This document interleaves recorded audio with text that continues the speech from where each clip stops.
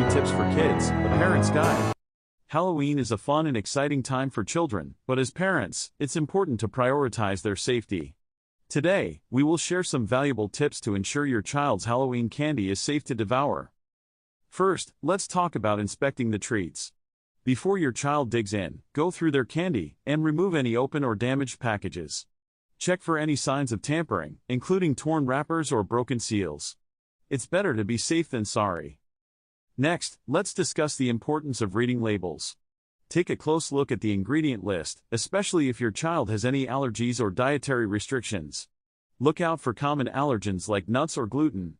Keep an eye out for expiration dates as well, as some treats may have passed their prime. Now, onto portion control. Halloween is a sweets overload, but that doesn't mean your child should eat it all at once. Encourage moderation and limit their daily candy intake. Teach them the importance of saving and savoring their treats over time. It's all about balance. Additionally, teach your child not to accept homemade or unwrapped treats from strangers. Stick to factory-sealed candies for safety reasons. Remind them to be cautious and only accept treats from trusted sources. Finally, let's talk about sharing the joy. Encourage your child to donate any excess or unwanted candy to a local charity or organization. It's a great way to teach them about giving back, while also reducing the amount of candy they consume. Remember, keeping your child safe during Halloween is a team effort.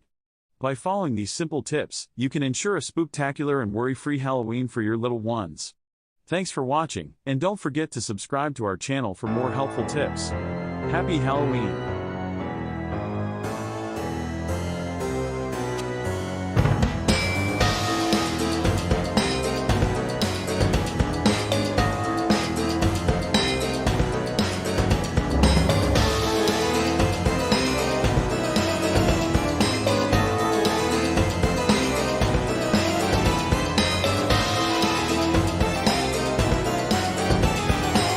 Welcome to Pumpkin Pals, the curious and spooky tale of carving jack-o'-lanterns. Today, we'll dive into the fascinating world of pumpkins and uncover the mystery behind why we carve them. So, let's get started.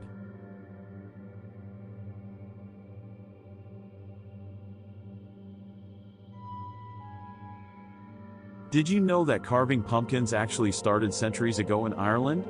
They used to carve scary faces into turnips or potatoes to ward off evil spirits. But when Irish immigrants came to America, they discovered the pumpkin, which was perfect for carving. Every year, on Halloween, we carve pumpkins into jack-o'-lanterns. But have you ever wondered why they are called jack-o'-lanterns? Legend has it, there was a man named Stingy Jack who made a deal with the devil and tricked him not once, but twice. Jack was doomed to wander the earth with only a burning coal inside a carved-out turnip. People started carving scary faces to scare away Jack and any other evil spirits. Nowadays, we carve all kinds of designs on our pumpkins. From spooky ghosts to friendly witches, the possibilities are endless. And the best part? Carving a pumpkin is super fun.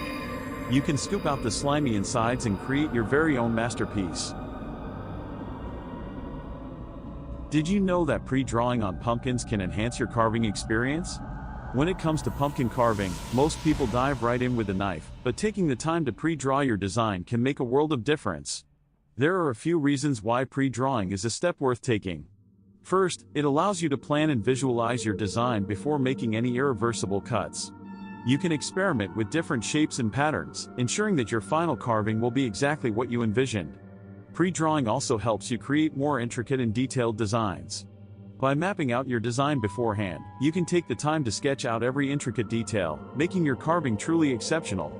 Another benefit of pre-drawing is that it allows you to make adjustments easily. If you're not satisfied with how a certain element looks, you can easily erase it and try again. This saves both time and frustration, ensuring that your carving turns out just the way you want it. So, next time you're ready to embark on a pumpkin carving adventure, take a few moments to pre-draw your design. You'll be amazed at the difference it makes in the level of artistry you can achieve. If you've ever wondered about the perfect age to carve a pumpkin, you're in for a treat. Believe it or not, the ideal age to start pumpkin carving is around 3 to 5 years old. At this age, kids are beginning to develop their fine motor skills. Carving a pumpkin provides them with the perfect opportunity to practice using their hands and fingers, enhancing their coordination and dexterity. As children grow older, around 7 to 9 years old, they become more independent and can handle more complex carving tasks. They start to explore their creativity, making each pumpkin uniquely their own. During the teenage years, around 13 to 15 years old, carving pumpkins becomes a great way to let their artistic skills shine. They can create intricate and detailed designs that showcase their growing talent. And let's not forget about adults. Carving pumpkins can be enjoyed by people of all ages. It's a great way to bring friends and family together, creating lasting memories and having loads of fun. So, whether you're young or young at heart, pumpkin carving is an activity that transcends age. Now that you know the perfect age to carve a pumpkin, why not gather your loved ones and have a pumpkin carving party? Why do pumpkins symbolize Halloween? Well, it's because they are in season during this time of year. Plus, their bright orange color adds to the festive spirit. So, when you see a flickering jack-o'-lantern on a porch, it means that house is ready for trick-or-treaters. So, the next time you carve a pumpkin, remember the ancient tradition and the spooky tale of jack-o'-lanterns. Let your creativity shine and scare away those pesky spirits. Thanks for watching, and don't forget to subscribe to our channel for more exciting adventures with Pumpkin Pals.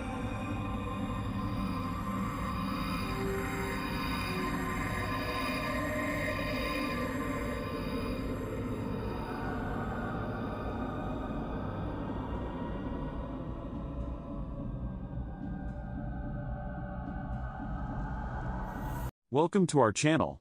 In this video, we will show you how to make perfect homemade biscuits with our step-by-step guide. So let's get started.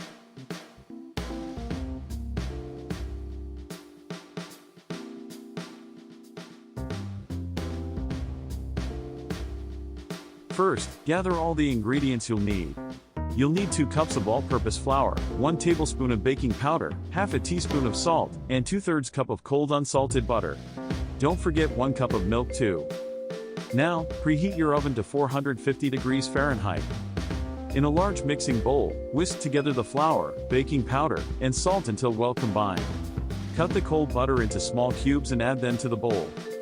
Using your fingertips or a pastry cutter, blend the butter into the flour mixture until it resembles coarse crumbs. This step is important for creating a flaky texture in your biscuits. Next, pour in the milk and stir everything together until a soft dough forms. Be careful not to overmix, you want the dough to just come together. On a lightly floured surface, turn out the dough and gently knead it a few times to bring it together. Pat the dough into a 1-inch thickness. Using a round biscuit cutter, press straight down into the dough to cut out the biscuits. Avoid twisting the cutter, as this can hinder their rise. Place the biscuits onto a baking sheet lined with parchment paper, leaving some space between each one. Now it's time to bake. Pop the baking sheet into the preheated oven and let the biscuits bake for about 12 to 15 minutes, or until they turn golden brown. Once they're ready, take the biscuits out of the oven and let them cool for a few minutes. And there you have it, delicious, homemade biscuits that are fluffy and buttery. They're perfect for any meal or occasion. Thanks for watching our video. We hope you enjoyed this step-by-step guide to making perfect homemade biscuits. If you found this helpful, don't forget to hit the subscribe button and stay tuned for more tasty recipes. Happy baking!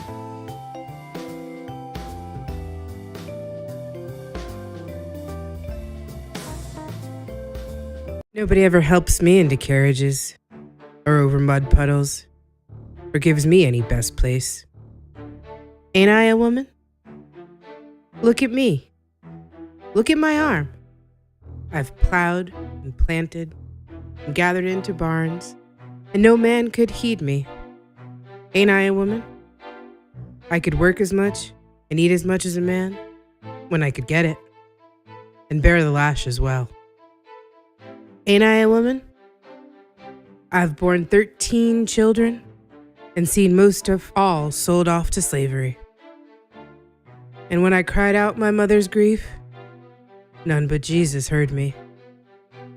Ain't I a woman?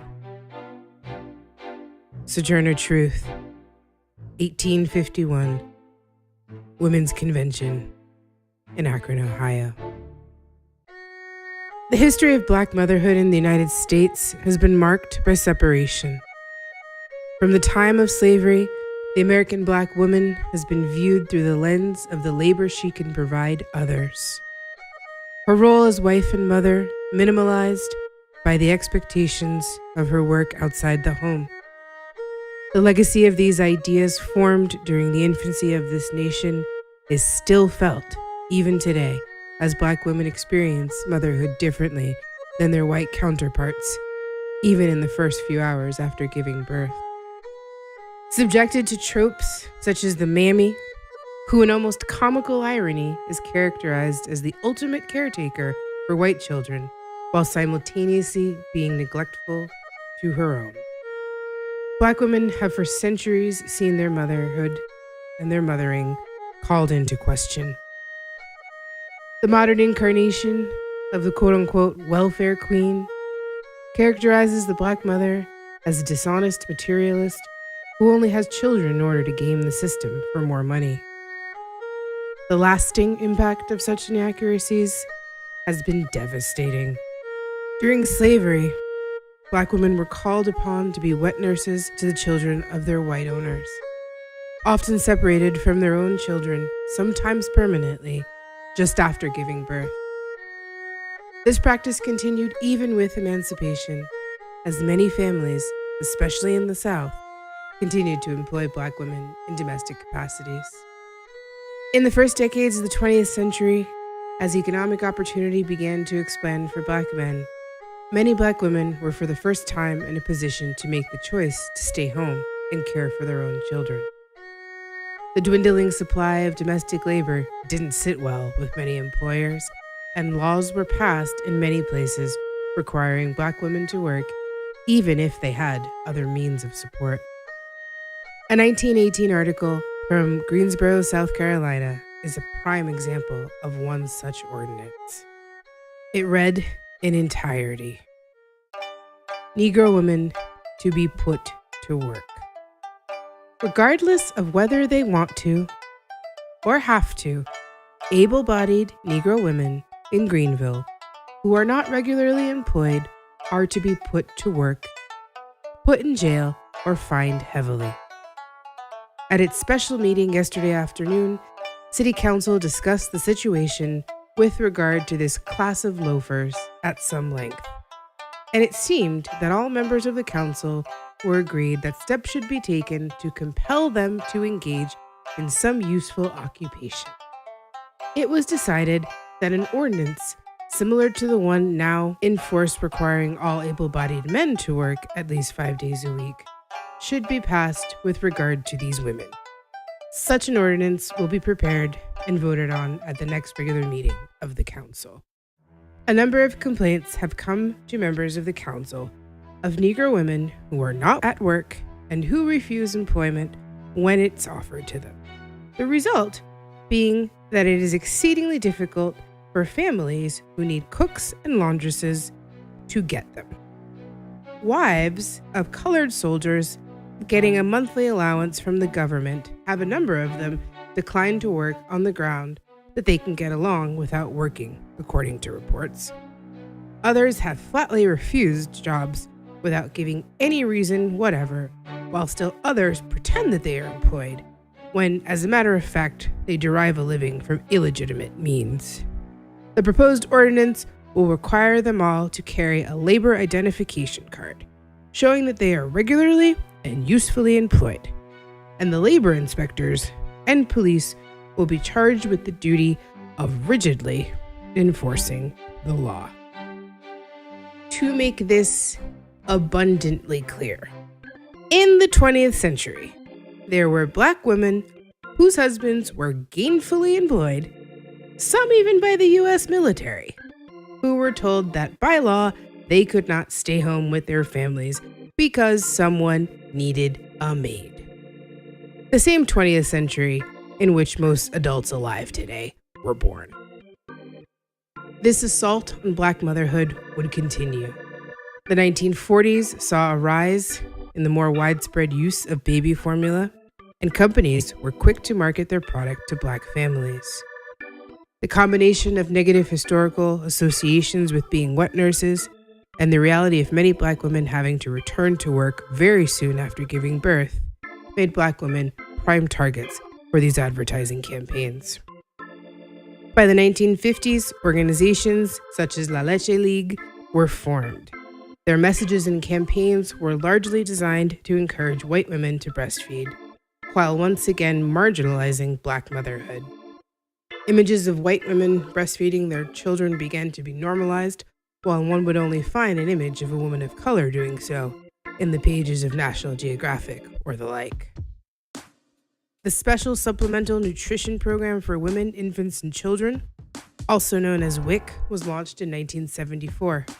Women participating in these programs were more often than not encouraged to use formula, and to this day, Black women remain overrepresented in its participants. Historical wealth and wage gaps between races and genders leave Black women on average in the lowest income brackets. They are employed at a higher rate than any other group in the service industry, working jobs that often offer no maternity leave and almost certainly no accommodation for nursing mothers. A 2016 study found that Black mothers were 9 times as likely to be given formula than white mothers during their postpartum hospital stays. Other studies highlighted implicit bias on the part of lactation consultants who reported spending less time with Black mothers based on the false belief that they would, quote, not breastfeed anyways. Centuries of structural racism, societal norms, and implicit bias have led to the grim reality that as a group, Black babies have the highest infant mortality rate in the United States, with preterm birth also being a determining factor in the disparity of these rates. The survival of preterm infants is exponentially increased when they are given human milk and also time and contact with their parents. Yet, even today, having the opportunity to offer this care to their own children is still not possible for many Black mothers. It's high time we examine the root causes of such disparities and do the collective work of learning from the mistakes of the past in order to shape a better future for Black mothers and their children.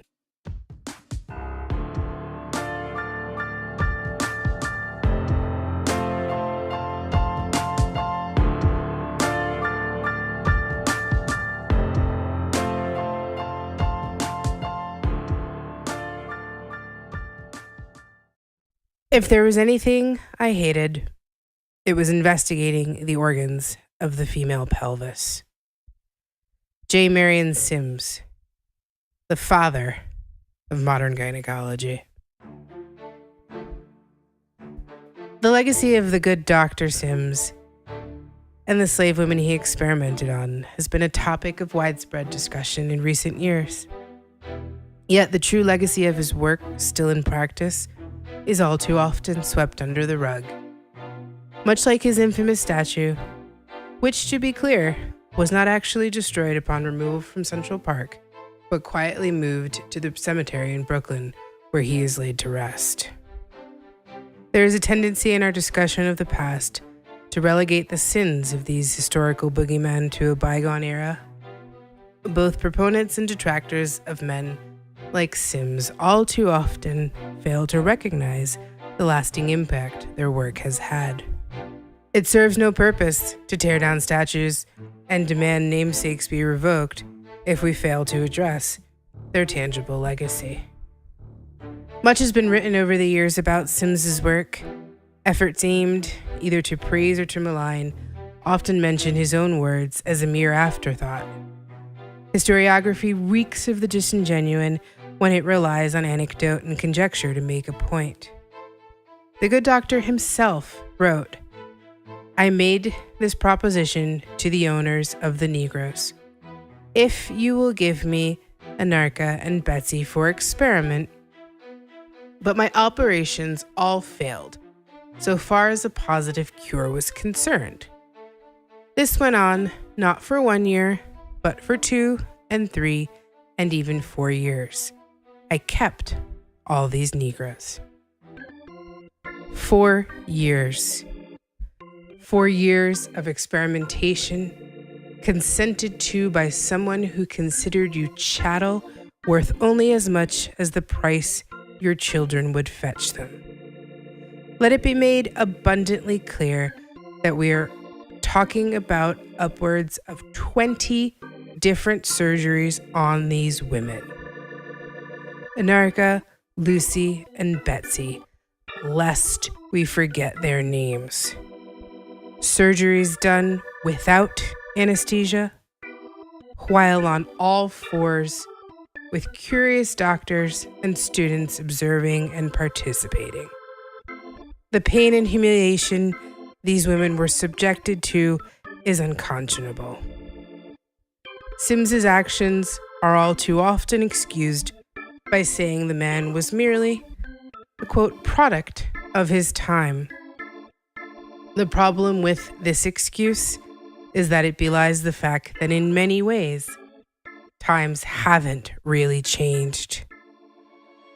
The 19th century birthed many of our most reputable fields of medicine, along with the journals that chronicled their so-called discoveries. It was a time in which medical training was cursory at best and often perfected in the form of apprenticeships or field experience. These journals influenced the practice and tools of the field much the way they do today. The works of such doctors as Philip Tiedemann and Samuel Cartwright, respected authorities of the era, are riddled with quote-unquote scientific evidence suggesting not only surface but actual physiological and anatomical differences between the races. Assumptions about the so-called Negro subjects of their studies suggest differences in everything from circulatory patterns, respiratory capacity, and even a dulled sensitivity to pain in some cases. We would assume that such absurdities would be relegated to a distant past, their assumptions long since disproven, and we would be wrong. A study published by the National Academy of Science in April of 2016 came to the following conclusion. Many white medical students and residents hold beliefs about biological differences between blacks and whites. These false beliefs are related to racial bias in pain perception. Participants who endorsed more of these beliefs reported that a black patient would feel less pain, and they, as a result, were less accurate in their treatment recommendations. Let's be abundantly clear about what is being said here, because it needs to be restated.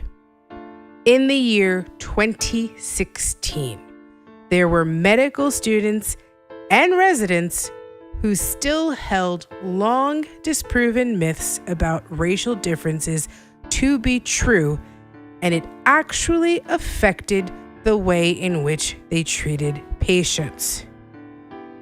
The gravity of the legacy of mistakes made during the infancy of modern medicine cannot continue to be ignored.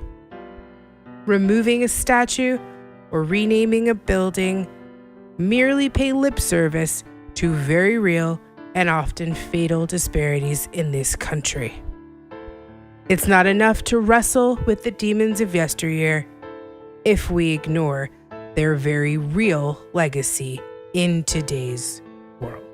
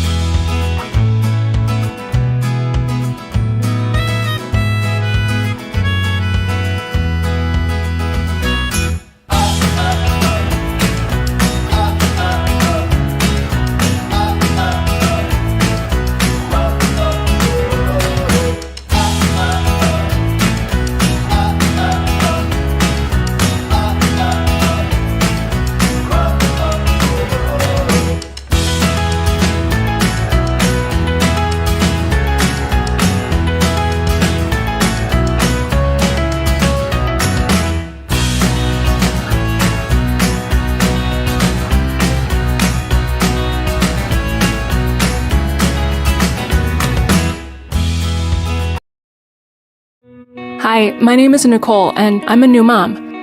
When I was pregnant... Hi, my name is Nicole, and I'm a new mom. When I was pregnant, I learned that more C-sections are being performed in hospitals than ever before, even if the mom and baby are healthy. This worried me, so I decided to educate myself. I learned many things I could do to avoid having a C-section I didn't medically need. I learned how to talk to my doctor about what I wanted for me and my baby, and I brought a friend to my doctor's appointment in case I was too nervous and needed support. I told my doctor I wanted to avoid a C-section unless it was absolutely necessary. When I got to the hospital, I told my nurse too, and she was really helpful during labor. I know there are many things in life I can't control, but I believe it's better to do what I can to make a difference, especially when it comes to my baby. Remember, your voice matters. Educate yourself and start talking to your team today. If I can do it, so can you.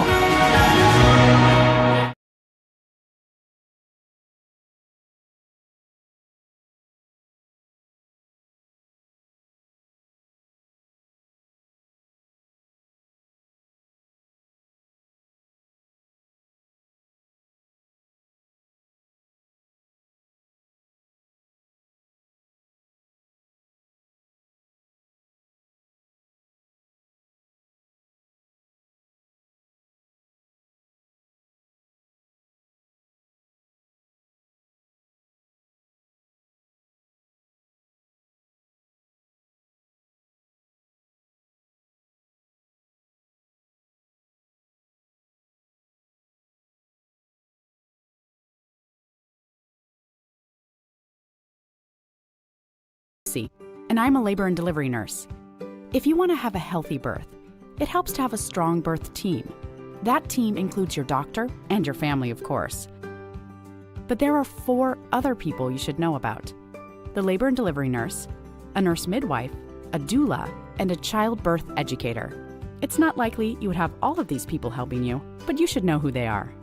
I'm a labor and delivery nurse, a special kind of nurse who works with moms and doctors during childbirth. We're one of the first people you meet once you arrive at the hospital. Labor and delivery nurses monitor and support moms and babies during labor and give moms medicine if needed. After the baby is born, we help moms with breastfeeding and look out for complications. A nurse midwife is a nurse who has advanced training to care for moms during pregnancy, labor, and they can help you deliver your baby if it seems that labor and delivery will go smoothly. Nurse midwives are really good at helping moms avoid C-sections and other medical interventions unless they are absolutely needed. In the hospital, nurse midwives work as a team with doctors. They'll call the doctor if the birth becomes complicated. A doula is different from a doctor, nurse, or midwife. They're like having your own personal coach who stays with you all through your labor and birth. They provide emotional support and help with things like moving, breathing, and relaxing so your labor goes more smoothly. They'll show your partner how to support you in labor and can even help you at home after your baby is born with things like breastfeeding. Some hospitals give you the option of having a doula, but more often, you'll have to hire a doula yourself if you want the extra support. Lastly, it's super important to be as prepared as possible for your birth. If you're expecting a baby, consider taking a childbirth education class. Childbirth educators empower expected parents with knowledge and skills so they feel more confident about the process of having a baby. This is really important. Your birth matters, and your birth team matters. Start building your team today.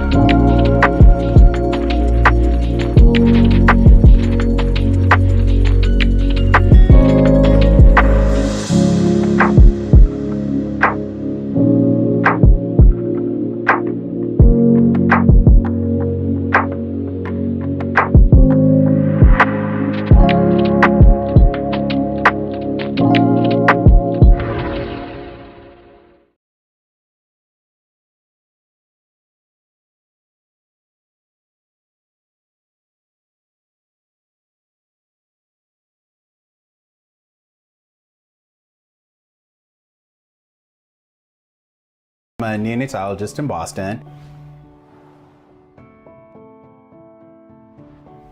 RSV is a virus that causes a respiratory illness or kind of like a cold. So RSV varies a little bit. If I was to get RSV, I probably wouldn't be able to tell the difference between having a regular cold and having RSV. For a baby who gets RSV, they get what they call bronchiolitis, and usually that presents as a kid having a difficult time breathing. Usually you see their little ribs popping in and out as they're trying to breathe. You see their little noses flaring as they're trying to breathe. Sometimes they turn blue because they're not getting enough oxygen. They tend to have a lot of secretions like coming from their nose and a cough. And so it can be pretty significant, and it can change really quickly. They can go from being a little happy to suddenly being like really having a really hard time struggling to breathe. Some communities are going to be at higher risk because the population is more dense, meaning there's more people living together under certain square footage. There's often more children who often tend to pass respiratory illnesses among themselves. You see these families out of nowhere, they get this like right hook that kind of knocks them out, and these people are just devastated by this happening to them, and they're like, how much can this kid take? How much can our family take? It's incredibly hard. If you're starting to see signs of breathing difficulties, don't wait. This is something that you want to take pretty seriously.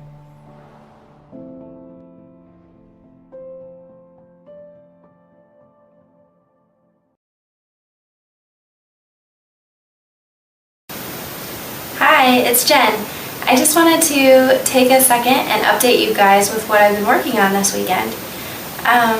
If you've been with Fortunate for a while, you might recall that we put together NICU kits shortly after the boys were home as a way to reach out to other families that were going through a similar journey that we experienced in the NICU. And we just put together a few things just to kind of make the NICU stay a little bit more homey and a more personal. If you don't mind, I'm going to show you a couple of things that we put together in the kit. I'm making one for our triplet family right now. So, my favorite thing in the kit probably is On the Night You Were Born by Nancy Tillman. It's a super book. Beautiful, beautiful illustrations, beautiful words. Just go out and buy it for the next baby shower you have. It's gorgeous.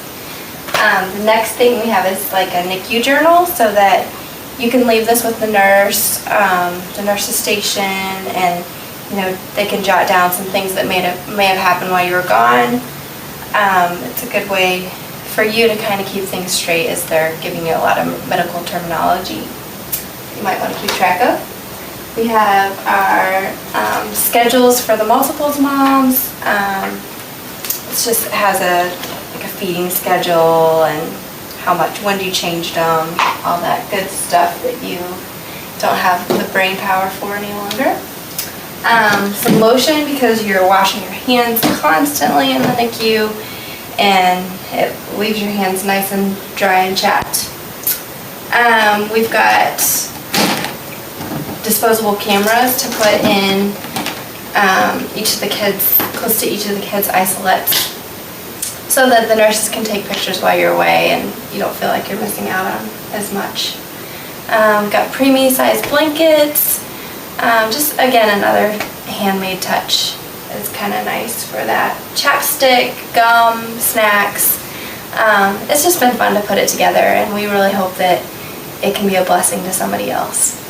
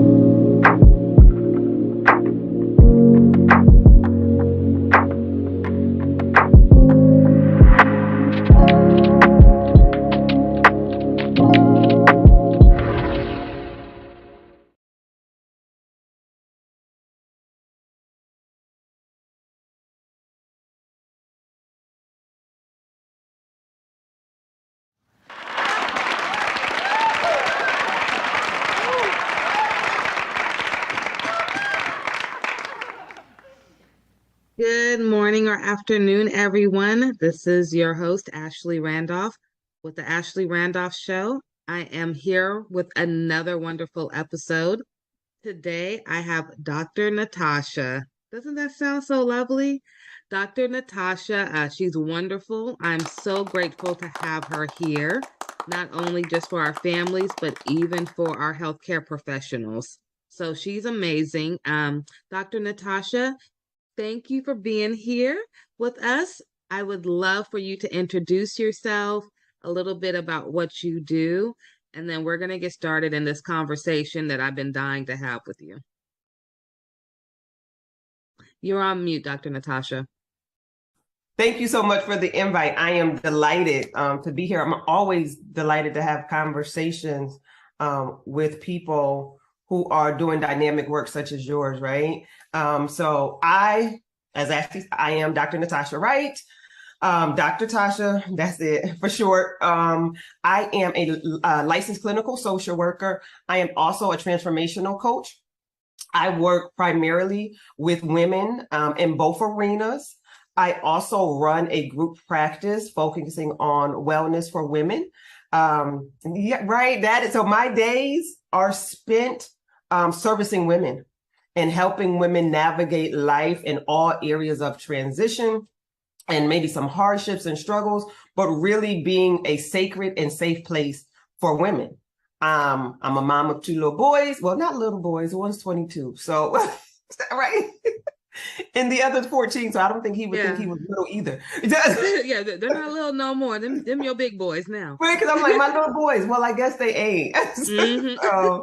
So that's me. In a nutshell, I reside in Connecticut. Ooh, nice fun fact.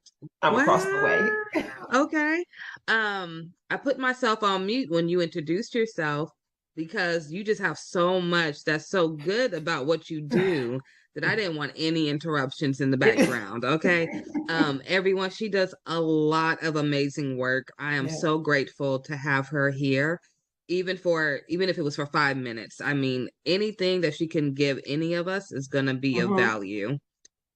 Dr. Natasha, or Dr. Tasha, I'm sorry. Whichever one. As long as it's not Dr. Wright, it feels so formal. That I'm the same way. So I tell all my interns and staff, just please call me Ashley. I can't do President Ashley. I know that's my title, but it's okay. Okay, so I'm a mom with 3 kids. Okay, so like you got 2 grown boys. I call my son, he's about to be 12. He's way bigger than me. So I'm like, okay, you my grown boy now. I got 3 kids. I have 2 nonprofits that I'm running. I have all these different titles as well that I have to juggle every day. I probably work 7 days a week, but I'm working on getting that down to 5 days a week. Hello. It's been 8 years. I think I deserve that. What tips do you have someone like me, even if they don't have a lot of titles like me, but maybe just their day-to-day life of going to work and taking care of the kids is a lot. So what advice do you have for us? To start off, let me say blanketed, whether it's entrepreneurship, regular 9 to 5, the children. I don't care if you're a housewife, like there's a plethora of things to do. Yeah, absolutely. So almost context almost doesn't matter nowadays because there's always something going on. So the universal conversation that I'm having with women is the question that I originally or first start out with is, how are you? Not how's what you're doing. Not how's the boys or how's the girls, how's the husband, how's the business, but how are you? And usually I get a pause because not a lot of women are being checked on. They're like, oh, I don't know. And I'm like, okay, so sit with it for a minute. I usually got time. Yeah. Or I get this almost auto response of, fine, I'm good. No, slow down. Let's ask again. And then once I ask, how are you? I pivot to, well, how's your heart? And that is a totally different question. And it forces people, women, to pause for a minute and examine what's going on in life. And I usually get a more authentic response. Because you can't fly, when I ask how's your heart, it's not good, fine, great, how you? No, those are those automatic responses when we are in the hustle and someone asks you, how you doing? Good, I'm great, you good? All right, and then we're in passing.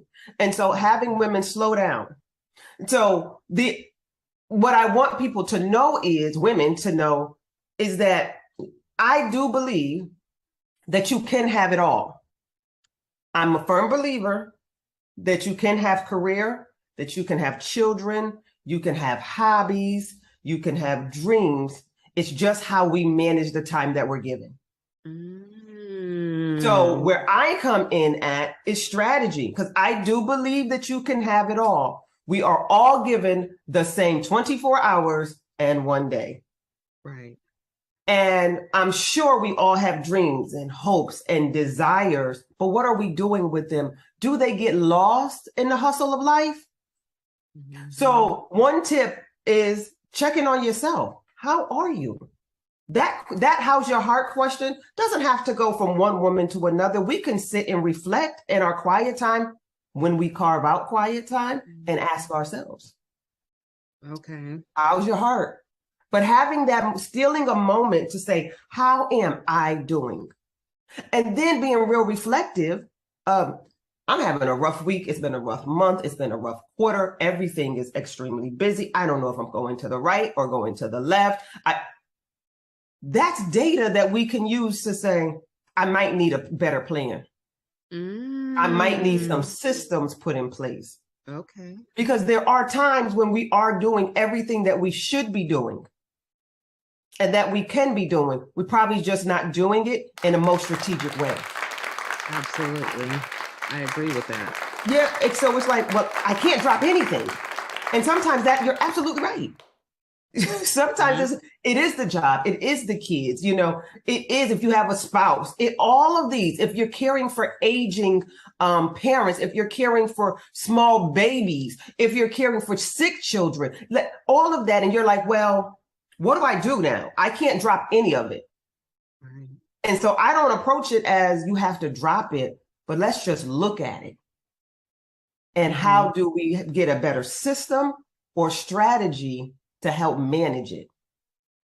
Oh, that's good. That's interesting. Yeah. That's interesting. Yes. Strategy is everything, though. I always say that I'm like, we need a strategy to do this thing. So if you want it all, you got it all. Because the way that I look at it also is most women, me, and I always come from the context of women because that's who I deal with. Yeah. So men, I'm not being exclusive or excluding you all, but I always naturally flows are the women. That we can have it all, and just how do we have it all, right? It's that how to. So, and I believe that women are so gifted that there is usually a call, a urge, a mandate to do multiple things. And then instead of running from it, how do we lean into it with better systems and strategies to get it done, where we're not worn out and weary at the end of the day, at the end of the month, at the end of the quarter. And so that's where I come in as a thinking and thought partner. Right. Like, this is what I'm doing, or this is what I want to do. How do I make this happen and still live a healthy, aligned life? And I'm strategic, I'm strategy. So I'm like, okay, let's write it all out. Now let's go to work. Yeah. Oh, I like that. Let's go to work. Yeah. I have a question for you. Okay. So with your expertise and knowledge, I have noticed that a lot of African American moms that I have in my nonprofit, a lot of them seem to veer towards negative, like social media sites or let's say reality TV that promotes negativity. And I always hear, well, I'm able to look at somebody else having a hard time, and for a minute, it takes me away from mine. Now, is that something that you would recommend, or like me? I'm sorry, I watch Christmas movies all year long because it brings me instant joy. Like it could Yes. be May, and if I watch it in 10 minutes, I'm instantly happy. I try not to stay on those negative pages or sites as much. What do you recommend? I'm with you. So I do not recommend watching these toxic shows, unhealthy. I do understand that some women find comfort in the craziness because one, they're able to detach from what's going on in their life. And then they're able, it's like mindless TV. Right. But it's planting seeds. So as mindless as you want it to be, it's planting seeds, right? So for me, I like to tell the women that I work with, what's your intake? And then they be like, my intake, what do you mean? What are you seeing? What are you listening to? What is your intake of information? What are you watching? What podcasts or songs are you listening to? They have unconscious effects on your behaviors. I said so. Too. Yeah, I totally. That's why I'm like, turn the TV off. So I'm not a big promoter of watching television. Now, I do love a good movie. I do love sometimes mindlessly watching TV, but I only allow myself to watch TV on the weekends. I do not watch TV. I watch TV from Friday afternoon, because that's when my workday finishes, to Monday night. Sunday night. Monday through Friday early afternoon, my TV does not come on. Wow. Okay, so I always have my TV on, but I'm hardly ever watching it though. But it is always on. Now my kids, they're in school from 7:30 in the morning until 5:30 every day, Monday through Friday. They have a strict schedule to be home, to be in bed at 8 p.m. So when they come home, they do their routine, take a shower, start putting on your night clothes, homework, dinner. Then they get an hour of game time, usually right before bed. So they're not watching TV. By the time they turn on the TV to put it on cartoons, it's 8 o'clock. They're laying down for bed. By 8:30, they're knocked out sleep. So without them even noticing, they're not even watching TV as much as other kids are.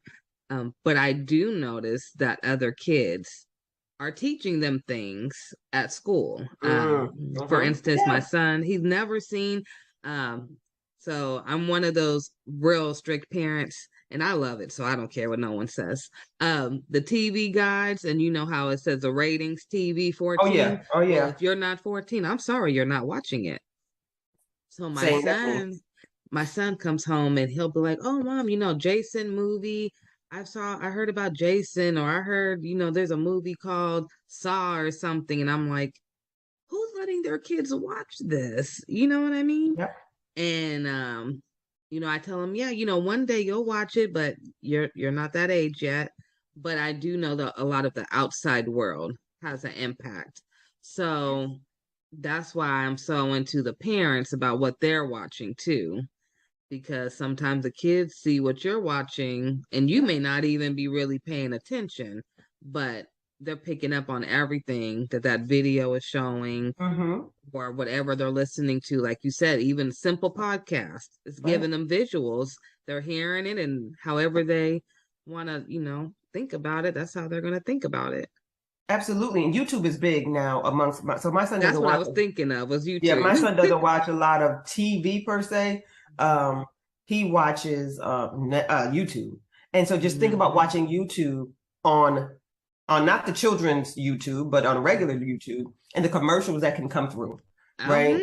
And so they just plant seeds. And so I like to err on the side of caution. So I direct and I control what's going on in my ears or what I'm watching. So the limiting of TV is huge because it takes up such a gap of time So you're like, I could be getting this done, but I'm gonna sit down and I'm not saying that, you know, these shows don't be good. They probably do. I don't have cable. I ain't had cable in must be probably 12 years. I stream everything. So when I say that I watch TV, I watch Hulu and Netflix on the weekends. And I don't like series. If I have to watch a series, I may have to make sure that I have time to finish it. Because it'll drag into my week and it bothers me. Yep. So I'm the if same I don't have way. time to finish a series, I need a movie that's less than 2 hours. I'm in and out and I'm moving on to the next thing, because a good series will be on my mind all week and I'm distracted. So that's what I said, what we do and being strategic with the time that we're given. And so I give practical tools on really how to order your day, to order your week, to order your month, and how to really get things done. Okay, now I like how you say that. So how can someone be a part of what you're doing? So define list for me, go right to my website. There is a discovery form up there. Yeah, you can go right there. I offer VIP days. So I'm for the busy person. I don't have no long program because I work with busy people. I work with ambitious, busy, motivated, but slightly overwhelmed people. And overwhelm is not a negative thing. It could be like things are going, I have to do all of this and I just don't know how to do it. And so I'm a VIP strategist. So I'm a strategist. I strategize. I come to my clients or my clients come to me. We meet to make sure that we're just a really good fit. And then we begin to look at life. And so there's a discovery form on my website, drnatashawrightconsulting.com. And it's a quick questionnaire, pop into my calendar. And then we begin to talk about what it would look like to partner together. Do you want clarity? Do you want a plan? Because I come to find out that people have dreams and goals, but they don't have a plan. They can't execute. So the the goals remain so abstract that nothing's getting done. And to me, the dream and the goal, it's just something that's hidden and probably latent in your heart because there's no strategy to go along with it. And because we're busy, ambitious women, got a lot of hats going on here, right? That we don't even have time to think. So I am that thought partner to help you think and strategize. So working with me, I work in 3-month increments. So in those 3 months, at the end of a VIP day, you leave with a tactical strategy to execute for the next 3 months. Ooh, I like that. This is for the ambitious people that know they have something, they know they're ready, they just can't think. It's the first step. You hear so much. People don't know just the first step. Just show me the first step and I got it. And I make it clear. They actually leave with a tangible document that's like, listen, this is what you do next. This is how you do. And I'm there and I offer support for 30 days post the VIP day. And by the time by the time you execute this 12 weeks, you'll come back to me for another VIP day because we're going to the next thing. Ooh, y'all take advantage of them VIP days. Yes. Okay. And the VIP days looks like me. It's either one-on-one, depending on how it's scheduled, or with a small group. No more than 4, because we're executing. Because you get me that day, and I'm thinking and rolling. Yeah. And we're executing, getting to work. And that's what I always say. I'm for the hungry. Ooh, I come for the hungry. I like that. Because I'm ready to feed. And if you're not hungry, I'm going to do nothing but give you a stomachache. Ooh. Because I'm going to have an opposite effect. I'm going to aggravate everything in you. So if you're not hungry and ready to go, then I'm not for you. Nope. Because I'm just going to aggravate you. Yeah. Just like VIP. You come prepared or you're not coming in VIP. I'm sorry. That's it. Right. So that's my life and my strategy and how I get women from point A to point B and ultimately to Z. Step by step. Step by step. 3-month program. drnatashawrightconsulting.com. Do you have any Instagram or Facebook? I do. Instagram, it is IAM_Dr.Natasha W. And Facebook is Dr. Natasha Wright Coach and Consultant. Do you have any books or anything, or are you thinking of writing? I do have ebooks that were coming out for the VIP day. So I walk through the workbooks. I'm producing 2 workbooks. Part of this is I have 2 VIP days. One's for business and one's for life. So there's a life edition. Ooh. That's the walking through life. What are we doing? How do we get this life together? And then another is a business edition. I kind of want to start a business. I don't know where. Let's get through some of this thought work. How do we clear the path so I can do this business? And so there's question. 2 different. So you said business days, and you said you have business and you have one for life. Yes, I do. Would the business one also work for NICU nurses? Because we have a lot of healthcare professionals in the medical field listening in too as well. So would this work for doctors and NICU nurses and social workers? Because, that's your your little background. So it does, because it's a day to help you get to strategize how to launch, strategize how to even get through the thoughts of what am I going to do? So remember, it's very tactical. And so afterwards, after they're up and running, then they probably go off to a business coach for the intricacies of the business. But I'm that thought partner that's cutting it out, saying, what is the mind doing? How do we get out of our mind? Here's your first step. Here's your second step. Here's your third step. Yeah. I'm so happy that you created this program. I am so happy that you're African American, first of all, okay? And your voice is powerful. I'm glad of all the work you're doing. I hope everyone takes advantage of these VIP days. Yes, come on, let's get this together. Yes. And if you ever have any days you want me to promote on our GLO Preemies website, wonderful. Send it to me, the flyer, we'll promote it for you, and we're going to have you back. For sure. Listen, I'm here. I love talking about strategizing and getting from point A to point B and getting clear. Yeah, to me, it's money talk to me. If you get your life together, everything else kind of flows. Right. So it's like wedding bells. Like, how can you not love to strategize? So I told you I'm on a tight schedule. So I keep everything around me in a schedule and to the time. Right to the T. So I appreciate you, and I always appreciate your little talks that we have. They're always so meaningful. And I hope you all look at her website. I will post it below. Thank you for being here, and we will see you again, I am sure. Absolutely. Thank you for having me. This has been wonderful. Thank you. Okay, everyone.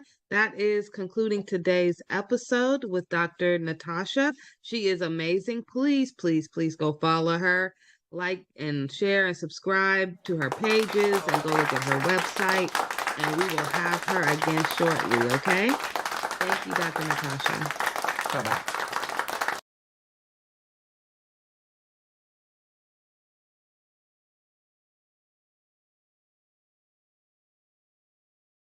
Human milk is the natural food for newborns.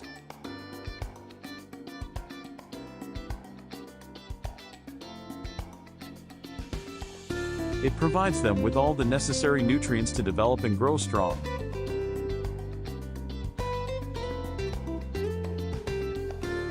However, not all mothers can produce enough milk for their babies. This is where human milk donation comes in.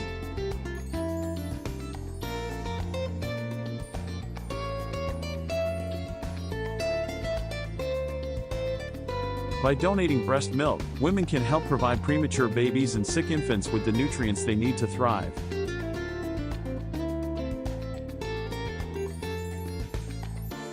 And just like blood and organ donation, there are human milk banks that collect, pasteurize, and distribute the donated milk to babies in need.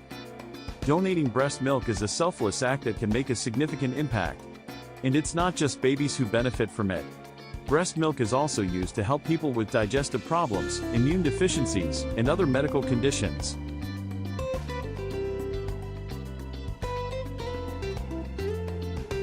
So, if you are a new mother with more milk than your baby needs, consider donating it to a human milk bank.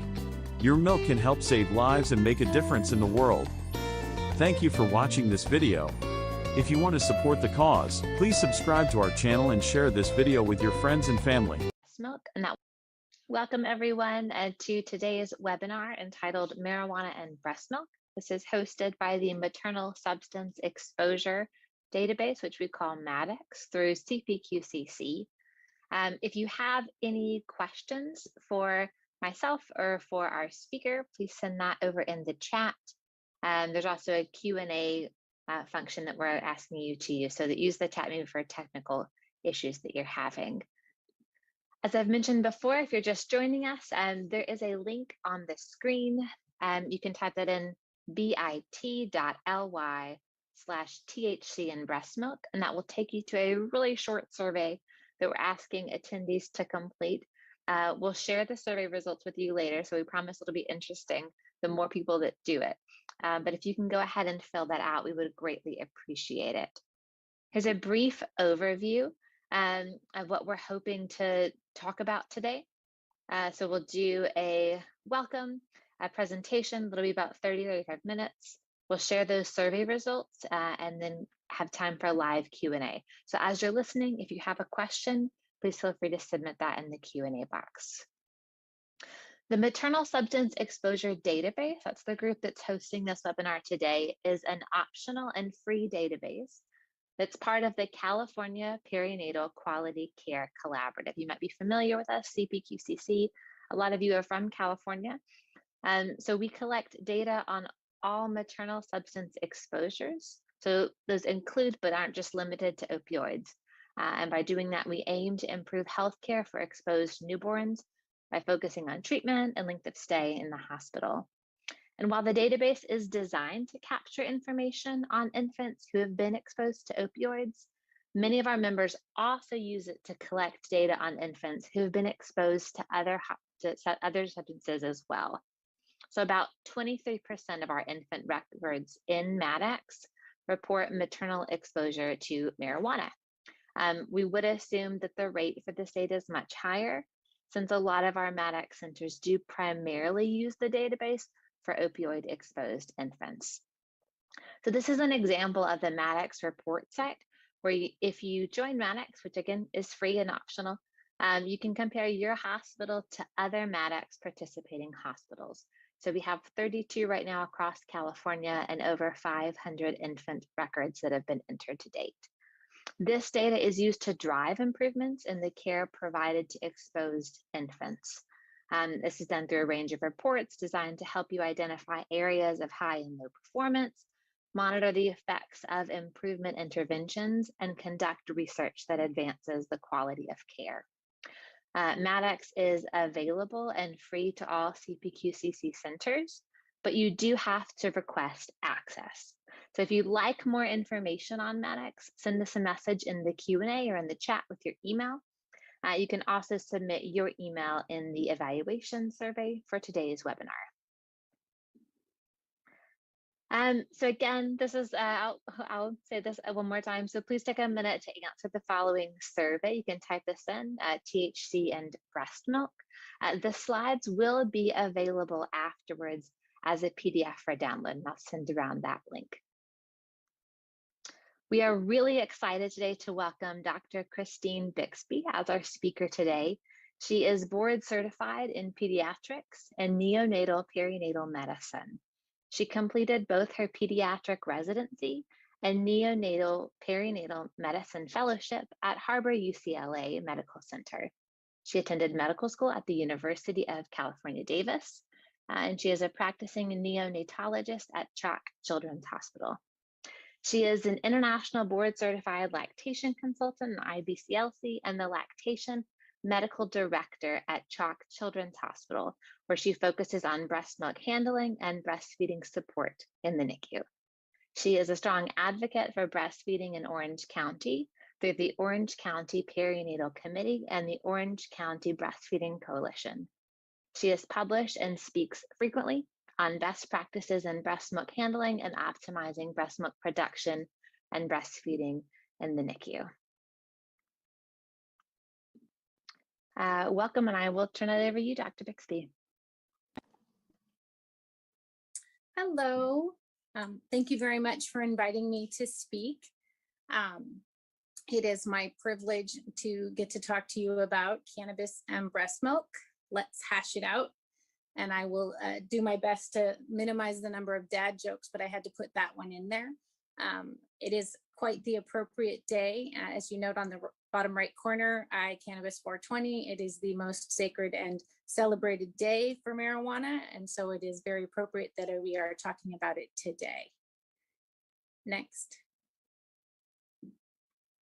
So my disclosures are limited. I am faculty for the Small Baby Care Specialist Program from Engage, Grow, Thrive, where I shockingly talk about optimizing milk supply in the NICU, the benefits of human milk in the NICU, and how to handle human milk in the hospital setting. I'm also a consultant for Willow breast pumps as well. Next slide, please. So here's our big question, and it's the question I get asked as an MD IBCLC all the time is it okay for a woman who tested positive for THC to breastfeed or express milk for her baby in the NICU? And I think the easiest way to answer it is it's complicated, and I'm going to walk you through it. This question kept coming up a lot. In 2018, I decided to deep dive into the data to be able to come up with a comprehensive understanding of what is known and what isn't, and also to be able to give my colleagues and our group, of which is a number of NICUs, some education and knowledge and maybe a consistent message around the concept of THC and breast milk. So to answer the question, you get two more questions. So next slide, please. One, and this is for any substance that crosses or that you're seeing a breastfeeding mother use, is does it cross from the mom into the breast milk? And if it does cross, is there harm to the infant?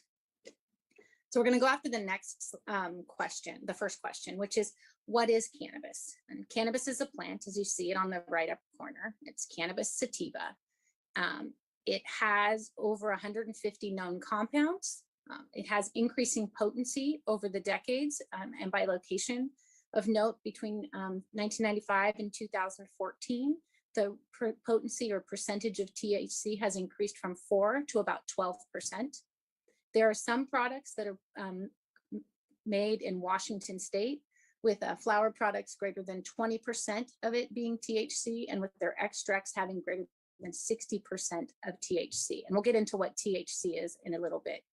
There are various forms of consumption, the good old fashioned cigarette or joint, using a water pipe or a bong, my aunt and uncle's marijuana brownies, the more common and newer versions of vaping, and then this new thing to me called dabbing, which is where they pour butane over the plant and you get a sticky precipitate out that you can then smoke that allows you to have a much higher concentrate of THC with a very rapid onset. Important to note that with consumption, if you're smoking, you're going to have rapid onset as it goes through the lungs into the plasma, versus consumption of brownies or gummy bears, that's going to take over 30% or 30 minutes, and your oral bioavailability is fairly low. Other thing to note about cannabis, there are other additional unknowns as the growing of the product is not technically regulated.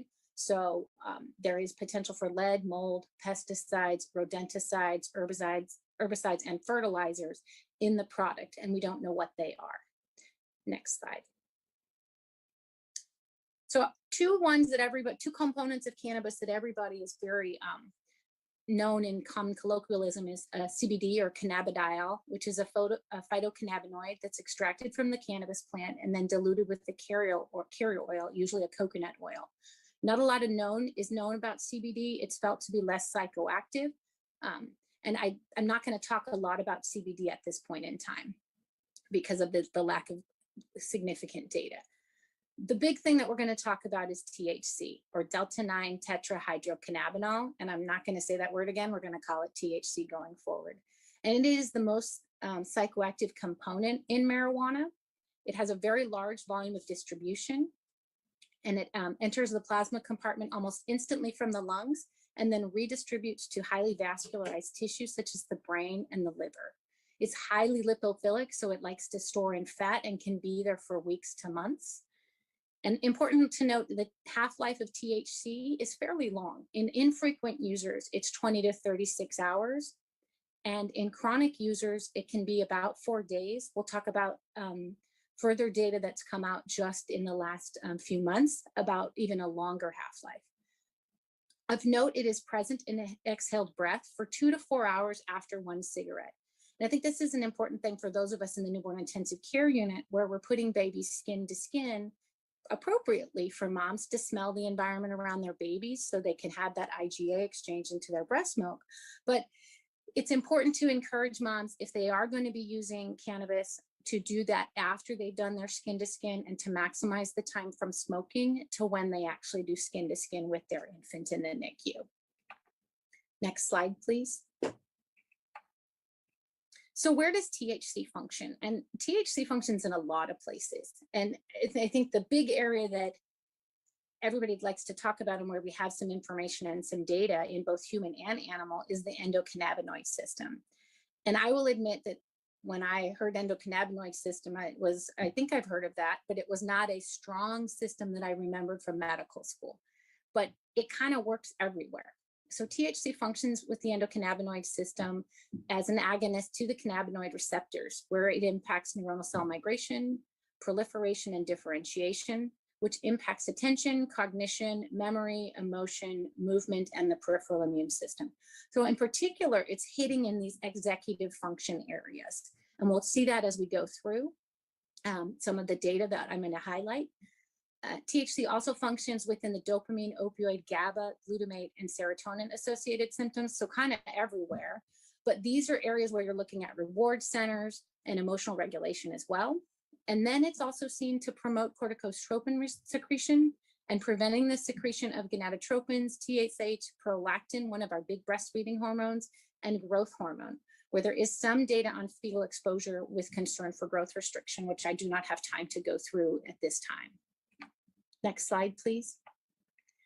This is just a quick review of the uses for cannabis. I'm not going to read through it for you. Of note, recreationally has become a very important and significant area of cannabis use in the current times. Next, please. So let's talk about THC and breast milk. And so we're going to now get into the weeds of, does it transfer or not? So what factors increase the likelihood of passage into breast milk? And it's important to note that certain things pass very easily and others do not. You have a low molecular weight, so less than 300 Dalton, and marijuana in particular is a 314 Dalton chemical, so it would pass in that regard. Low protein binding facilitates transfer, although THC is more commonly protein bound. Weakly basic, being lipid soluble, which we know THC is very fat soluble, that's that lipophilic. High oral bioavailability. THC is about 4 to 12%, so that's not on the high side, but there is some oral absorption. And that's where we get into that question of, if it gets into the milk, is it enough that it is actually causing getting to the baby? And we'll talk about that in further slides. And do we get a high maternal blood level? I would argue that in some of these situations where mom is smoking something with a 60% THC, we could see very significant maternal blood levels, or if she's a chronic user and has significant stores, and we'll go over some of that data. And then is there a long half-life? And like we talked about, 36 hours, 4 days, that's a pretty long half-life. So there is good argument that THC could pass into breast milk. So this is a review from Moore in 2017, looking at data, looking at THC transferring into breast milk. And then does that breast milk, once it gets into the milk, actually result in positive findings of THC in the infant? And this is a 3-page slide. I'm not going to show you it all for the sake of time. The other 2 slides are mostly animal data. So if you want to explore that, you can look, pull up this paper. It's quite easy to find. The red boxes are pointing out some of the interesting things. And when we talk about it over the past many years, the argument was that it's an 8-to-1 and that you get an 8 times dose of THC in the infant relative to the maternal plasma level or the milk level. So this first paper, the Perez, Reyes, and Wall paper, which is from very recently, called 1982. I was 10 years old almost. So it's been a while, it's old data and it's small data. It's 2 women one woman who used every day for 7 months and breastfed, and they did demonstrate that there was marijuana in the breast milk. The other one is the reason why we had this 8-fold increase in THC that got everybody very concerned. And this was a mother who smoked marijuana 7 times a day for 8 months. And in this sample, we did see that there was 8 times more THC in the breast milk than the blood plasma of the mother. And that we were actually concentrating THC in the milk, and it made for a significant concern. And that, are we giving a really high dose of THC to babies? And then they did evaluate the baby's stool and found that there were metabolites that showed that the baby actually was receiving the THC and metabolizing it and excreting metabolites. No, it wasn't just metabolite because it was in the breast milk itself. So that paper told us that THC can cross, and it's potentially crossing at a very high concentration, and it's sequestering in the milk, which made things very concerning. The Ahmad and Ahmad paper from 1990 was an interesting study of buffaloes that apparently ate marijuana about 5 to 10% of their diet, and then looking at if the children who drank that buffalo milk, did they have THC in their breast, in their urine samples, and 29% of those children do. So the argument there was that yes, you did even have it from animal milk exposure. You can see THC. Next slide, please. So the good news is we have more recent data that conveniently came out. The first time I did this deep dive was in 2018, and very kindly, the 2 studies, the Hale and the Mommy's Milk studies, came out right when I was looking at the data. And they were, we've known about the Colorado study for a while. And Thomas Hale, who is a pharmacist and is kind of the resource for what is safe in breastfeeding when it comes to medications and substance exposure, he had started enrollment on a study in Colorado after marijuana was legalized. And we were all so excited about this study and hoping it was going to give us so much information. And it was kind of a letdown in some regards because they were only able to enroll 8 mothers, even though it was an anonymous study, and only 5 of those mothers actually completed the questionnaire. But this study was, the women abstained from using marijuana, then went to a very specific dispensary and picked up a very specific marijuana that they knew the dose of THC, and had them pump, smoke, and then pump over interval periods of time to see if there was THC in the breast milk. There is no serum data for this study. And the RID, which is the relative infant dose, which is the daily infant dose in milligrams per kilogram of infant weight over maternal dose, which is milligrams per kilogram of maternal weight times 100. In general, the relative infant dose, or RID, if it's less than 10%, when you're looking at medications, it's felt to be safe. I will note that even though he did see this 2.5%, it was based on 150 cc's or milligrams per kilo or milliliters per kilogram per day of intake. And he has not updated his recommendation on his resource to put in a defined RID. I think he is appropriately recognizing the numbers are too low to make a definitive statement. He did note that the THC dose peaked at an hour and then slowly decreased until the end of collection. So the takeaway from the Hale study is that THC does get into breast milk. As we move on to the Mommy's Milk study, which was done through the group at UC San Diego, they looked at 50 women with 54 samples, and they had mothers recall their exposures for the 14 days prior to milk collection. So this is just recollection. And then they tested the milk samples. And the big finding from this paper was that THC was detectable up to 6 days after the last reported use. And then as I'm re-upping this study, it's very kind again, new papers have come out, and the Moss study out of Oregon just came out this year. And that looked at 20 different women who provided samples at the 2-week and 2-month pediatric tests or visits and were known to be using marijuana. They were found to be increasing their use between the 2-week and 2-month pediatric visit. And all but one had at least one cannabinoid in their milk. And there was the presence of CBD, even though there was no report of use of CBD.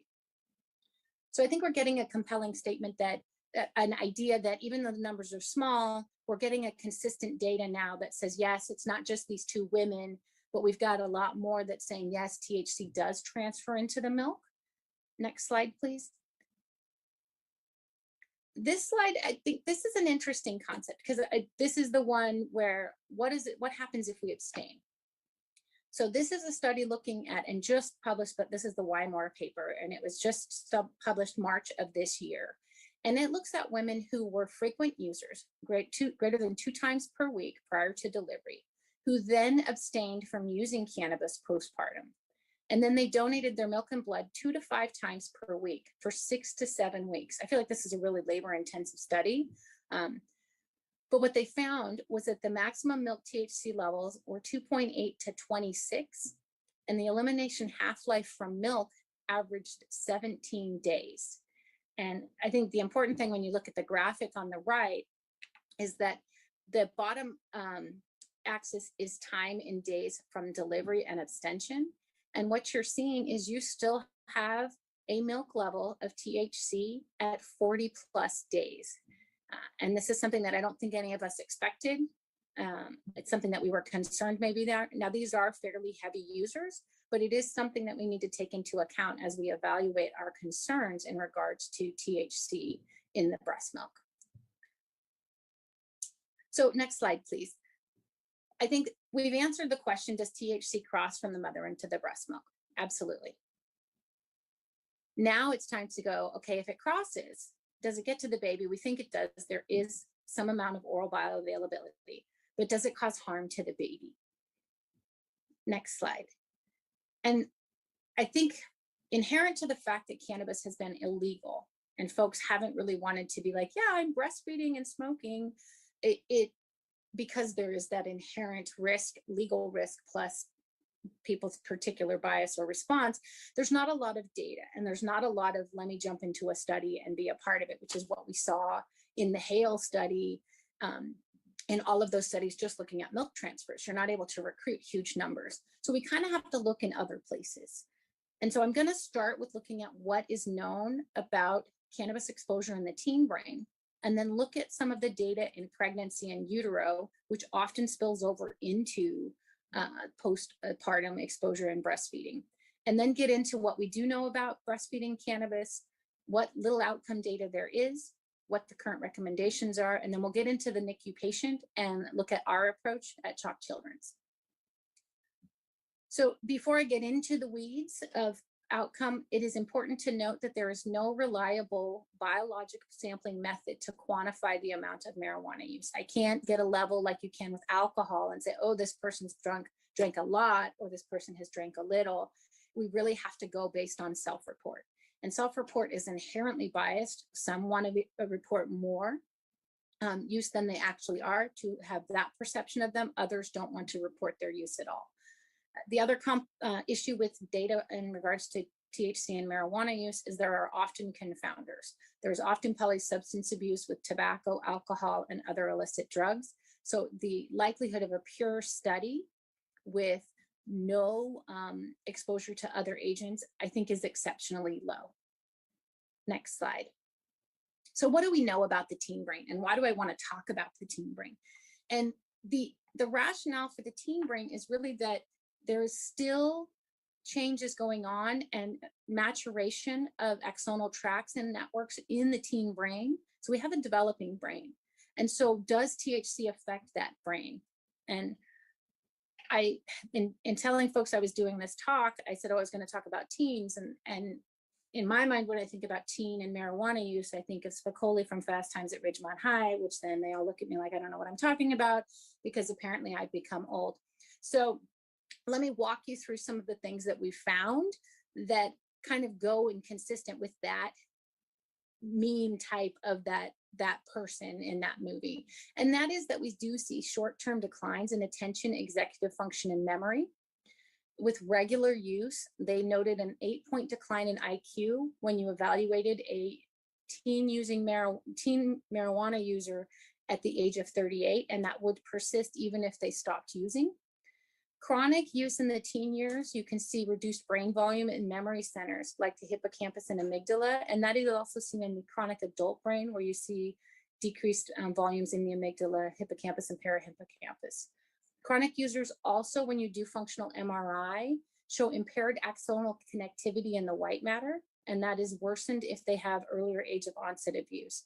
So we do see attention, executive function, and memory affected by their exposure to marijuana, as well as changes within the brain itself. Next slide, please. So what is known in pregnancy in utero? And I'm going to start with the animal data, and then we'll move into the human data.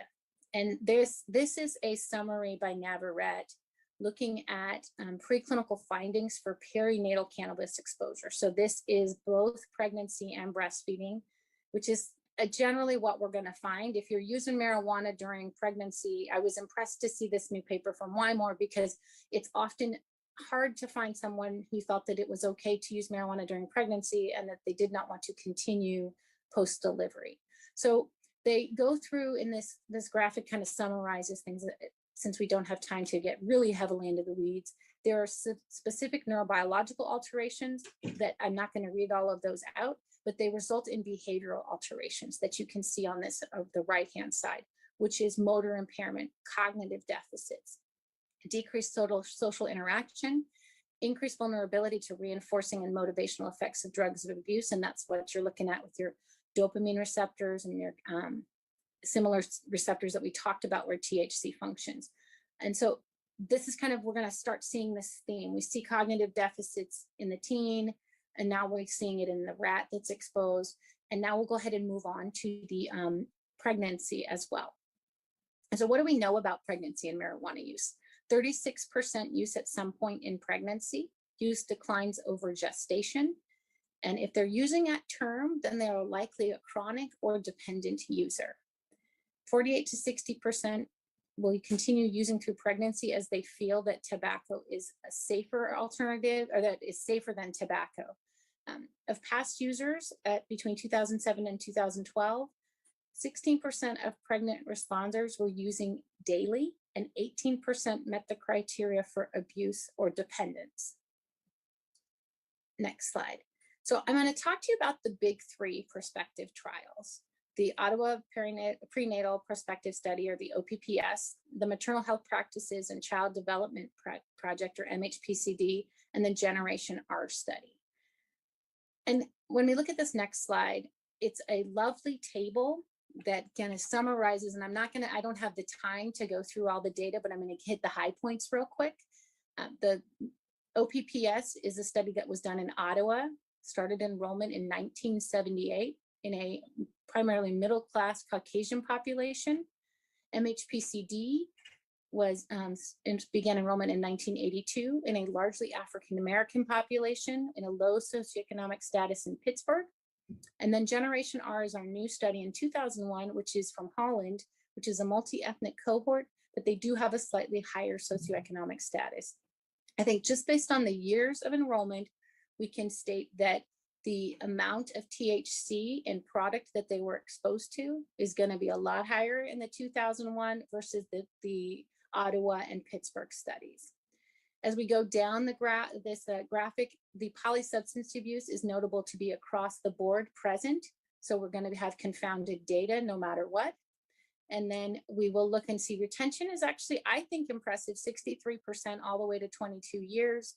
And then even looking at 80% to 22 years on the Pittsburgh study. The Generation R study is still following up, and they have the 6-year data that they've published, and that has exceeded 80% for retention rate.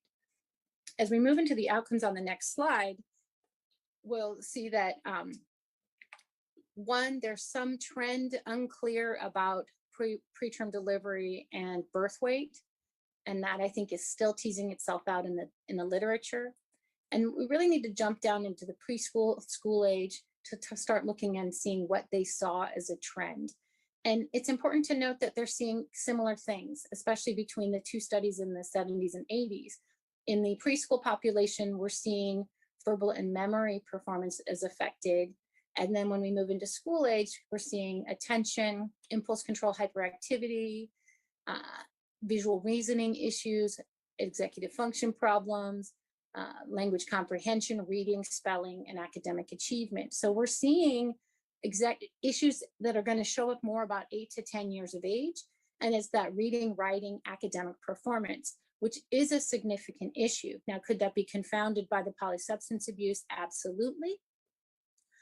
When we move into the teen and young adult period, we see persistence of some of this higher level executive functioning, visual cognitive functioning, academic achievement, particularly in reading. And then as we move to the very bottom, we're going to see issues with smoking, early substance abuse, chemical dependence. When we look at Generation R, we're still really early into the data, and they do note that between 6 to 8 years, they saw altered brain morphology in the frontal cortex. And I think we're still, this one, the jury's out yet. We've got to give them the time to follow over time in order to give us the actual good data that I'm hoping they will give us from this study. Next slide, please. So now I'm going to actually look at breastfeeding and cannabis, because I've looked at the teen, we've talked about the pregnant, and then subsequent potential breastfeeding exposure there. But what do we know specifically about cannabis and breastfeeding? So as we saw in the Wymore paper, maternal use does increase in the first 6 months postpartum. What also is important to note that THC and cannabis absolutely has a potential for affecting lactation, as we see a decrease in prolactin levels and a decrease in the oxytocin levels. These are the two big hormones of breastfeeding. Prolactin is your make and milk hormone, and oxytocin is your letdown hormone. And if we're seeing those, there would be concern if those are lower that it would impact your breast milk production and your ability to maintain a milk supply. So what we do know is that women who smoke cannabis, it does not affect whether they will initiate breastfeeding. They have the same initiation rates as the general population. But when studied at a greater than or equal to 9-week postpartum, you see a statistical decrease in breastfeeding if mom is using marijuana. And it's unclear if that is due to the decrease in the hormones, which one could argue it could be, or if it's due to other things such as social stigma, etc. Next slide. When we get into the weeds of the logistics of breastfeeding and THC, it is important to note, especially if mom is smoking her marijuana, that there is an independent twofold increased risk for sudden infant death syndrome. And I think that's an important point. It's not part of smoking cigarettes. So cigarettes we know has an increased SID rate. This is on top of that. And so it is very important, I think, to educate mothers that they should smoke outside if they're going to do it, to minimize that risk. When we look at the data on breastfeeding and THC, there are no isolated studies without in utero exposure. So the data is never going to really be pure. We're going to have to deal with the fact that it's likely we're going to have a prenatal, postnatal exposure between the prenatal exposure in utero and the breastfeeding exposure. And the evidence that we have, which is very small currently, on the effects of THC on infant development is sparse and conflicting. And I'm going to run you through that now. 2 papers that are referenced, if you look at any review, LactMed, et cetera, you're going to see these papers referenced. But again, this is data that's not too recent. The tennis paper was from 1985. It looked at women who were using marijuana while breastfeeding and compared them to controls. There was no comment on whether marijuana use was occurring during pregnancy or not.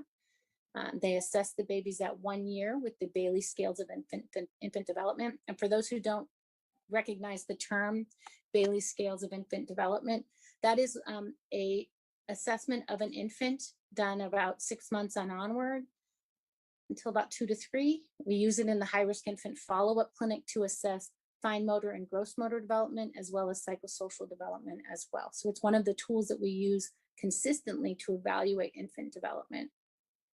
In the tennis paper, they saw no difference in motor and mental development. When we moved down to the Astley and Little paper 5 years later, they had a little bit larger cohort of 68 babies in each group. Both groups, mothers used marijuana during pregnancy. The exposed group continued to use marijuana after in the first and the third month of postpartum while breastfeeding. They assessed at 1 year of age using the Bailey scales of infant development.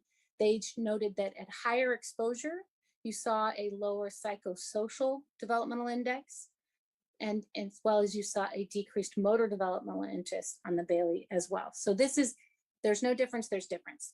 And it's small data, so it's hard to really hang your hat on it. And it really hasn't been able to be reproduced, partly because I think it's very hard to recruit into this patient population.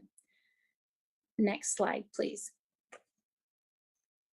So I don't have the time to run through all the animal data, but I'm going to give you the statements from 2 organizations about long-term concerns about effects on the infant. The Academy of Breastfeeding Medicine, which is an organization of physicians who support and advocate breastfeeding, in their review, noted that the number of studies that have found concerning evidence, both human and animal, outnumber the studies that have concluded no effect. A conservative approach is suggested until evidence can strongly support otherwise. The AAP, or American Academy of Pediatrics, in their clinical report, noted that their current understanding of the ECS, or endocannabinoid system, and its role in the development of neural circuitry in early fetal life also provides theoretical justification for the potential of marijuana substances, particularly THC, to affect neurodevelopment. So there's concern.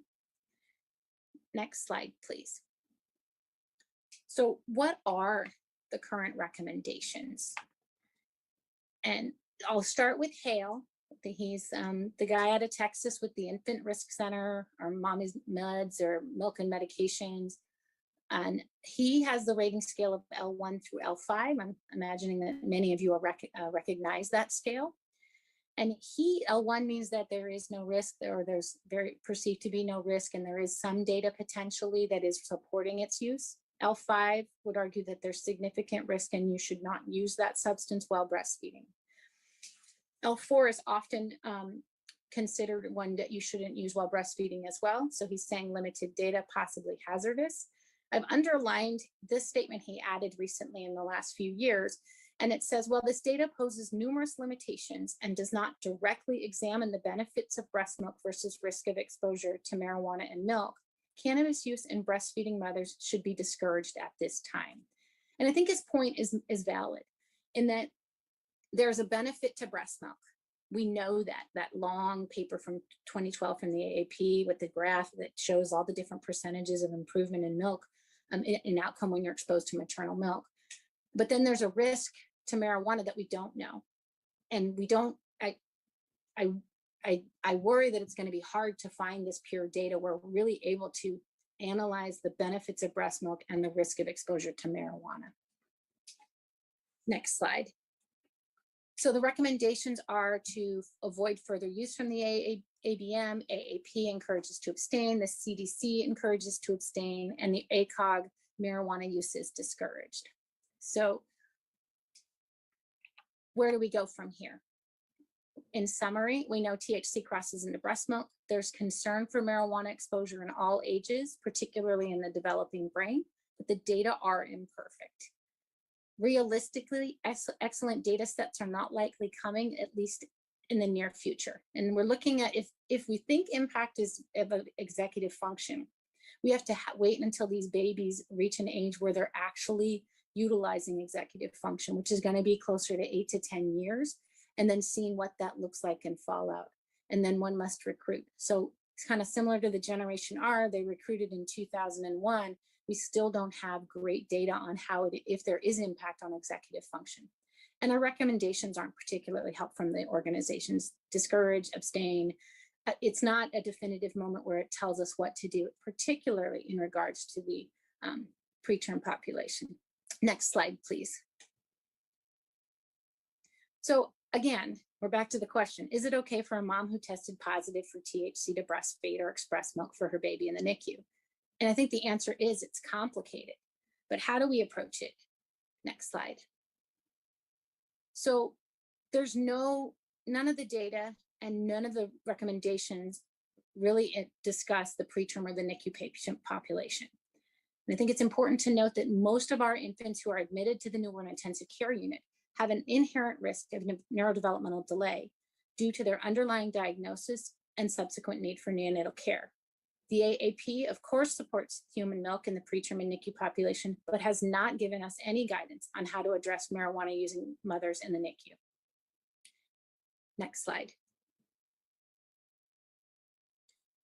So how do we develop a recommendation in the NICU? And I do think it is each unit, because the data isn't definitive, there's a lot of concern, but it's important that we look at what the patient is bringing to us and what we have as options as we evaluate our potential recommendation in our unit. So first, how frequently is mom using? When was her last use? Is there polysubstance abuse? Is there maternal willingness to discontinue use? Is there an ability to develop a trusting and therapeutic relationship? Is there availability and reliability of donor human milk? And what's your NEC risk in your unit, particularly when dealing with your higher NEC risk populations? Next slide, please. So there's 3 possible approaches. And I think that you could argue, based on what your availability of and ability to answer the questions previously, how to approach it. So number 1, you could just say, you know what, we're going to use breast milk for all marijuana users and go with the belief that breast milk is really going to mitigate any potential risk that we don't know is coming from use of marijuana and getting into the breast milk. We could also, the second approach would be to pump to establish supply while mom abstains and utilize donor milk until some time that the THC level in milk may theoretically be low to 0. And then finally, you could say, you know what, mom's used marijuana, we're not going to use her milk at all, and we'll just use donor milk because we have such easy access, and we really feel that the risk of marijuana is significant, and we don't think it supersedes the benefit of what is concerned, what we gain from being exposed to mother's own milk. Next slide, please. So I'm not giving you an answer, unfortunately. I'm going to give you our answer at the Children's Hospital of Orange County, which is our chalk stoplight approach. And I'll walk you through that. Next slide, please. So where are we and what are we? CHOC is a 334-bed tertiary freestanding children's hospital with 104-bed level 4 NICU in Orange, California. We have a robust and liberal donor milk policy. We will give donor milk to anybody in our NICU. A part of that is because we are very successful in establishing milk supplies in our mothers, and so it is a small portion of our population that doesn't have mother's milk in large volume, and so it's often a bridge, but it's available to all comers. And then we also have a strong lactation team where we are able to support moms and engage with them in establishing milk using a pump. Next slide. So our approach is multidisciplinary. The nurse, the doctor, the LC, the dietitian, and the social worker are all engaged and involved in this process. We identify a THC positive mother, and she is evaluated by the lactation consultant.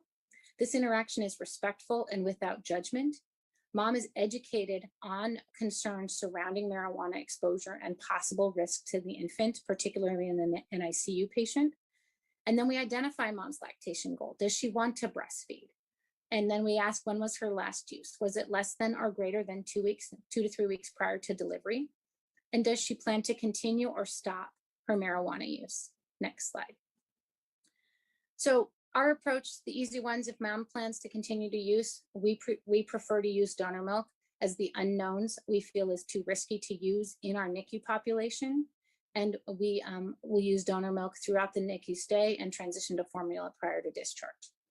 If mom's use is greater than 2 to 3 weeks prior to delivery and she plans to continue to abstain, we will use her milk immediately. If mom's in that middle zone of having used within 2 to 3 weeks, but she does take the education and she does plan to stop using, we choose to go with using donor milk for the first 2 to 3 weeks, have mom pump and fertilize. I don't think one should ever dump human milk, so I do have them fertilize a plant. No maternal milk will be collected in our centralized nutrition lab where we do milk handling. Our diet order will be only for donor milk, with the date to reassess in that diet order, so we can see if we can start using at that time. Mom is educated by the lactation consultant on how to establish a milk supply using pumping, hands-on pumping, frequent skin to skin, and regular pumping. At 2 to 3 weeks, the lactation consultant will check in with mom and we'll see if she's continued to abstain. Her transition, if she says she has, we will transition to use her milk. We get to change the diet order, and the nutrition lab begins to accept milk. If her, that's it, sorry, excuse me, next slide. So that's our approach. It's an approach. Is it perfect? No. We've had challenges in that we've had issues with team member buy-in. Part of it was education. This slide deck was initially built to roll out and educate my colleagues on why we had significant concern. Defining roles was another challenge, as we had to make it so that people could, who was responsible for picking the date? How did we communicate that date? And then when did we go forward with changing the plan, and how do we communicate that plan? And then what are the exceptions? And the exception's always there, and it's a challenge and a success. And the mom who's got a trisomy 18 who wants to do palliative care, we're going to let her use her milk in our unit, and we don't want to confuse the message, so we message around that exception correctly. Our successes are we've been able to generate and develop a consistent message, and then when we get to change the diet order to use breast milk, and then again, that exception where we're able to message appropriately that we're making an exception because it's the right thing for this family. Next slide. This is a visual of our algorithm. The middle is the cannabis. Below the dotted line specifically defines whose role the doctor, the LC, or the nutrition lab, and what they do in each setting. I'm not going to go through it for the sake of time since I'm already gone over.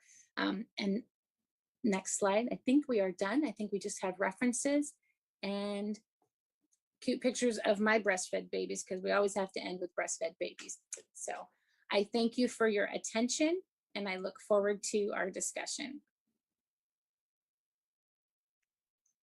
Thank you so much. So I'm going to actually start with Q&A and give people, we've had almost 150 responses on the survey, which is great. So I'll give you just another, like a minute to do that if you haven't. The link is there on the screen. But to kick off our Q&A, what are, and there are a lot of them, so I'm just sort of choosing ones that we haven't really addressed yet in the conversation. What are the legal ramifications around this topic? So some things that were brought up. If you withhold the mother's breast milk, is that a problem? Or what if there are adverse effects for the infant from using breast milk that has THC in it? What about CPS involvement? Yeah, could you speak to that a bit? Yeah. I actually I've had this come up from colleagues saying, well, you know, the recommendation, do we have legal exposure because we refuse to use the mother's milk?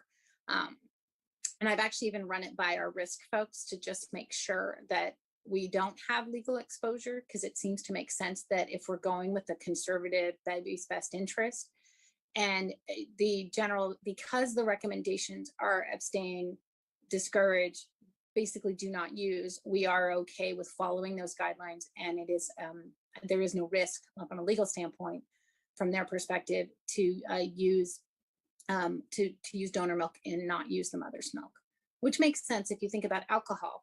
You're not supposed to, you know, really shouldn't, but you're discouraged to not use a ton of alcohol during breastfeeding. If I have a mom who's a severe alcoholic, I'm not going to use her milk as well. And when we look at things like allowing moms to use, I think the important thing is that if your unit needs to proceed in that fashion because you have low, you don't have availability of donor milk, and you have a 24-weeker and a high neck rate, you're probably going to choose to use that milk. You're going to educate the mom extensively, saying we need to use your milk to decrease the risk of death or severe complication from necrotizing enterocolitis, but we really think you need to stop, and here's the reason why. So I think as long as you disclose and educate, I don't think there would be liability from allowing use if your unit is in the situation where it makes more sense to do that. Referring to CPS, I think, tends to be more social work and unit practice.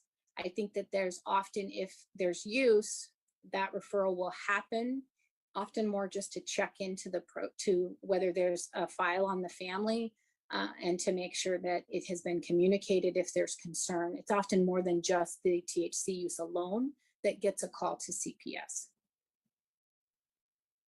Thanks. A couple questions about CBD oil. You mentioned that at the beginning. Do we know anything about CBD in breast milk? Not really. And I think part of it is we're still getting just the minimal teeny amount of THC data. So my hope is that we will see that coming as CBD has become a very popular product that people are using for almost anything at this point in time. I think it is important to note in my review of all the literature, and I will say this talk was very narrowed down. I could have gone on for 4 hours. So there are things that I didn't go into, but in looking at CBD, oftentimes when you look at the product of CBD, it's still, even though they're trying to purify it out, there still is THC in that product. It may be a small amount, it may be more depending on how pure, how good their process is, but inherently there is THC with the potential to test positive as well. A couple questions about the mom, and if she stated that she is abstaining or planning to abstain, do you take her at her word, or do you do some sort of toxicology test? Thank you. I was running out of time, so I kind of glossed through that. I do not. In our group, we do not, because we believe in developing, the multidisciplinary team believes in developing at that therapeutic relationship. And so we work actively with moms and say, you know, we develop that relationship. The LC is working with that mom to establish and maintain the milk supply until we're ready to use. And it's an eye-to-eye conversation of, okay, have you stopped? Remember, we talked about the risks. Are we good to go? I do find that oftentimes moms that are not able to abstain, the nurses already have their antenna up. And if you respectfully question them on it, they'll own up to it and say, you know what, I couldn't abstain. And oftentimes they, based on their aversion to risk, will stop pumping because they can't stop using or utilizing the marijuana. I think this is part of it, goes along with it. Do you have parents sign an informed consent to use their breast milk if the mother is using marijuana? Since we don't use mom's breast milk when we believe there's a significant amount of marijuana, we do not. I'm not a fan of signing consents, the whole consent for formula and the term population as well. I feel like it's more respectful that we have an educated conversation and have that trusting therapeutic relationship. When you pull out a form that says you sign this saying that I told you you're going to hurt your baby using your milk, I think it undermines the whole process of being in the newborn intensive care unit and supporting both the baby and the family. And oftentimes when you advocate and say, this is what's best for the baby, most people will say, you know, unless they're chemically dependent, they're going to go, okay, wait, I don't want to take cough medicine. I don't drink coffee when I'm pregnant and breastfeeding. And so I think it can often, if you explain that there's concern and data, the problem that we suffer with, which I didn't talk about, was this perception of safety, because legal is safe. And that is a component that we do have to address by educating them on what is known and what is concerning about THC exposure and the developing brain. Thanks. For moms with chronic use, should the breast milk be restricted for 2 to 4 weeks? Is that based off the half-life of the data? No, this actually was when we made it, and we were actually going to be, I have a meeting coming up in the next few weeks to look at that Why More paper that just came out in March. When we picked 2 to 3 weeks, we knew that users often have positive urine upwards of 4 weeks. And because of the sequestering in the fat, we picked 2 to 3 weeks because we felt that it was going to lower the amount of THC, but was a reasonable time that we wouldn't lose mom's pumping.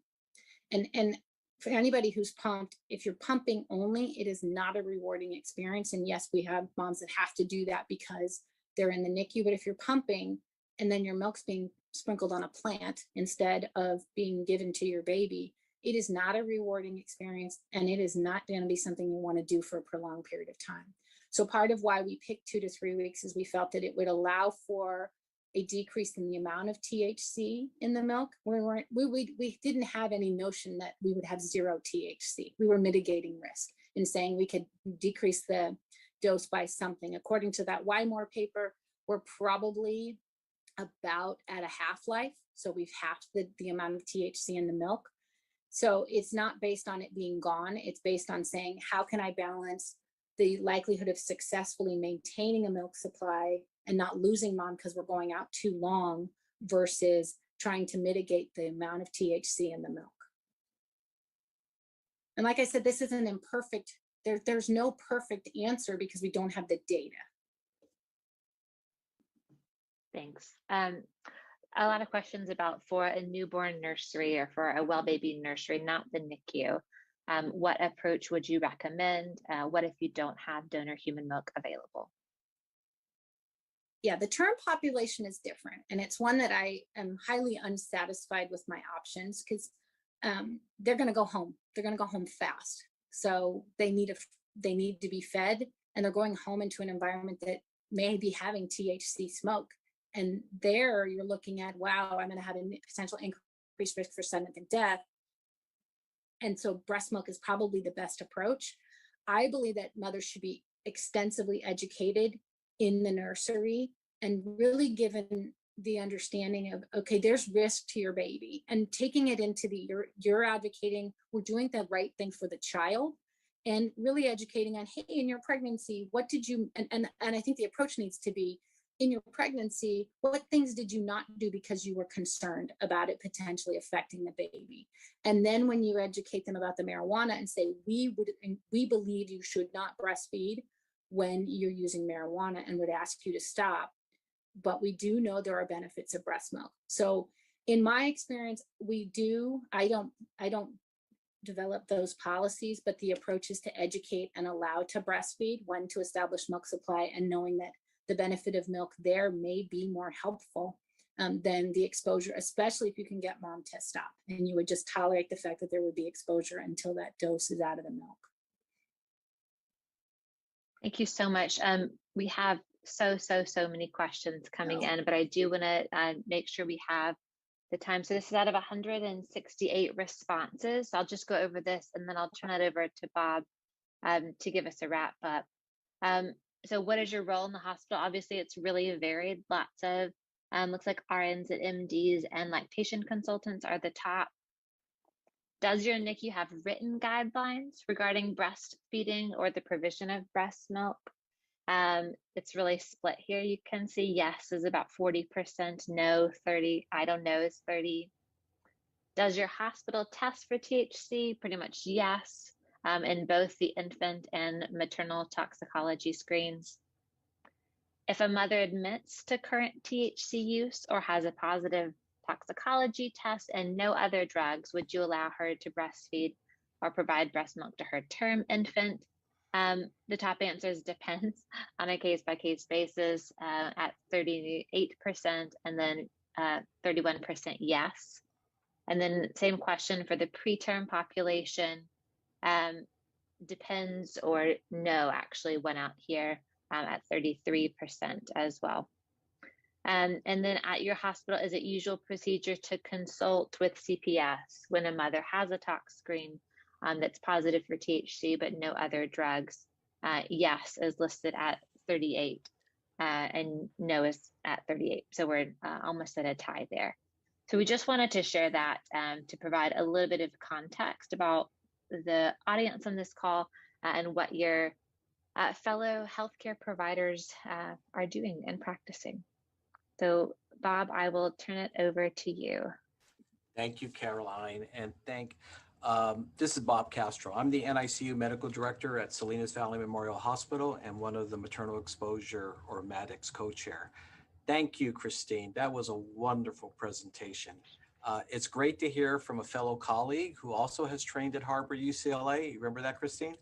Also glad to hear that you were only 8 years old in the 1980s and appreciate the Ridgemont High reference. Thank you to all participants for completing also the pre-webinar survey. Please remember, we are still hoping that your center, if it's not already participating, will participate in the statewide MADEX database. My and other centers who are participating have learned so much on how we can better care for infant exposed to substances in utero.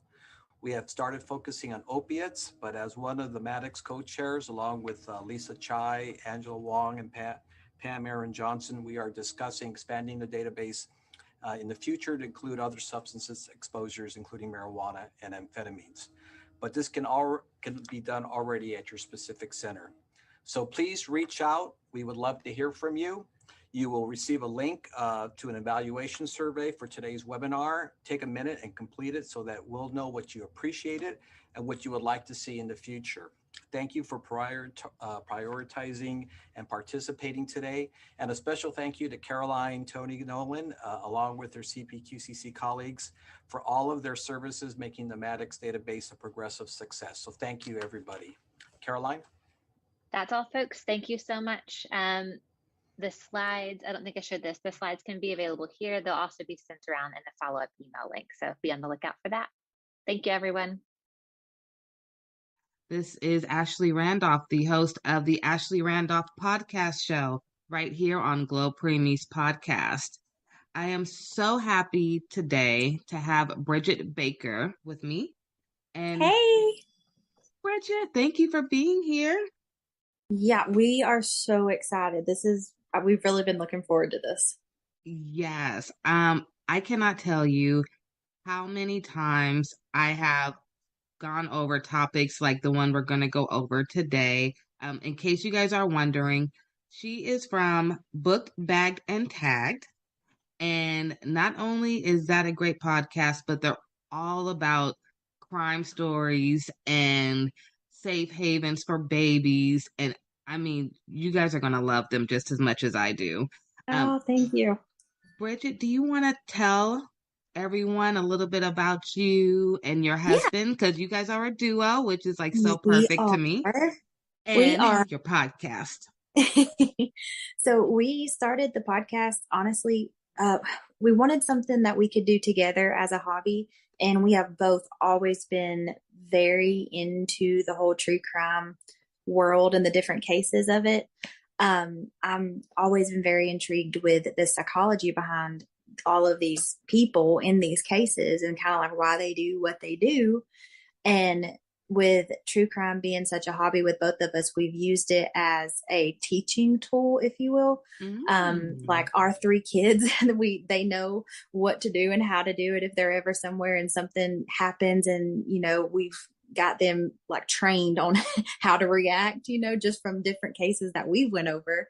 And with each case, we try to give out resources, like different things with babies. We've talked about safe havens, or when we have a domestic violence case, we always let everybody know the different resources around us that they can have. Now, that is interesting. Something that you said just made my eye twitch a little bit. You said that you use the stories to help educate your children. I do. That is something that you don't usually hear, but that is actually a great way if you really think about it. So that's actually a good tip. And it's really about the perspective. It is. And I mean, you have to keep in mind, like we have two younger ones and then we have an 11-year-old. We do not tell them all the scary things that can happen. But with each case that we've done, I've learned something from that in ways of just like, say, we're out in town and I've listened to a case before. I'm like, okay, well, I know that if, A, B, or C happens, this is how I can react. And so I've made sure that even our youngest knows their address. They know our full names, not that we're just mommy and daddy. And they can, do what they can tell somebody what they need to tell them if they're ever in a situation to where we're not there. So we've used that to just make sure that, we are keeping our kids as safe as we possibly can, because I mean, it's 2022. This world it's a lot now. Yes.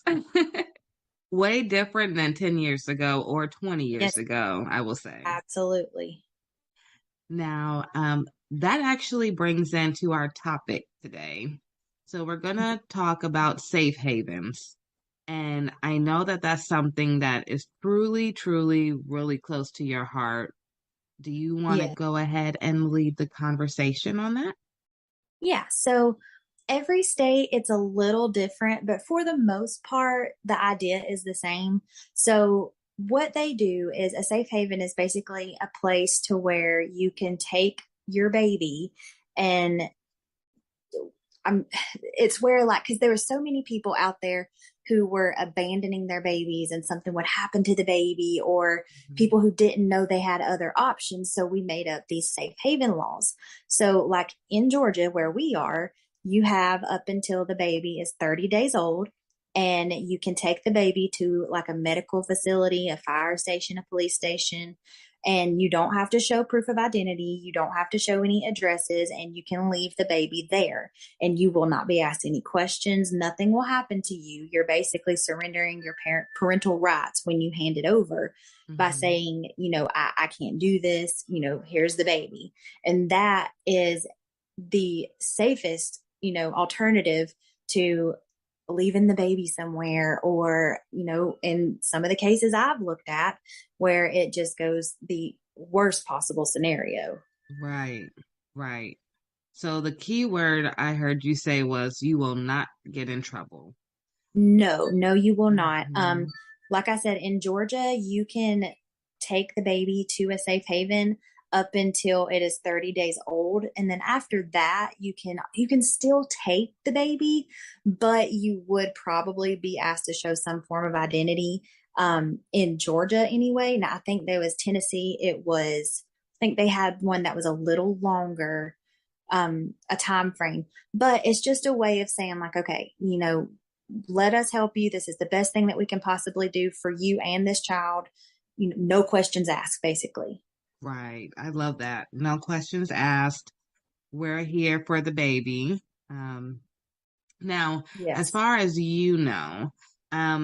let's say a mom drops off her baby and about maybe a month or two goes by and she decides she wants her baby back.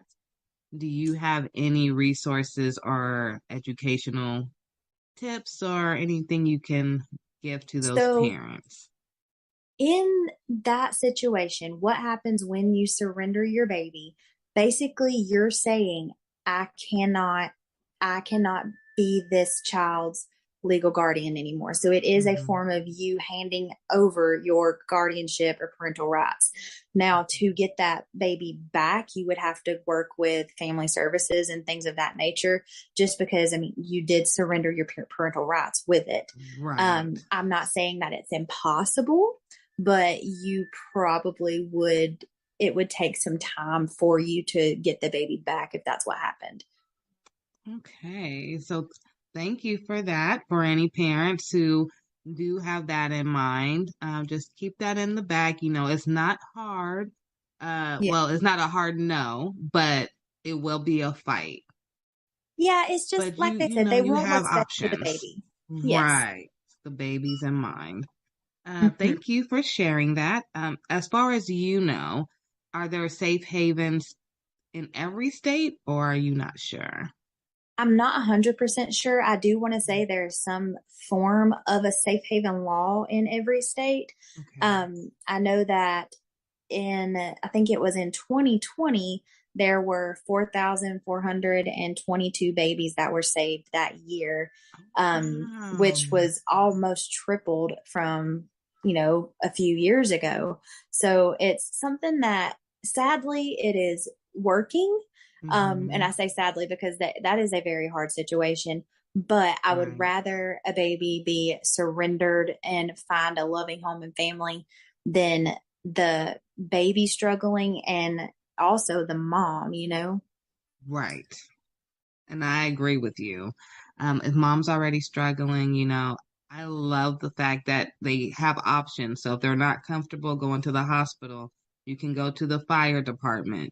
You can go to different places. So, where you feel most comfortable and who you can trust the most, you have options.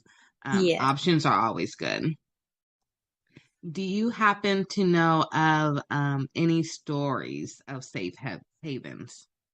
I do know that. So it's not technically a safe haven story, but it is one where the law enforcement and the fire station people, they just kind of went above and beyond with it. And the footage from this will just make your heart feel. Actually here in Georgia, I want to say it was 2020. We, not far from us up in Forsyth County, we had there was a family who had been on vacation and they came home. It was pretty late at night and they were walking in the house and they heard something. And at first they thought it was a coyote or just, something like an animal, because your first thought in the pitch black outside is not that there is a baby. Right. Well, they investigated and they found a baby in a plastic bag that looked like it had been tossed off the side of the road. And, they immediately just kind of jump into action, and they named her, I think the hospital named her baby India. You can look it up. It's such a heartwarming story. She's now adopted and in such an amazing family. But the part of this whole story, you can look it up on YouTube, and it's the baby India body cam footage. Mm-hmm. And I don't think I saw one woman in the whole video, but the way that these police officers, the man that found her, the EMS that was on the scene, the tenderness and the loving care that they took with this baby was the absolute sweetest thing I've ever saw. It will melt your heart listening to these grown men do their absolute best that they can for this child in that moment. Oh, wow. Okay. I'm going to make sure to put that link at the bottom of our episode for baby India. That sounds really sweet and a good example. Yes. And see, the thing, I called up and I spoke with some police officers. The case is still ongoing, so they could not give me a whole lot of information, but I don't think they were ever able to find baby India's actual birth mother or what had happened. There's now, being in the area, of course, we have heard tons of rumors of who it could be, but I don't think they ever very definitively found out who it was. Wow. Yeah. That's a touching story. It is. It is so nice to see like how good she's doing now, because the way that the community came together in that time, they posted a picture of the baby on social media, and basically they were trying to find anything out, like, who could this baby possibly belong to? And the amount of people who were offering to foster her until they could find something more permanent, it was overwhelming. It was so sweet to see all these people just giving anything and everything they could for this child. We need more of that. We do, especially in a world like we live in today. Yes, that's a real village. That's a really, really good village for that baby. Yes. How old do you think baby India is now? I want to say she is 3 years old. Oh my goodness. Yeah, I'm pretty sure.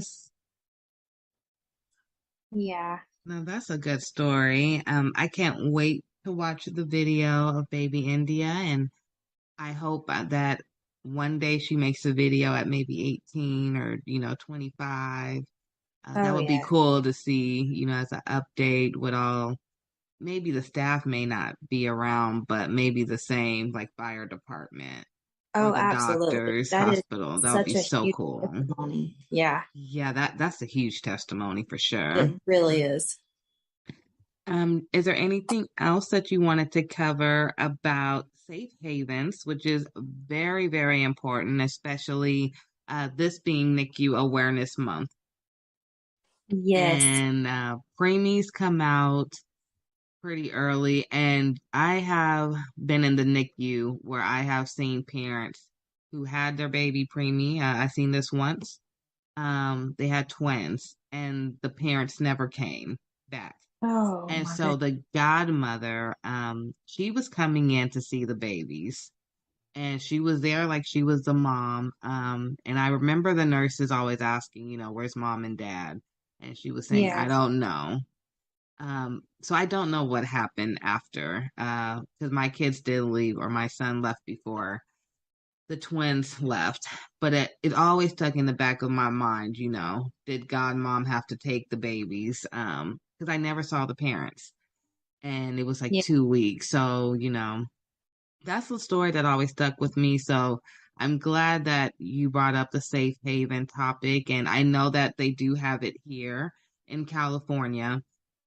So if they did leave the children at the hospital, like you said, they have that right, I think here it's the same 30 days, if not longer. I'll have to double check.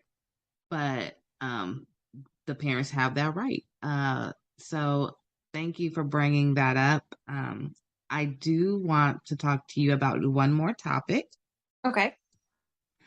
I have to ask you, where is Irene? What is going on with her case?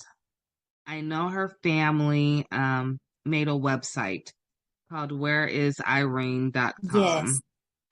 I've been following it closely, and initially, this is why I reached out to you, because this story was so mind-boggling to me that I had to get you on board. Yes. What is your thoughts with Irene? Where is she? Where do you think she may be? Just tell me your thoughts and let's jump into this convo. So she was last seen alive during a video call with her parents, and that was back on February 24th. So she ended up not being reported missing until March 20th. And there has been so many like different stories come out about this that I've heard, different theories, Mm-hmm. They seen her fiance using a debit card to purchase items that were, it was like a boots and shovel and Mm-hmm. things of that nature. And obviously, when you see that, your mind goes to one very scary place. Right. So they have, he is identified as a person of interest, but I think there was also, according to documents, he had been accused of transferring over like $3,000 out of her bank account and ended up charging $600 on her debit card after he had told the authorities that she packed her bags and left. Mm-hmm. So very sadly, I hate to assume this, but with him buying the things that he was buying, and it looks like he's using her Visa card and he hit the $3,100 limit on it with 80 different transactions back to back. Like that really, to me, all points to one thing. And sadly, it makes me feel like she may have already passed away and it's being hidden, or, and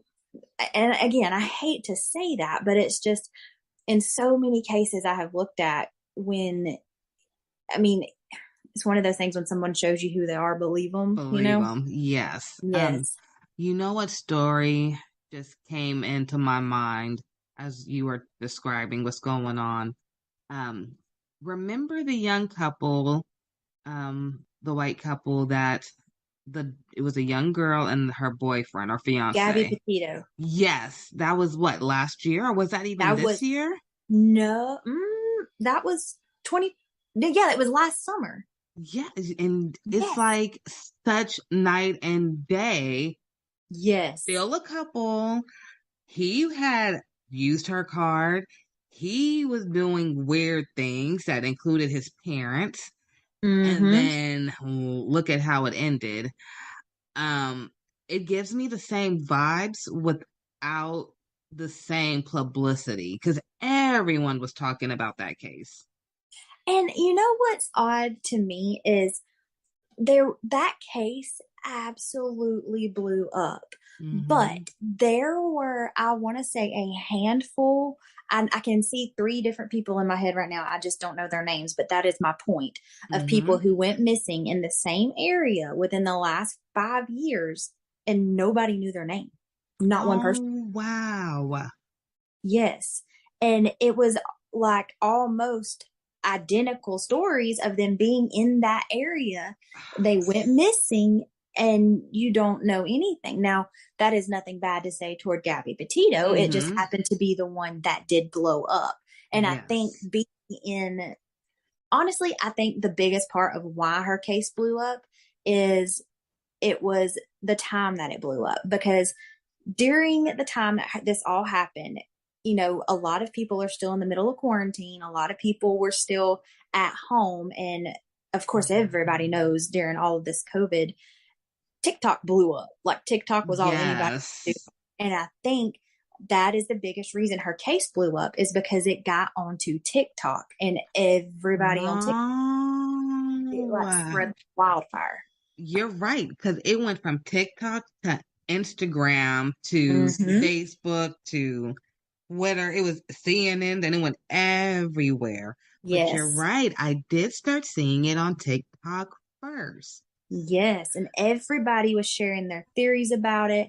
And then, of course, like we were all following it. And then it's just like it kept going and going. And then everybody had their own theory about it. And it just like conspiracy theories came out behind it. And now I think they're actually doing a Lifetime movie about her. I knew it. I knew it would come. Oh, yeah. I always said that. As soon as they found him, they said it was his body. Okay, now I'm gonna ask you this, and then I know we're off the topic, Irene. I promise you, honey, we're coming back to you. When they found what they said was his body, or was it his bones or something? Yeah, it was remains. Do you believe really in your heart that was really him, or do you think they were just trying to close this massive case that just got way too big? I don't think it was him. Now, I said the same thing. It's the rate of decomposition, even with him being in Florida where he was found in the swamp. I do not think they would have actually found anything. He was in Florida in the swamp. That's just somewhere. Hello. Like you're not gonna find like the elements and the wildlife down there is unlike anything else, I really don't. And also they found skeletal remains, and he returned home on September 1st of 2020, and then he goes missing, and I think they found him on September 9th, and he had just went missing on September 1st. There's no way all they found was skeletal remains. That at the rate of decomposition, even though being out in that hot Florida weather would, exacerbate all of that, it's not going to be just skeletal remains. That's what I said too. I said there's no way. No, not at all. But the case disappeared just that fast. But I just knew that no, there's something still not right. No, I agree 100% with what you said at first, it being something that it got too out of hand and they had to shut it down. Yes. I think he definitely killed her. He ran home to his parents, and whether it be them or whoever helped him try to get away from all this, I don't think what they found was Brian. Yes. I don't. Ironically, I kind of feel like it was a coincidence, like a wacky coincidence. I know they found some of his items, they said, in the area. Yes. And I believe that he did go through that area possibly, and he may have dropped something. Absolutely. It just happened to coincidentally be where somebody's remains were, unless they planted it there. But and didn't they say they had found like a notebook of him confessing to everything? And I believe that's what I was referring to, because I remember them saying it was like a book or something, and it happened to be in the area. And I'm like, that's just too close. And I just couldn't figure out, like if an alligator or crocodile or something was to eat him. I assumed they would drag him somewhere. So it was just weird that it would be right there in that swamp, right there. So and close. there is wildlife in the Everglades and all that where he was found, that there are animals that would and can very possibly swallow him whole. Yes. So I just don't think it was. I just think it was very convenient how it was found and how it was just presented. And I 100% agree. I'm glad I'm on track. See, I told you, we were talking before this, you guys, and I said I've always had a second life, if you would say, where I've always been into crime stories and following, things that happen and the facts and what makes sense and what doesn't make sense. But I've never talked about it really except to my dad. So this is really fun for me. Like this episode right here, the whole episode is like pure joy. So bringing it back to Irene, I see the same thing because the cops didn't arrest him, and then he got away. I really feel like he got away. Yeah. Now I know the guy in Irene's case, her boyfriend, um, he went to jail and bonded out. Yes. Even though all this evidence, just like Gabby Petito's boyfriend, all their evidence is like almost similar. Both use Oh bank yeah. accounts. Both, they're He staying with deleted them. her email. Yes. Mm-hmm. And then there was a fake text messages, they believe, that came to the family. I think it was right after they last talked to her. And then that Yeah. reminded me so much. Like right now, I'm thinking of, I think Gabby Petito, like they were saying her Instagram wasn't the same caption and writing that she would use. And so Yeah. it's like things to throw people off. And it's like, how can you let someone else walk away? Especially for Irene, because Yeah. she was going to be a nurse, I know, and Yeah. She was. she was I only mean, it's just 32. yeah, and it's just like this is like you said, it's almost identical, and it's like, are we really going to do this again? Yeah, and it's like I hate to say it, but it's like a slap in the face. Like, yeah, we know what happened the first time, but this time it's not as big. So we'll just let the facts roll out however they come out, and if they ever come out. Mm-hmm. Um, Now, something in me tells me that she may be somewhere close to where they lived.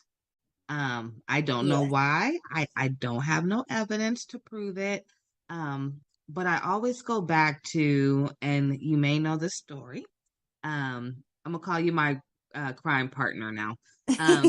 In Sacramento, I want to say like 20 years ago, or maybe even longer than that, there was a lady, and I'm from Sacramento. There Okay. was a lady who lived downtown, and she had a house, and she was having people come in who had like SSI checks and government checks. Dorothea Puente. Yes. And she Yes. killed them all and got all their checks. And I almost have like the same mindset for him. Like he used her and then he obviously took her money and Mm-hmm. then nobody knows where she is. And I almost feel like she has to be somewhere by that house. She has to be. Yes. I mean, in Dorothea Puente's case, it's funny. We actually did a case on her recently, so this is very fresh in my mind. You gotta send me that link so I could post that too. I will. I will. Like all of her, well, most of her victims after they were killed were just in her backyard. Yes. So it was, I mean, very close. And it's not like he has really ran. I mean, I agree. I feel like he's very close, or she is very close to where they are. Yeah. I just have that real strong feeling. Because he bought the boots. I know he bought a shovel. Yes. There was nothing hinting at the fact that I saw, maybe you did, like any extra gas to carry with him. So like no gas cans or anything. Because I Yeah. assume if you're driving with a dead, deceased body, that you wouldn't be stopping at gas stations to refill. Um, I just, there was like not a lot of planning, obviously, Mm-hmm. but it had to be somewhere close to him. And I know they live in, I believe was it Wyoming or Idaho? Wyoming is where they were staying. Yes. Now, Wyoming, Wyoming has a lot of wooded area, I believe. A lot of Yeah. wooded area. So she could be there. I just really hate that she's been missing for so long, and I really feel for her family. That's the thing. I mean, in any situation, it is absolutely devastating, but I feel like not getting the closure in the end is what hurts the most because it's like, okay, I'm obviously grieving because this person is not with me, but am I grieving their death or am I grieving just their disappearance? Like, how long do you hold out hope? Yes. Oh, yeah. That's so true because you're grieving, but you don't know what you're grieving for. Mm-hmm. And that alone has to be giving them nightmares. Yes. I And I know know that that, they were yeah. talking about like neighbors had told police that they noticed him burning a 55-gallon drum that he had purchased the day of that final video. Yes. So the shovel, the boots, him burning something in this 55-gallon drum. And it was the same day that it was that February 24th that she had talked to her mom and dad. So, I mean, it really makes you think like, okay, was she killed that day? And that was him disposing of the remains. Because now I'm on her website that her family created for her, and they said she was 5'1", 89 pounds. Very, very petite. So she definitely could have been in that size of a 55-gallon. I Yes. think she would be able to fit in that if. Absolutely. No, I did not know that part. Yeah. And that's just what's devastating about it is there's really not much in this case that gives you hope other than just, praying that it turns out well. But it's just such a sad situation because, she hadn't been in America very long from what I believe. I think her family was from Kenya. Is that right? Yes. And they said she came May 2019. Yes, that's right. So she hasn't even been here long. No, and what all of the things are saying is, so she met this man on Craigslist. So there really there's no telling what he had told her beforehand. And she meets this man, and then, what kind of nightmare was she living before this happened, Yes. Okay, so let's see. Looking at the timeline now. Let's see. So she moved. See, oh, I see it now. February 24th. Nate buys a 55-gallon drum. March 3rd, some unusual texts were sent from her phone. That's what I was saying was so similar to the Gabby Petito case. March 8th, her WhatsApp account is deleted. Oh, that's ironic. Oh, yeah. March 10th, her phone number is deleted. Oh, my goodness. And then the 20th, they file a missing persons report. Yeah, they had 24 search warrants, but they really just didn't see much. Other than they found that he was charging all kind of stuff to her accounts. He had deleted her email, her WhatsApp app, and all of those things. But it was like in the Mary Catherine Higdon case, in the Casey Anthony case, it puts you in that mindset of both of those women. It's very obvious that they probably did it, but you could not charge them with murder or whatever beyond a reasonable doubt. Like I can I can have all of my theories all day long, and like the Casey Anthony case, like we know, but I cannot prove beyond a reasonable doubt that she did that. Just like it puts you with him, unless you have like very definitive, concrete, evidence. That's where the jury has that gray area in which it would be awful to be a juror on a case like this because you're kind of put in a situation of like really life or death. Because a lot of times, it's either a death sentence or life in prison. And it's, if you make the wrong choice, you have somebody's life in your hand. So they take it, which you should take it very seriously either way, but you know what I'm saying? And it's just one of those things. That's why those women got off, because beyond a reasonable doubt, they could not prove that they did that. And that's what's so infuriating with cases like that. It's like, you know that what happened, but you just can't definitively prove it. Now, you almost gave me tears right now because I totally forgot about the Casey Anthony case. Casey Anthony was the one who was in Florida and she killed her little girl. But Lacey Peterson, that is probably one case that I have followed or I've watched and held so closely for years.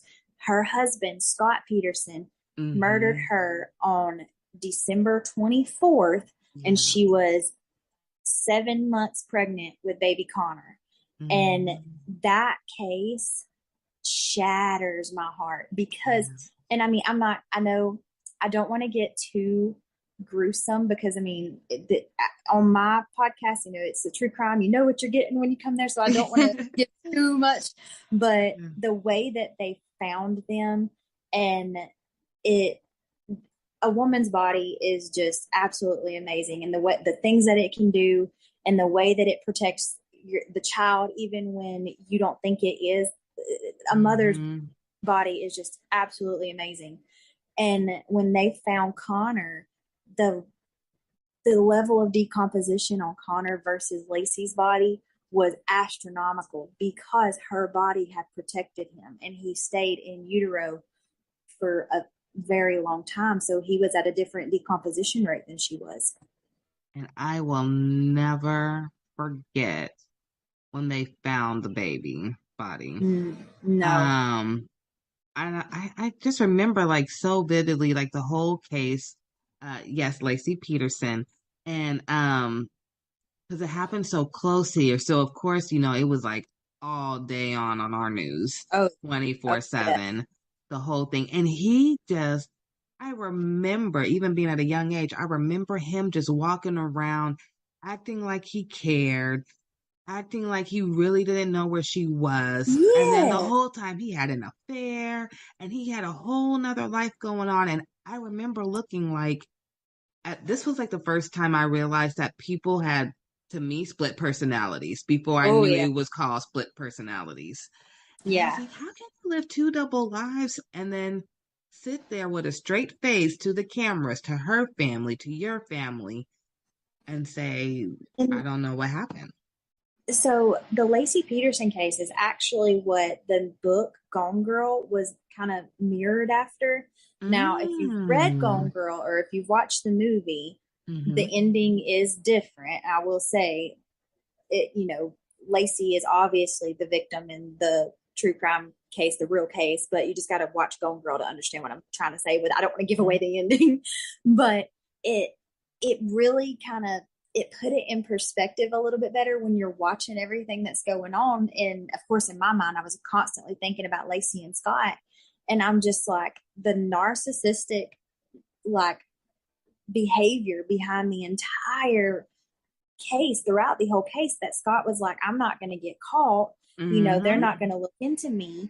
Or the fact that he could turn on those tears at the drop of a hat. I was like, there had to be more going on at home than Lacey had said anything to anybody for it to take a complete 180 turn. You know what I'm saying? And it's just I so actually said that now that I'm older and, you know, I work a lot with families and families with babies, most of the time it's arguments that went too far. Yes. And so when I look at Lacey Peterson, which I hope did not happen with Irene's case, you know, somebody usually gets fed up. And so maybe Lacey found the pictures of the affair, or, you know, there was something, because it was getting close to Christmas. Yeah. Maybe she found a gift for the other woman and she went bonkers, or some money was taken out and she saw it was at a store that he shouldn't have been shopping at. Anything. And that whole like scenario right there is exactly what happened in the Chris Watts case, where she kind of found out she was pregnant, and she found out about him having an affair while she was away, and he killed her pregnant with their son Nico, and then he killed their two babies. And they were, I remember, 2 and 4, 3 and 4, something like that. And there's a video of the youngest one singing that Coco Melon song about my daddy is a hero, and knowing how their lives ended. It's so, I don't understand. Like, something that, you know, I know beyond a shadow of a doubt that I was put on this earth to be a mom. I have I'm just a motherly spirit. I've raised my siblings and our 3 boys. And, you know, that's why I think I've held the baby cases and the cases with these children so closely, because I don't understand the kind of person who could do that. But I read somewhere, what was it? I can't remember who said it, but they said something along the lines of, I don't understand how somebody could do this to a child. And the police officer turned around and said to them, you know, as long as I've done this, I've had people ask that question. And the second you can answer that question is the second you turn into that person. So I stopped asking myself that question. And I'm like, yeah, there's some things that you just can't explain. And it's better to stop trying to ask the question and just be the one that gives the resources and has the hand held out for whoever needs the help. So these babies don't have to keep suffering through the lives behind the curtains and behind doors that their parents are hiding. Now, that was a good way to bring both topics together. I must say that. See, I told you guys she has a good podcast. You guys have to watch it. Thank you. I am just so happy that, you know, I was able to bring some awareness to Irene Gakwa story. Beautiful Black woman. I hope that this helps people look for her. If anyone has any information out there, please contact the Gillette Police Department. And you can also contact the National Missing and Identified Person System. And I'll make sure to post the links below. Bridget, I wanted to say thank you again for our wonderful episode. You are more than welcome anytime. I mean, we can talk about these stories all day long. I would love to have you back. I would love to start doing a series with you. Absolutely. Even if it's once a month. I know you have your own things going, but we'll talk more. And this was really, really powerful. You brought us safe havens and information and even a good story. And then we spread awareness about not only Irene, but we talked about Lacey Peterson. We even brought up the name Casey again, Casey Anthony, so people remember, you know. We talked about Gabby Petito. So there's all these faces. So we all have to come together to help one another. If you do see a sign of any type of stress, you know, there's a common trend now that says, you know, if a couple is arguing, stay out of it because they'll be the one getting back together and they won't be talking to you. But then you also don't want to end up with a situation like what we have in front of us. Exactly. And you have to remember, like, domestic violence, it is not always black and white. There's a lot of gray in there. But at the end of the day, you have to say, you know, do you want that person maybe a little angry with you that you stepped in, or do you want to get the phone call that you never want to get? Exactly. Another good resource is the Crime Stoppers USA. And it's just like, it's a 1-800 number. You can add the link for that, of course, but they are always taking any tips or anything out there for any cases. Yeah, thank you for that. Please use these resources, guys, if you need to. Crime Stoppers is amazing. I do know that. And hopefully we can find Irene. I do have one more question for you before we leave here today. And I hope we don't come back on another episode. And I said, oh my God, you were right. The 55-gallon barrel that they found.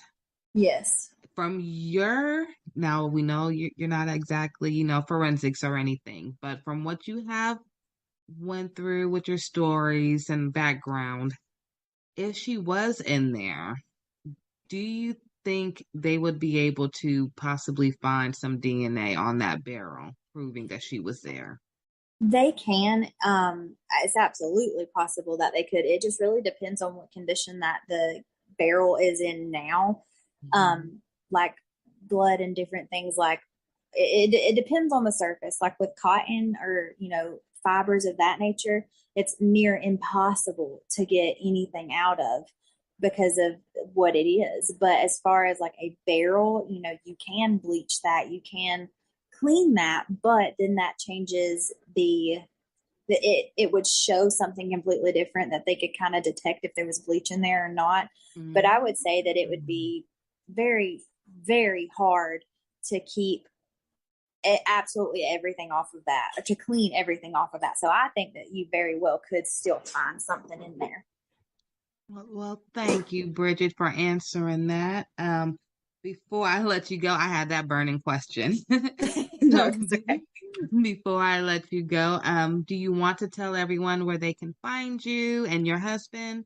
And yeah, go ahead. So we are on Instagram. It's Booked, Bagged, and Tagged, and we post like after every episode that we do, we'll post like pictures of like who the victims were and things like that. I'm a visual learner. I have to see faces after I listen to a case. Yeah. And we also have a Facebook group, and it's the same name, Booked, Bagged, and Tagged. And in there, we do a lot of polls and things like after each case, it's like, okay, what do you think? And stuff like that. We're on every major platform as far as podcasts go. Apple Music, Spotify, Amazon, Google, things like that.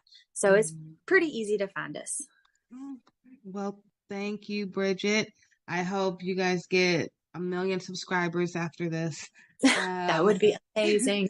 This was a wonderful episode, and I will make sure that we talk again very soon. Absolutely. All right. Thank you.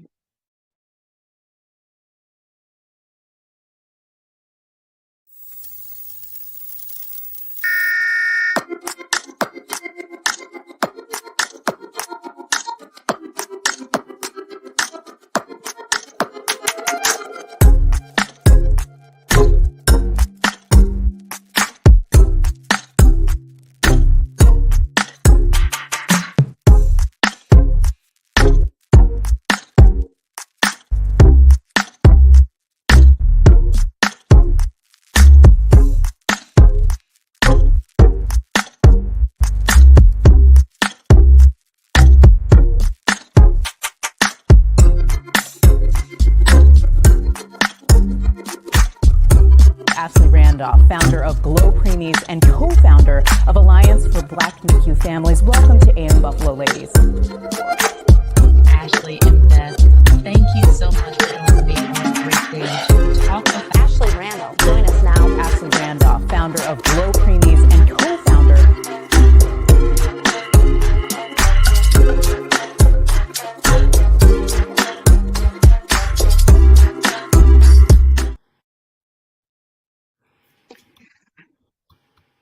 Good afternoon, everyone. Thank you for a new episode of the Ashley Randolph podcast show. Today, I am so excited because I have someone very special for a very special topic that you guys have been kind of seeing me talk about on TikTok lately. So today, I have Don Mann, but if you research him and look him up, I want you guys to make sure to put Don W. Mann. Very, very important. He's a very important man. And what he's here today for is very important. So I want you to make sure you find him after. Mr. Don, thank you so much for being here. Thanks for the invite. I feel humbled and honored to be here. I'm excited. You know what's more exciting to me is when you came today and you had your shirt that matched your background. I just love that. I love the quote. You saw I put it on the flyer, known, needed, loved. I mean, it's 3 words that really any kid needs or any parent would love to hear, even from their own families. Yeah, it's foundational, and it's really simple, but it's not easy to discover and own in yourself. So yeah, that's part of my story, and that's I love it. So now that you brought that up, you have me curious. All right. Can you tell us your story? Well, so I think like most people, we just try to live life. We wake up and we go with the flow. And so I grew up in the Midwest, was born in the Midwest. And then we moved to Florida, South Florida, when I was 8. And those are tough years of transition, because that's when you're trying to build out your friendship base, and you're learning your social and emotional skills. So when I got uprooted at those times, it was tough. So when I moved to Florida, I never felt like I fit anywhere. So I was just like an island. The friends I had, I really didn't trust. It was just somebody to be around and something to do. And then fast forward to the age of 23, I moved back to Missouri and went to the police academy. So I became a police officer, and I did that for about 10 years full time, and then 5 years as a reserve. About middle 30s, I decided to join the Federal National Disaster Medical Team as a security specialist. So we enjoyed deployments to Hurricane Katrina, some of those responses. So it was very interesting to be part of that. And, I had the great American dream. I wanted to get a great job, a great car, a great home, 2.3 kids, and live happily ever after, right? But it's nice to want that, but you have to know how to get it. So I didn't know how to get it. So as much as you want and you don't know how to, that creates a roadblock. So fast forward to 2011, I was in my fourth failing marriage. That's a heavy burden. And I had gone through a child custody issue. So when I got divorced from my first wife, she lived in the same state as me. And now that I'm in my fourth failing marriage, she petitioned to take the kids halfway across the country to Georgia. So I didn't want to be a part-time dad when we got divorced, and I definitely didn't want to be a part-time dad. Right. Yeah, I love my kids. I had a strong heart for my kids. Yeah. And then, it seemed like I fought hard. In hindsight, I wish I wouldn't have. Crazy, I know. But I'll never forget the day I was sitting on the couch and my attorney called me, and he said, "Don, I'm sorry, the judge is going to let her take them." And I was devastated. That was a sadness and a depression that I had no idea how to heal or how to work through, how to just deal with it. It was, I changed. That was the day I began to change and then start to spiral down because of those big emotions I didn't know how to deal with. I didn't know how I became the person that I was. I just knew I didn't want to be that guy anymore. So I left full-time law enforcement and became a full-time security director. So it's on the outside, life seemed great. I was living the social media life. It looked great on the outside. Yeah. But on the inside, I was broken. I didn't know who I was. I didn't know what I was supposed to be doing. I just knew that what I was doing, I wasn't doing well.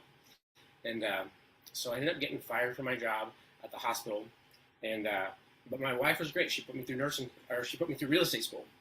Wow. So I became a realtor. I had a lot of drive, a lot of grit. I always wanted to be successful. But it was something in my past that's always held me back. I became a realtor in 2008, 2009 here in Springfield, Missouri. I won a Rookie of the Year award. But in the background, again, it looked great outside. I began to drink because those big emotions that I didn't know how to deal with. Alcohol is a great emotional number, negative emotions. But the problem with that is it also numbs out all the good times in your life too. And it often comes with legal battles. And so that's kind of what happened to me is, and the crazy thing is so my ex-wife ended up sending the kids back because it didn't work out with her. So in March of 2011, I had all my family there. I was making great money as a realtor. We had a 5-bedroom, 3-bath house with an in-ground pool. I just bought my wife a Mercedes. So on the outside, it looked like it was perfect. But on the inside, I was so tore up and so lost and broken. And I was March 9th. I was driving home in her Mercedes, and I was drinking, and I sideswiped a wooden fence. And when I got home, I looked at the damage, and that was the day that things got really dark. I just took this analysis of, you're a horrible father, you're a horrible husband, you can't keep a job, you're drunk, and the world would be better off without you. And so I was convinced. So I went inside and I grabbed my service weapon that was meant to protect me, and I shot myself at point blank range in the stomach, and I tried to take my life that day. Only by a miracle did I survive. I will say I'm glad that you did survive. I am too. You know, it's and because this is Mental Health Awareness Month, I wanted to add this little parting here. Yeah. I think it's important for people that are experiencing depression and maybe suicidal ideations and thinking about suicide and thinking that that's the only way out. What happened to me is I knew in one moment that I wanted to die, but the moment I pulled the trigger, I knew I wanted to live so bad. Like I never wanted to live so more. I think it's helpful if if you think about that. Like, yeah. You don't really want to die. You just want the pain to stop, and that's where I was. But then it was fear. You know, it was like I may have just taken my own life, and I didn't want to. Right, right. And I love that you said that, because there was so much going on the inside that a lot of people didn't even really see what was going on. But like you said, you had this 5-bedroom house, you had the Mercedes, you had everything, but it wasn't what you needed to fulfill you. And, when you said, wait a minute, after everything, it was a fear. You didn't really want to do it. It was just, you just wanted the pain to stop. Yeah. I found myself in a deep, dark place, and I didn't like it. And I didn't know how to get any other way out. It seems like the only answer, but it's not. It's not. And the answer comes in hope. And I can share that a little bit later about the power of hope. Even in our darkest moments, we just get a little bit of hope. We can find the strength and the courage and to go forward. I don't remember much after I shot myself. I got life flighted to a hospital here in town, and I woke up a week later in the ICU.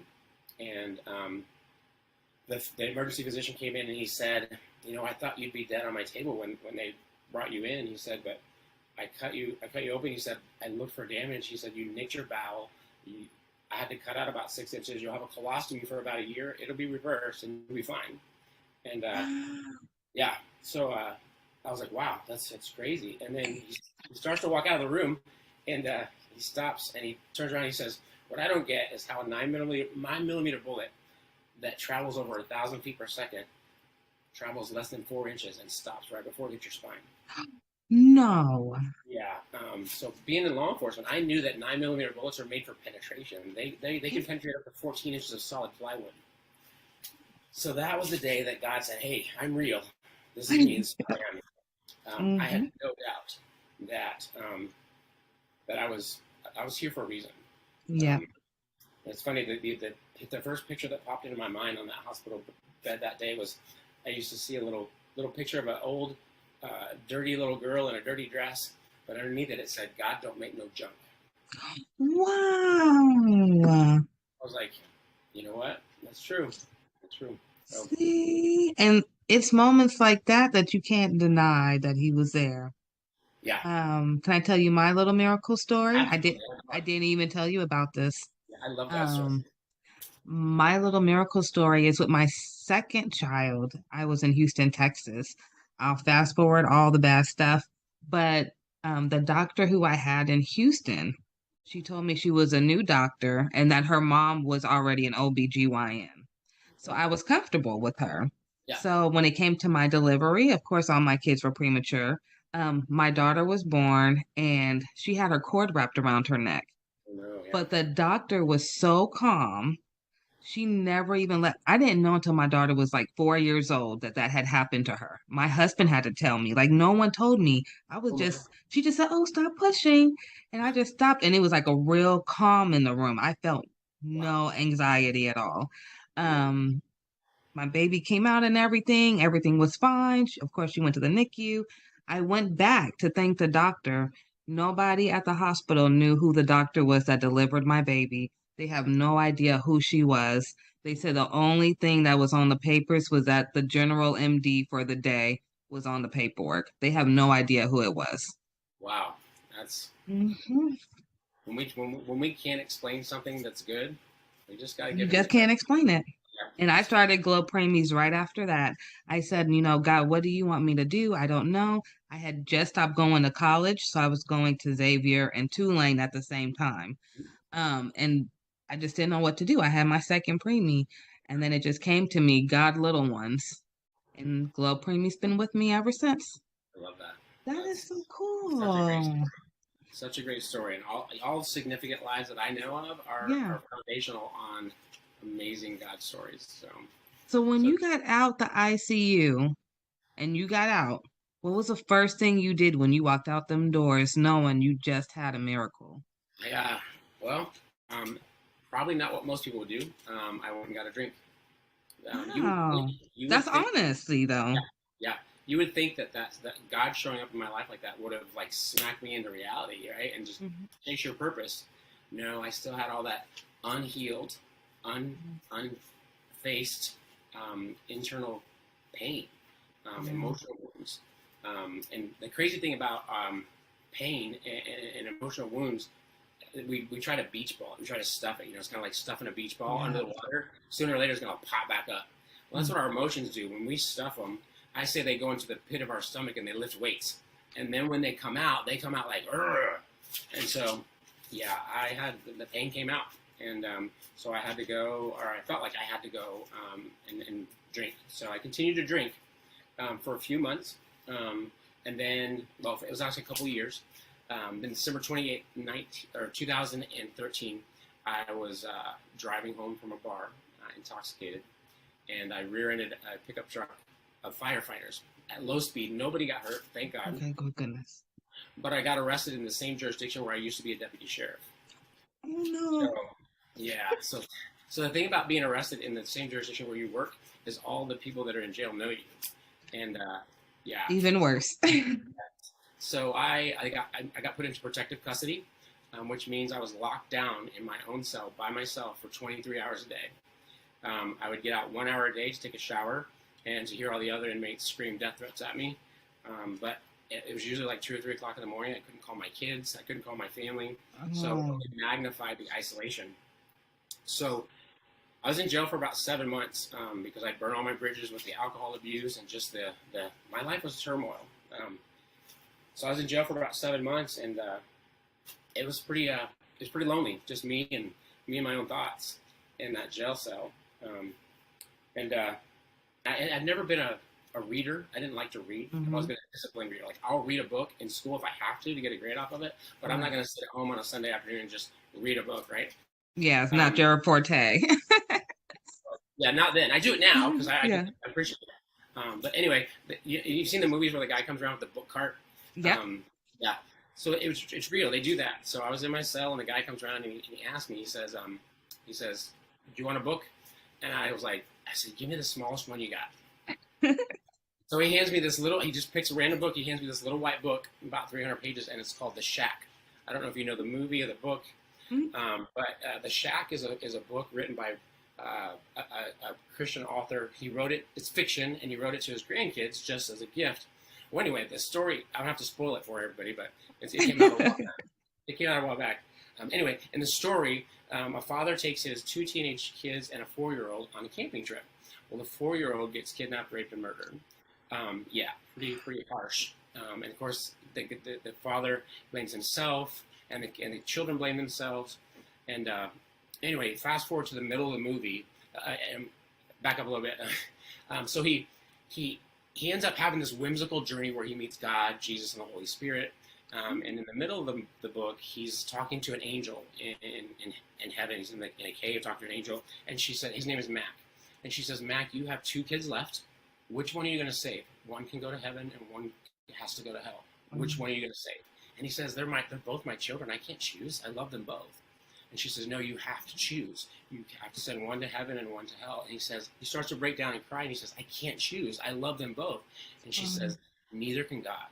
So what she was saying was that the guy that did that to his daughter, he loved him. God loved him too.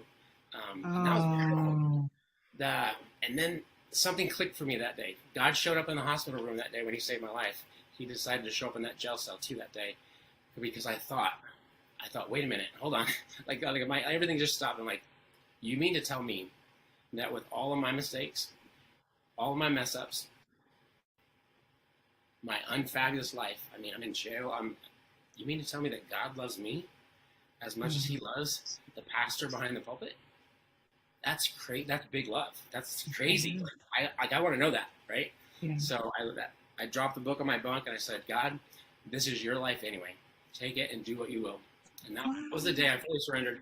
And life has been, you know, I didn't get zapped and like get released and life happened. You know, I actually stayed in jail for another couple of months. But here's the crazy. I love this part of the God story. So my brother, because of our past, he's always been a self-proclaimed atheist, right? Oh, okay. So I'm in my jail cell one day, and the jailer comes by and he says, "Man, get your stuff. You're bonding out." And I was like, "Who's posting my bond, right?" Because I burn all my bridges.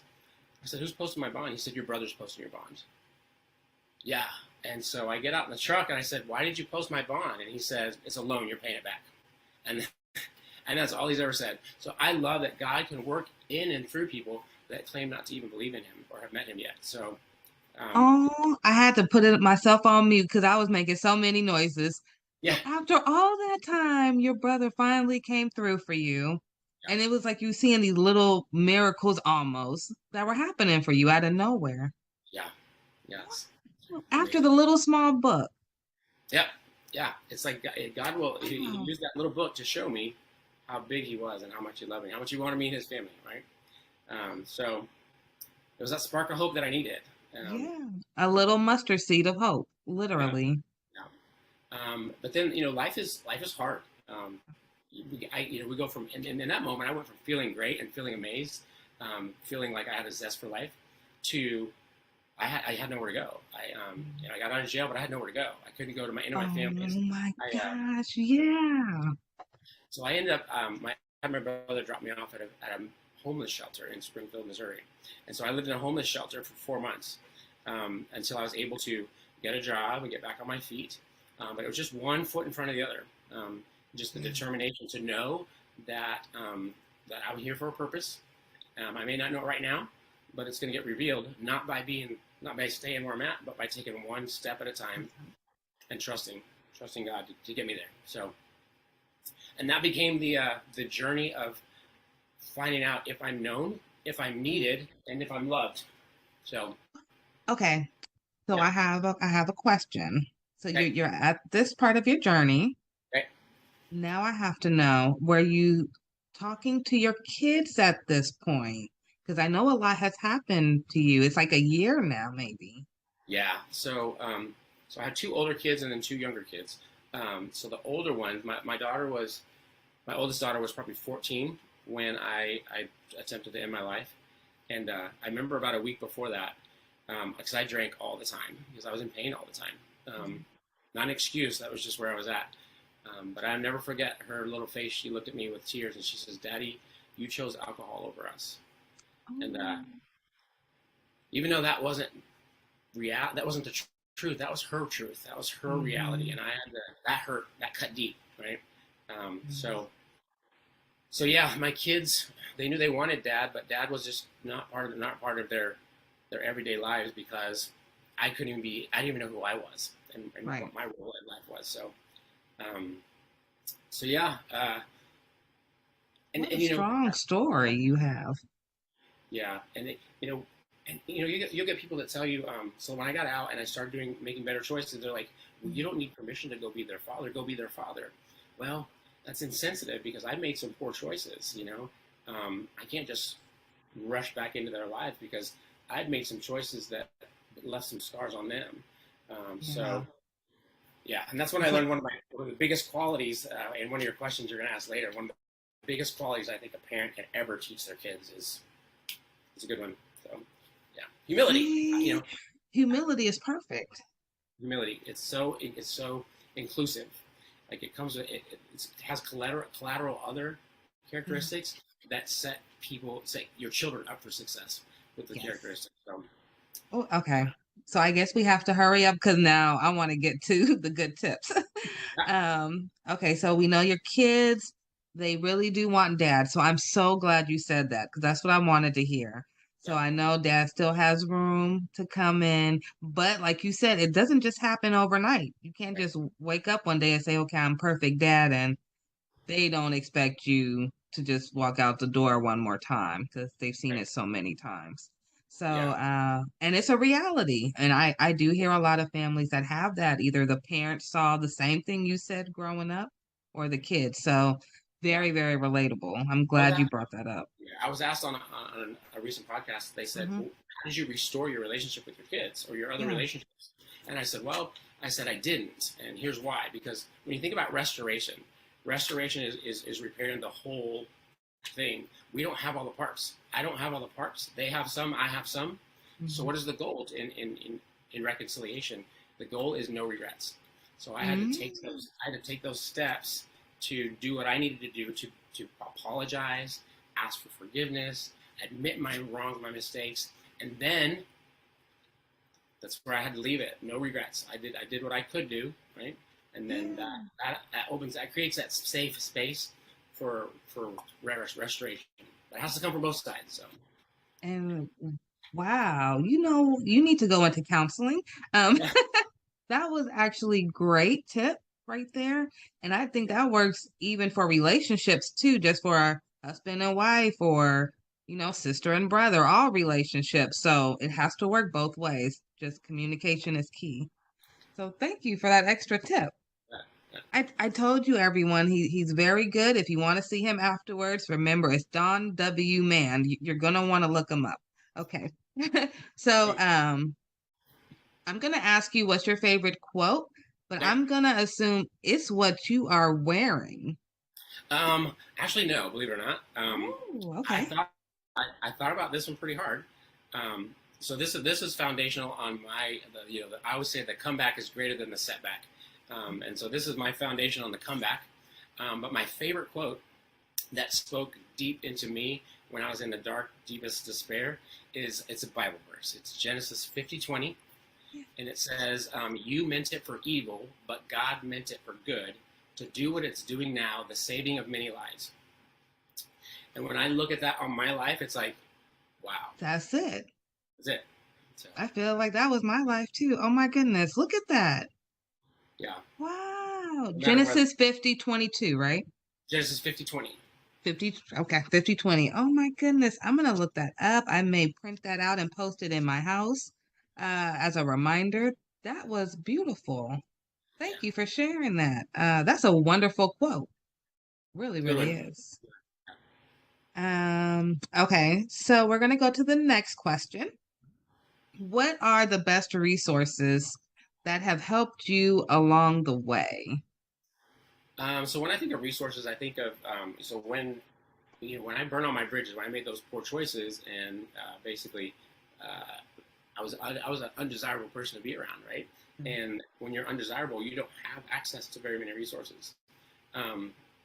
So number one was my faith community, my faith-based community, because I'll never forget the day that I walked back into church. And you think that everybody knows your story and everybody knows the junkiest things you did, and they're going to look at you and they're going to talk to you about it.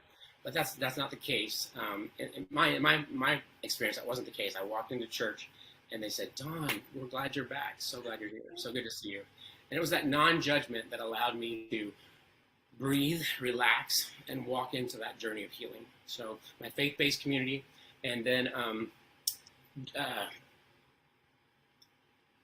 piggybacking off that is that they created a safe place for me to find out, for me to figure out who I am, right? Okay. Because if we don't know who we are, we don't know where we're supposed to go. I always say that that the more you tell somebody who they are, the less you have to tell them what to do. Because if you know who you are, you know what you're supposed to do. And then the other great resource was family. And it was kind of flip-flop for me. So right now, it's the good times, it's the joy, it's the intention, it's the investment. Back then, it was the challenges and the hardships that I had to endure with them. And how was that a beneficial resource? Because I believe that some of our greatest blessings are on the other side of our greatest challenges. And we have to go through them to receive that stuff. And So yeah, I look forward to challenges and hardships and kids that talk back to you and kids that want to argue about bedtime. I'm like, yes, learning moment. Time to go. Okay, so you kind of just reversed it. You know what most people stress about, you're embracing it. Bring it on. Yeah, I was if I failed at something, or if I made a mistake, or if I cried, like all those things were wrong, like they were bad, and actually they're all good if you think about it. What's guaranteed in life? Everybody's gonna do fail. Everybody. That's true. Sooner or later, you're gonna fail at something. So instead of finding yourself in the middle of failure and decided to take a heavy weight of a loss or something negative, no, fail. I think Will Smith said it. Fail forward, right? Find out. Don't ask yourself, why is this happening to me? Ask yourself, what am I supposed to learn from this? If you reframe it, there's no such thing as a loss and failure. It's just a learning. And it's going to work perfect. Yeah. I love that.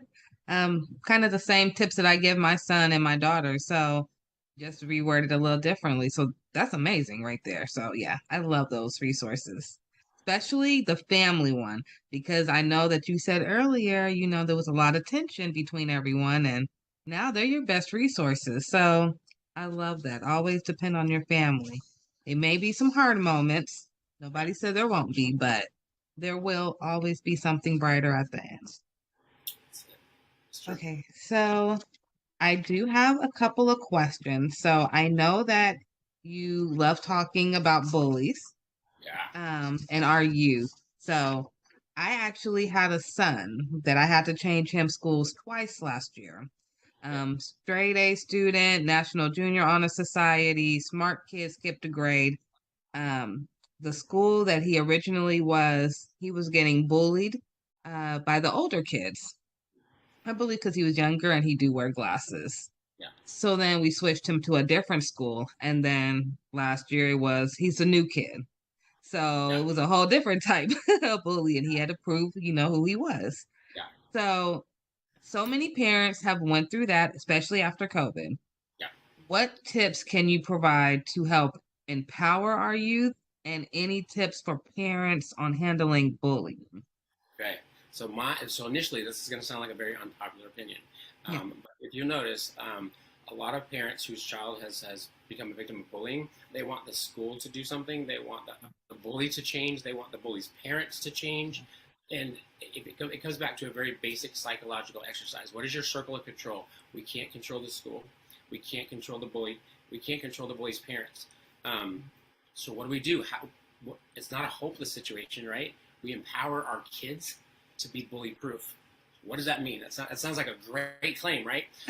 Well, I think it is a great claim, and it started for me way back in high school. I knew this kid named David Williams, and this kid was untouchable. Like, somebody would come up to him, and they would just, try to make fun of him or bully him, and he was just like, what?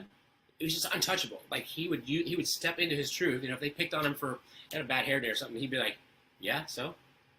Okay. But, yeah, he just owned his truth, right? And I'm like, wait a minute, that makes a ton of sense.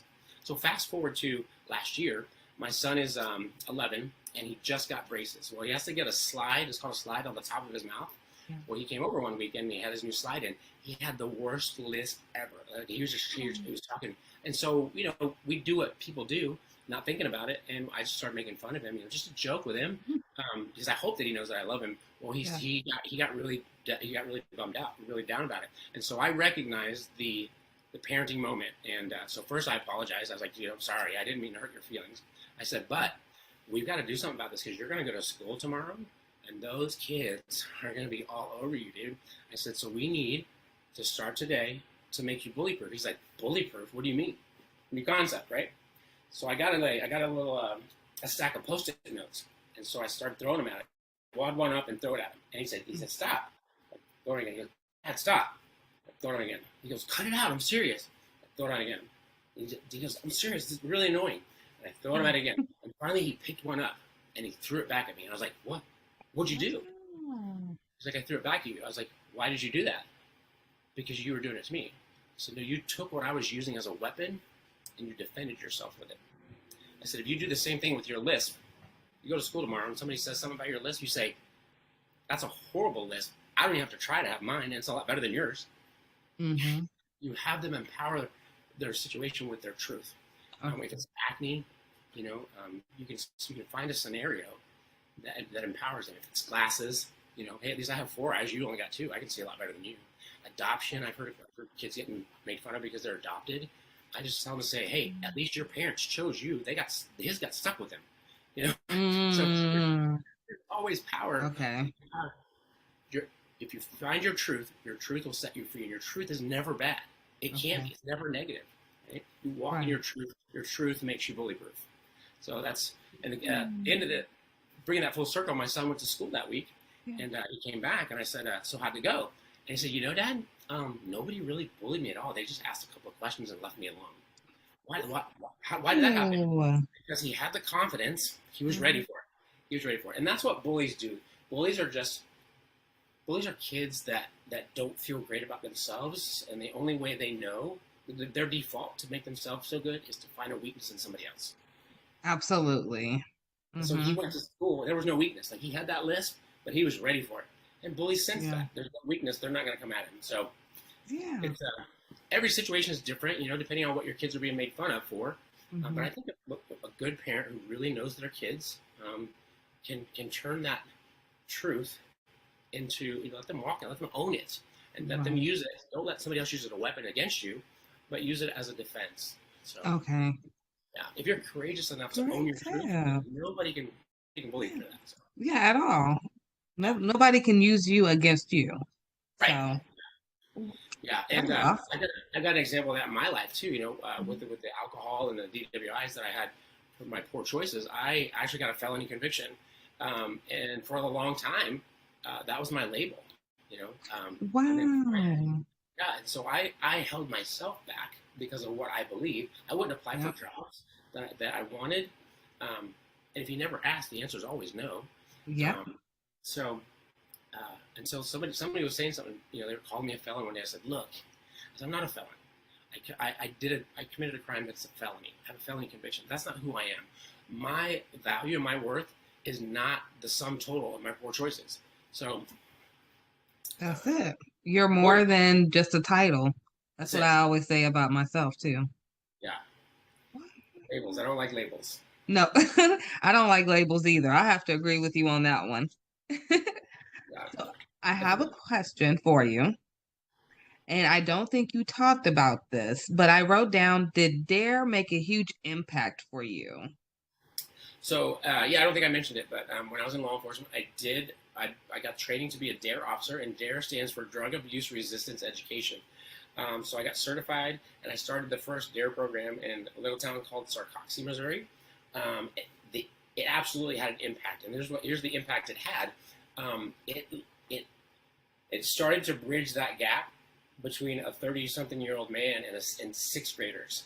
Even though I'd been through it, I ran from it, so I didn't know what they were going through, and it also it helped me translate adult information into youth knowledge. So it was helpful in that area. It was definitely a foundation for a speaking career, for having a passion and a heart for youth. So absolutely. Do you think that it also helped you with your known needed loved? Because DARE, the acronyms, and they're so straight to the point. And so is like everything about you so far has been straight to the point almost. Yeah, I think the message that it sent me was, I went to school. I went to an adult training to teach kids how to stay off of drugs and alcohol. And then in my worst moments of life, I found myself neck deep in alcohol. So if I knew it, if I knew all that information, why didn't I apply it? Why didn't you apply it? It's not about knowledge. You know what's interesting? There was a nurse who wrote on, she was advocating on TikTok, and she said families need more in the NICU than just education, because everybody can get the education, but if they don't know what to do with it, then it's just wasted information. Yeah. Books on a shelf don't make you a smart person. Right. You can take in all the knowledge. It's knowing when to apply it, Right. the difference between knowledge and wisdom is, knowledge is knowing that tomatoes are fruit. Wisdom is knowing not to put it in a fruit salad. So absolutely. You gotta know. Yeah, you gotta know. And I think it also the other side of that is you can have knowledge, but if you don't feel like you're in a safe space to apply it, it's not coming out. Definitely not. Definitely not. So you did give us some tips earlier. Did you want to review the tips that you wanted to give to parents to help with their children, or did you want to add on? So this is what I was talking about before. So how do you help your kids, right? The first thing we can do as parents, right? And I'm coming from a guy who made a lot of poor choices as a poor parent. I'm not saying I'm like the greatest parent in the world, because I'm not now, and I definitely wasn't. I made a lot of poor choices, but making those poor choices caused me to dive in harder and become better, not for me, but for them. That's what they deserve, right? Kids deserve that. They deserve the best chance. They deserve for us to set them up for success the best we can. So how do we do that? Well, the first thing we can do is we can become the best investigators we can of our kids. Yeah. Because we didn't create them. We didn't set them, on this path. They were created on purpose, with purpose, for purpose. We just have to help them figure out what that is, right? As much as I want my son to grow up to be a NFL football player, because that's what I wanted to do. If he doesn't want to do that, I'm not gonna force him into that and ruin his life, and take him away from his purpose. So become the best investigator you can of your kid, and be bold and be brave and be humble to walk that out with them. And then there's 4 nuggets that I think parents should help their kids learn and apply in their lives. So if you think about a race, we're all running a race, right? It's our job. So if you think about a relay race, whose responsibility is it to pass the baton and to make sure that the baton is passed at the right time, perfectly, right? It's always the runner that's giving off the baton, because the runner that's taken off, like they just got their arm, they're not even looking, right? So the parents, we're passing the baton. It's our responsibility to pass the baton well so that they can win their race. And so how do we do that? 4 nuggets. The first one is gratitude. If you teach your kid to be grateful for even the smallest things, even the smallest amount of things, being grateful, it just changes their perspective. It allows them to connect. We're all wired for connection. So grateful. The second thing is forgiveness. If we teach them that forgiveness doesn't approve what was done, it just releases the expectation that it could be any different. And people think, at first glance, forgiveness looks like it's weak, but actually, if you choose to forgive, you're retaking control of yourself in that situation. So it's actually empowering to teach them to forgive. And then the third one is gratitude, forgiveness, empathy. Oh, I love empathy. Yay, I love empathy too. Empathy. So I just had a discussion with my kids last night. They're like, sympathy. And I said, well, they said empathy, and then they explained it. And I said, well, no, what you're describing is sympathy. So the difference between sympathy and empathy is you look at it like this. They said, well, you walk in somebody else's shoes. That's empathy. I said, no, that's sympathy. Having empathy is taking off your shoes before you put their shoes on to walk around. I like to use the lens. We grow up and we have life experiences, so we look through life through a lens. It's our lens. Well, everybody's like that. Empathy is stepping out from behind your lens and then stepping behind their lens to understand what they're going through. If you teach your kids empathy, it helps them be grateful. It helps them forgive, right? It helps them understand why people make the choices they do. And then the last one, I love it, and I mentioned it before, it's humility, right? If you teach your kids to be humble, when you think about it, to be humble, you have to be grateful. You have to forgive, and you have to have empathy. So if you could just teach if you can't do all 4, you got a busy life, just focus on humility, and not just teach them. Remember, we're not just giving them the knowledge. We're demonstrating it. And this was tough for me. I remember I was going to school, and my son was 6 at the time, And he used to always come and interject himself in conversations with like these big lies. Like he would make up some story to include himself in our conversation because he wanted to feel known and needed and loved. And I would get so mad because he's lying, and I knew it was a lie. Everybody else knew it was a lie, and so I felt embarrassed. Well, then I was going to nursing school at the time, actually.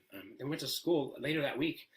We learned about Erickson's stages of development, and at 6 years old, they have what's called magical thinking, and they're not lying. He just wants to be included. He's not trying to lie because he's trying to be conniving and manipulative.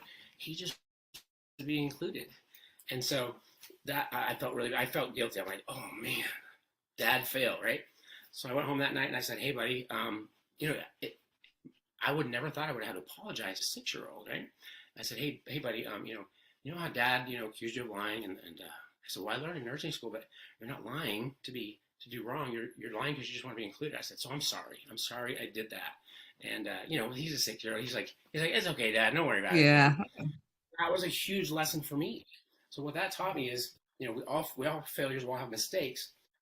So if you're humble enough to admit your mistakes in front of your kids, that's setting them up for success. I know that we think that we have to be the perfect example so they can follow a perfect example, but that's just not real. That's not authentic. And I think your kids would rather want a parent that's real than a parent that's right. Just be real. If you make a mistake, own up to it. That's going to bring you closer. It's going to draw you closer together. Not have them look like you're weak. So, and it also helps them with accepting their own failures when it comes up, because they've already seen their parents go through a failure, maybe work their way out of it. Now it's not so stressful on them. Yeah. Wow, good nuggets. I like those. Thank you. Very good. I hope all of you wrote that down. Those are very important. I'm going to leave with one more question. This is the most important question I have for you. Where can people find you? And I know you have something special coming up in the works. Do you mind telling us a little bit about it? You bet. So my website is it's DonWman, all lowercase.com. So if you just go to www.donwman.com, that's where you'll find me. I've got resources. You can contact me. I've got a contact sheet on there. I just have a passion. So my life's goal is to impact as many youth as possible, because right now suicide is the second leading cause of death between the ages of 10 and 24. I think it's tragic that children choose to take their own lives because of big emotions. So that's where you can find me, and a lot of resources on there. We'd love to hear from people. Love to hear stories. I love stories. Everybody has stories. Yeah, you love stories too. Good. So you guys don't just send me stories, send him stories too. He loves stories. Yep. And so I am in the process of writing a book. I've had so many people say, Don, your story is so crazy, you should write a book. So I'm going to write a book and hopefully finish it by the end of this year. And then there's editing and publishing. And so, but yeah, it's going to be called Known, Needed, Loved, God's Story Through My Life. So I am so blessed to be able to give my kids a second chance for the father that they almost lost. So What a story. What a story. And when the book comes out, please let us know. We'll share it on all our websites. We thank you so much. I'm a huge advocate for mental health, usually for postpartum moms, but it can go with the youth and the dad as well. So I thank you for being here. I thank you for sharing your story. I appreciate the invite. So honored. Thank you. I appreciate it. You're welcome. And please come back and please let us know when the book comes out. We'll make sure to include everything in the description for you, okay? Thank you so much, Ashley. I appreciate it. You're welcome. Thank you, everyone. See you next time.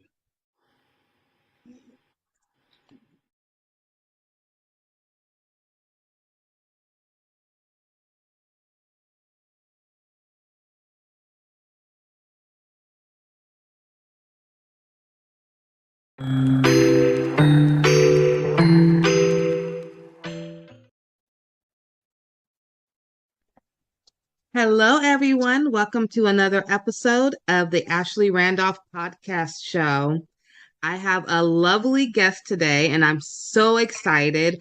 I've been planning this for maybe 2 weeks now for Miss Marie Mosley. She is the author of Pretty Divorce, which is a very touchy topic, which I am absolutely so excited about sharing with you all. I know we do get some questions to our case managers about do they have any resources for when going through a divorce or how to find a lawyer and things like that. So this is a little educational for you guys. She'll tell you about her book, but most importantly, you have to hear her story. Thank you, Miss Marie, for joining us today. Thank you for having me. Yes, thank you. I can't tell you how excited I am to have you. I have been putting your flyers up for 2 weeks now and telling anyone who would listen to me to make sure they watch today. So, Okay. incredible story that you have. I want you to, if you don't mind, introduce yourself to the audience and let them know who you are. And please tell us about when your book will come out. If you want to start with that, and then we'll go to your backstory. I think that will be phenomenal. Okay, perfect. Yes, I am the author of Pretty Divorce, how to sever a toxic union and create an illuminated future. The book is on pre-order now. It's on pre-order, and you can order it if you want at theprettydivorce.com. And it should be in people's hands no later than next week. I'm finalizing everything and printing and getting them right out to everybody because it's been on pre-order for a little bit. So yeah, it's been a journey. Right in time for the holidays. Yeah. Oh, yes. I actually wanted it to be out this summer. But, I do trust in God's timing. So I think maybe the timing is perfect. I think it's perfect. And, I'll do another little hint. So I'm very business savvy. So my business mind instantly said, okay, holiday sales are like the highest time that you're going to have the most profit. And then it also told me that this is also one of the times when people who are going through a divorce get really sad because it's maybe the first holiday season that they're not together. And what a great book to give to someone who's sad and down and say, honey, it's a pretty divorce. Absolutely. That face up. So I think it's wonderful. Timing is everything. I do believe in divine timing. So I think you're going to do a wonderful job. If you need any ideas for gift wrapping them books, I already have some too. So oh my God, I appreciate you. Thank you. I appreciate you and just the strength to write this book. You had to have so much incredible strength to even look at what you went through to come out of that, because I'm sure you had a lot of emotion. To sit there, because I had to write a book for the NICU and my experiences, and it was one of my most traumatic experiences. I had 3 preemies. Okay. All 3 was horrible. So to sit there and write that was almost like journaling my experience. And there were some moments I forgot about. So I can only imagine how hard it was for you, and to still call it pretty divorce. I mean, yes. You are the first person that understands exactly what I was going through.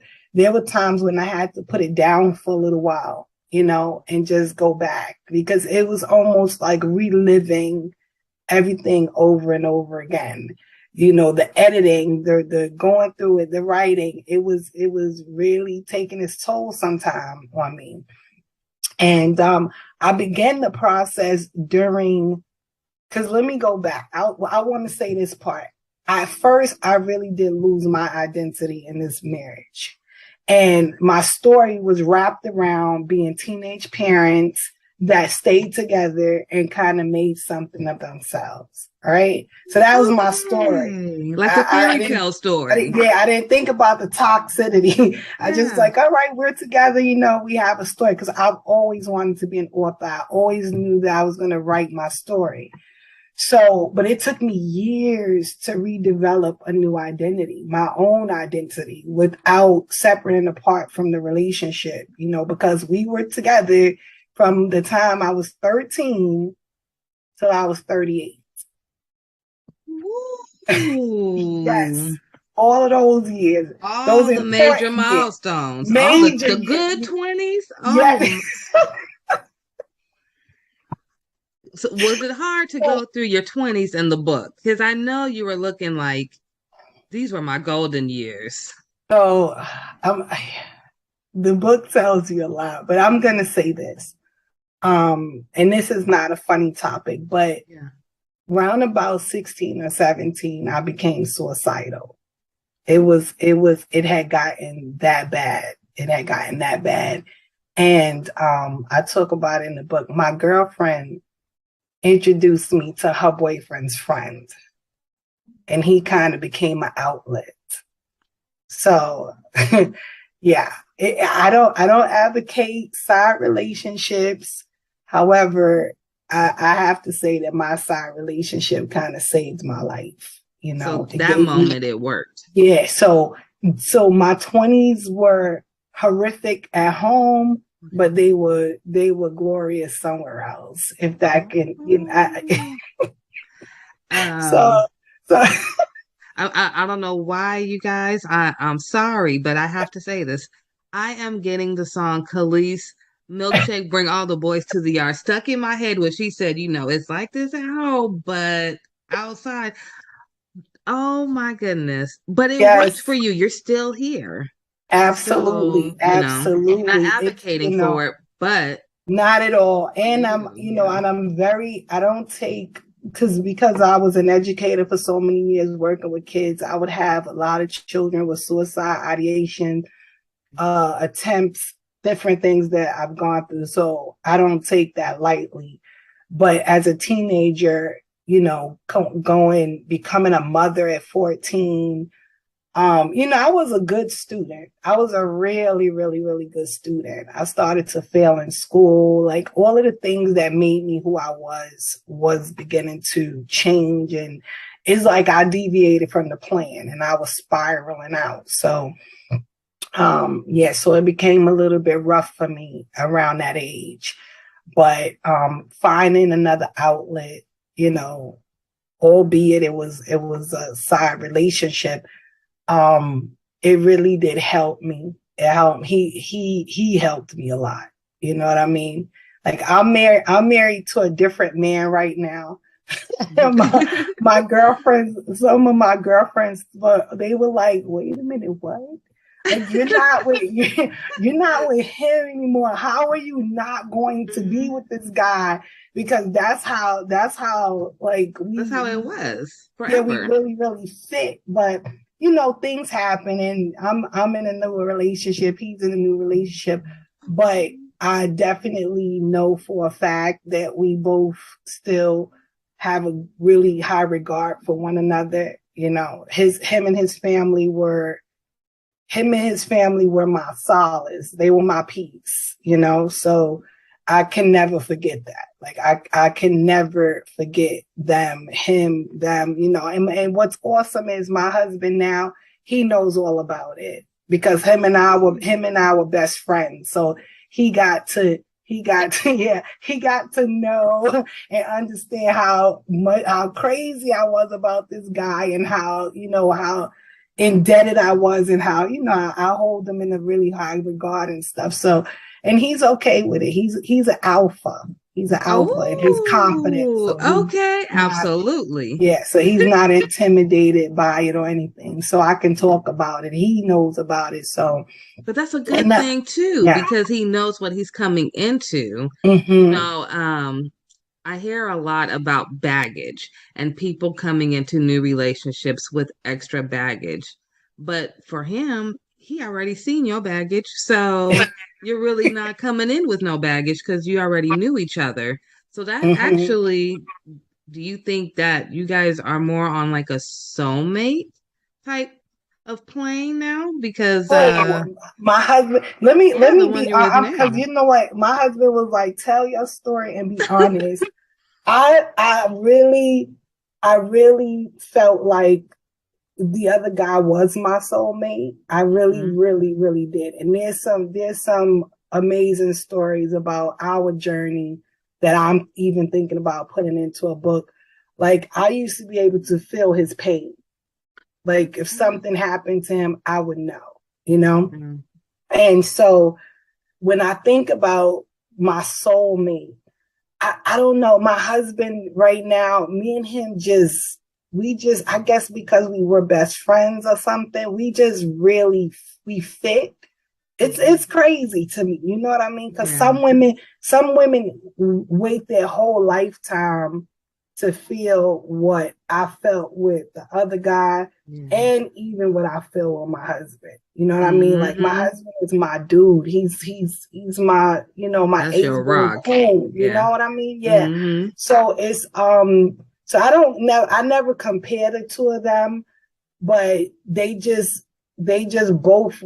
both were like gifts to me. That's how I feel, honestly. You know what I'm saying? And I wouldn't give my husband up for anything, like, for anything, because he's really been there for me, for my children. Like, that's their father. You know what I mean? Yeah. That's their father. And so his place in my life and what he means to me is tremendous. So it doesn't compare to the other one. It's different, but both of them were beneficial to my life. You know what I mean? Yeah. I can't in all honesty take anything away from the other person. You know what I mean? Because it's like getting two different jewels, and it's like they're both beautiful in their own way. Absolutely. And it's fine for that. You know what I mean? It doesn't have to be one part or the of your other. crown. Absolutely. And so my husband is just like, he's my life now. And he knows that I wouldn't deviate from that for anything. You know what I mean? I can still give honor to the other person without being disrespectful to him. It doesn't take, because he's that guy. You know what I mean? He really is. He's awesome. He's one of them people. He has his own children biologically, and then he has my children. And anybody, even me, I look at him with all of them, and you can't tell which one's a which.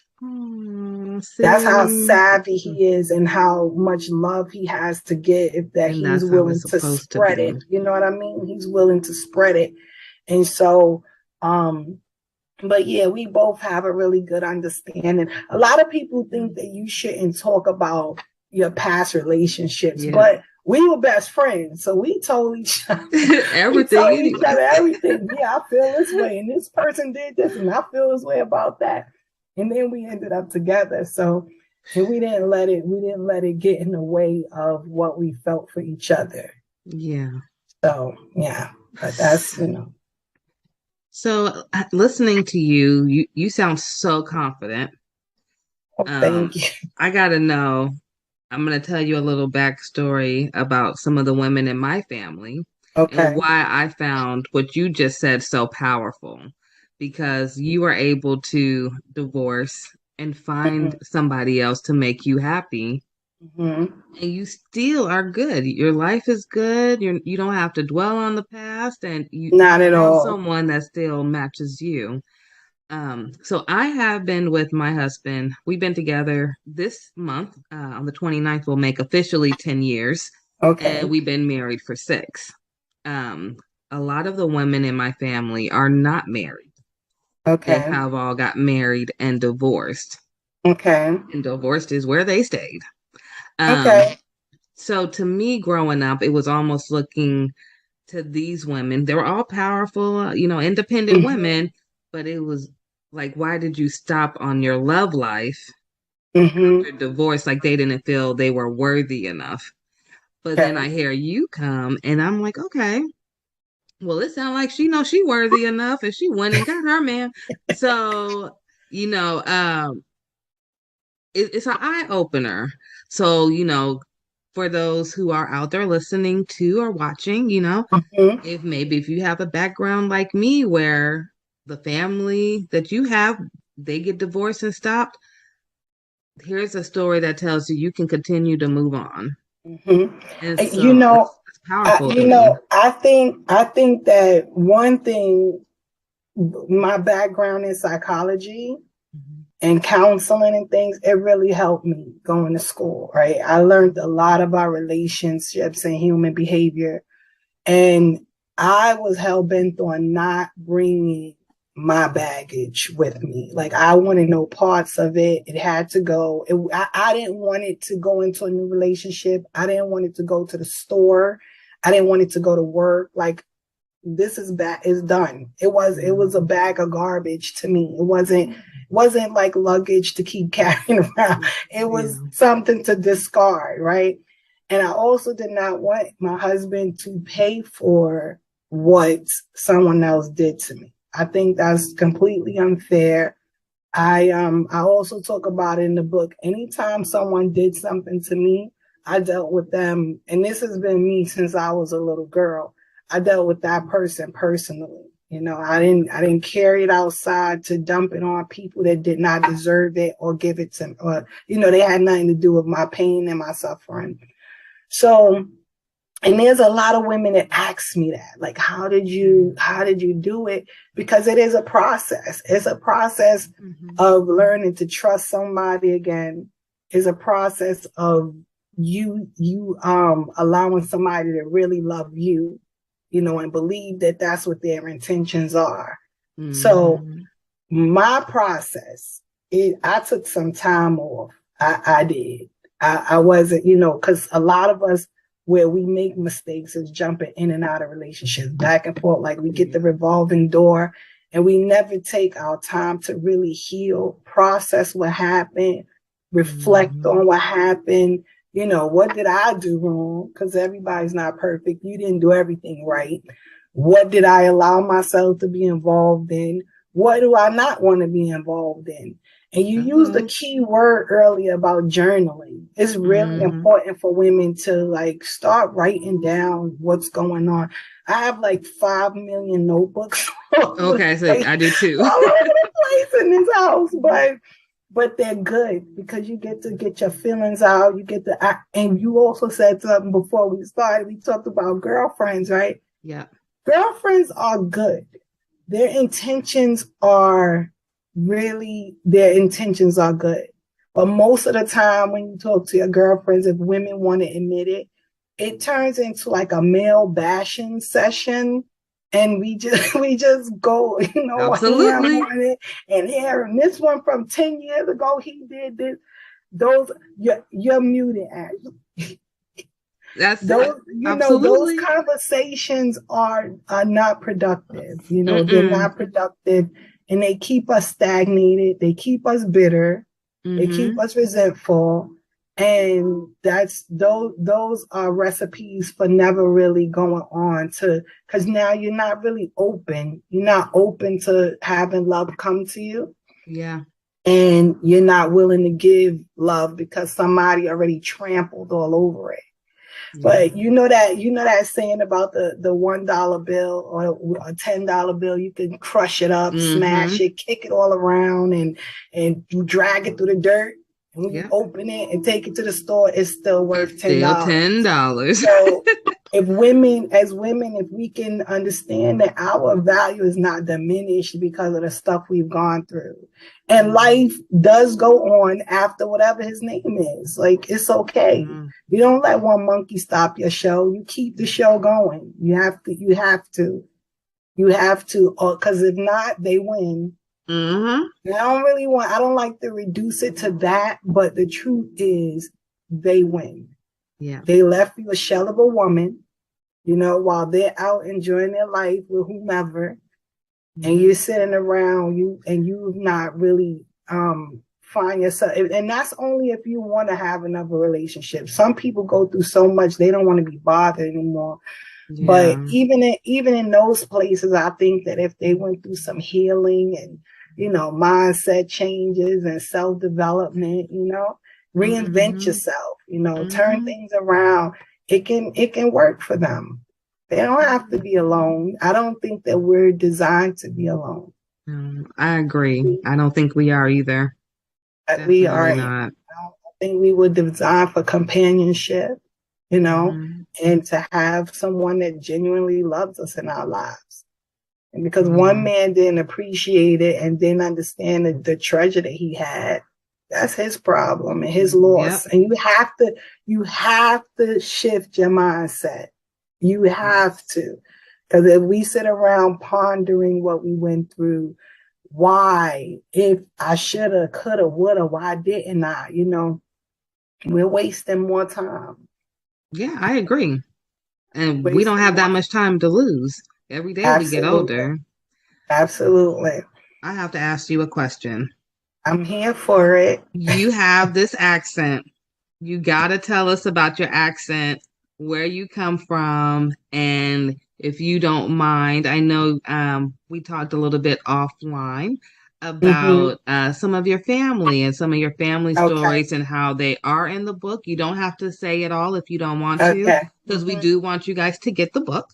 So, but if you want to, just touch on it a little bit, just to invite everyone into your life and how you were able to get this beautiful mindset that I hope we all can have after meeting with you today. Thank you. So I was born and raised in the Bronx in New York City. Right? Growing up, people thought I was Southern for some reason. Now, my dad, I don't know. My dad is was born and raised in South Carolina. So I didn't know, maybe his genes were that powerful that I got his accent. But I'm originally from Bronx, New York. We just quickly, my dad died when I was 5. And we came from a quaint little neighborhood. And after his death, we had a fire. Really? So no, I shouldn't leave my precious dog out. After my dad died, maybe like 2 months later, we lost our dog that was there when I was born. And then we had the fire. And then we moved to the projects in the South Bronx, which were a bit intimidating, but we had to do what we had to do. That's where we were placed. And so we lived there for a while, after getting used to all of that. Around about when I was 12, my sister passed away. And I don't want to say, well, my sisters, both of them are my favorite siblings. I'm going to say, my brothers, I got my oldest brother that I'm like in love with, my oldest brother. But my sisters were my sisters. They never treated me like a pesky little kid. I was like their life, anything, like, what do you want to do? Take me shopping, doing my hair, everything. So I love my sisters. But my middle sister, she was 22 years old and she had a preemie. Yes, she had a baby. She was born 1 pound and 7 ounces. Ooh, little warrior. Yes. And she fought through that. She came home on Valentine's Day of 1983. She was born in 82. Oh wow. Okay. Yeah. So a long NICU stay. And my sister, they gave my sister the wrong medication. Oh no. For an allergic reaction. And she ended up, oh God, I've never told nobody this. I wrote it in my book, but I didn't never utter the words. Well, you're in a safe place, so know that. Yeah, I know, but it's still difficult. It's still hard every time. I know. Oh, God, so she ended up she was hallucinating from this medication, and she and the baby went out the window. Oh no. Yeah. And I'm so sorry. it's That's been why a you're minute, such but a fighter. Man. so the baby passed away that day, and then my sister was in the hospital for 2 months. And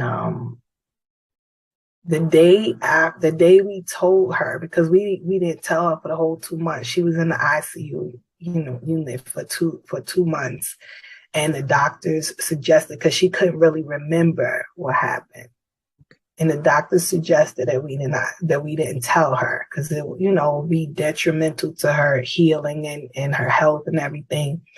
And once she got herself together and she was in the regular room and she was asking, like, now I'm out of the ICU, I can see the baby. I need to see the baby. They got a psychologist, my mom, the clergy, we all were in there, and we all told her what happened. And she was gone the next day. No.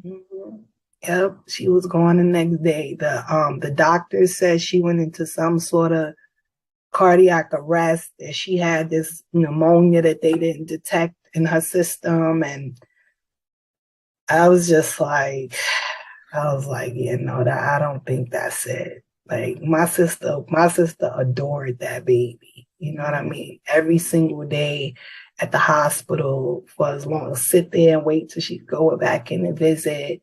You have preemies, you know how it what you go through, you know what I mean? I'm thinking, if I was her in her place, and not talking for your sister, of course, but if it was me and then I heard that news, I mean, you literally, how we were talking about earlier about, you don't want to lose yourself. But when you're in the NICU, you kind of do lose yourself, and then you become all about that baby. And then I can totally understand her feeling like her whole life just got snatched, because that's all she worried about. And that, I know those NICU stays are not easy. Yeah. Bless your sister. Bless you. Yes. Thank you. Yeah, she was completely attached to that baby. I mean, if the baby would have a stain on her t-shirt. I remember we couldn't see the stain, but my sister she was like, no. And she's like, no, I have to change her clothes, and and she just cared for her so much and was very attached to her. And I really do believe that in her heart of hearts. I know people don't, we don't know how life works. We don't know how people do what they do, but I just believe that she let go of this life, because the fact that my niece wasn't here, and I think the thought of her seemed like having something to do with it. I think it was crushing her. It was too much. It was too much for her to bear. That day that we told her, it was in the morning. So me and my mom stayed with her like the whole day. The family was in and out, but we stayed there. And I can't count how many times she just kept saying, I'm sorry. She didn't cry. She didn't cry. She just was like, I'm so sorry, Denise. Do you forgive me? And I'm like, no, like mommy said, it wasn't your fault, that they gave you the wrong meds. It's not your fault. Like it's not for me to forgive, you know what I mean? But, she was in shock. She was she was over it, So I ended up losing my niece 6 days after my 12th birthday. Oh, you were so young. I think after my 12th birthday, and then my sister passed away in 2 months after that. And I literally had to go back to school. Like, I literally had to go back to school. Like, I didn't just bury them. you know. And it was my 13th birthday. I'm wrong. It was my 13th birthday when I was going into 7th grade. Yeah. Wow. I had to go right back to school like maybe a week after we buried my sister. Like you know, and try to maintain grades and act like everything was, you know. Now, not for nothing, school was a big thing for me, so it really was a way to get my mind off of stuff, but it wasn't doing what it used to do for me. It was horrific. Like I think I felt like a zombie some days walking around. You know. So your brothers, are they older or younger? Yeah, I'm the baby. You're the baby. Okay. The bunch, yes. So it was 6 of us. It was 6 of us. Big family. Yes. And I'm the only child until I was 18. And my dad had another child, so I do have a half sister who's just as intelligent as me, but wow, 6? Yeah, 6 of us. Yep, and she was the 3rd oldest. It's my sister, my brother, my sister, my brother, then me. Okay. So you had a lot of brothers. Did they during this time, because you're talking about going back to school, and obviously you went through something very traumatic. Do you think your brothers was very consoling to you at that time? Because you're the baby, so I'm gonna be completely honest with you. My sister was like the glue. Yeah. You know, and we realized something very, very weird. My older sister says that my other sister was my mom's best friend. So my sister was born February 1st. My mom was born February 20th. Oh, okay. My mom passed away August 28th. My sister passed away August 31st. No. Yes. Yep. And it really was strange because my mom is buried on top of my sister. Wow. So when we finally got the because due to COVID and all of this, it took a little while for to get things in order. But when we finally got the stone, the way my mom purchased the stone, so 20-something years ago, it was left with enough room. So instead of us buying a brand new stone, we just had them remove it and add my mom's information to it right under my sister. And when we went there, we were looking at the stone like, wait a minute, they were born in the same month. They passed away in the same month. And my sister was like the life of the party. She was the one, that one person in the family that kind of lights it all up and have everything and everybody. So anybody from New York to South Carolina, I'm skipping Washington, D.C. We have a lot of family there. Anybody that knew my sister was really devastated. It was hard. At the time, I'm going to say really that no one kind of wrapped around me. No one really, was like, oh, little sis, like, how you doing? And as I was writing the book, I realized that we all were in the daze. We all were traumatized. It was so tragic. My brothers thought that her boyfriend had something to do with it. They were on the warpath. They were thinking more about that. Really, yeah. Yes, because she was at our house. She had left her house in the pouring rain with the baby. That's how we knew something was wrong. So, and she came to our house for like shelter. And then her boyfriend showed up around 3-4 in the morning trying to get her to go home. And so she went home. And then the next phone call we got was that she went out the window. So my brothers were on the warpath. We didn't know what happened. She couldn't really remember too much. So we didn't know if he did something to her or whatever. So no one, and right after my sister passed away and we went to the hospital and came home, I kind of went mute for a week or so. Like I wouldn't speak, I was just dazed out. My mom was there. So I don't, they didn't really come to too much, gather around Denise because something might be wrong with her. My middle name is Denise. I'm sorry. Oh, okay. Yeah. So, but as now that I'm older, I don't really blame anybody because I know that we all were just in the daze. It was unbelievable, unfathomable that this was happening, to us, to her. Yeah. And so I don't blame everybody. Everybody, went into their own corners to try to figure out how to process it and deal with it and get their lives together. So I can't even imagine, like, just visualizing everything you're saying right now. It almost feels like a bad dream that's never going to stop. Yeah. I mean, from the age of, I think you said, what, 6? 5. You're 5 when your dad passed away, and then the fire, and then you had to move to an area that was a little different. Very different. Then you had to, I'm assuming, learn all different type of skill sets to live in this new environment. Absolutely.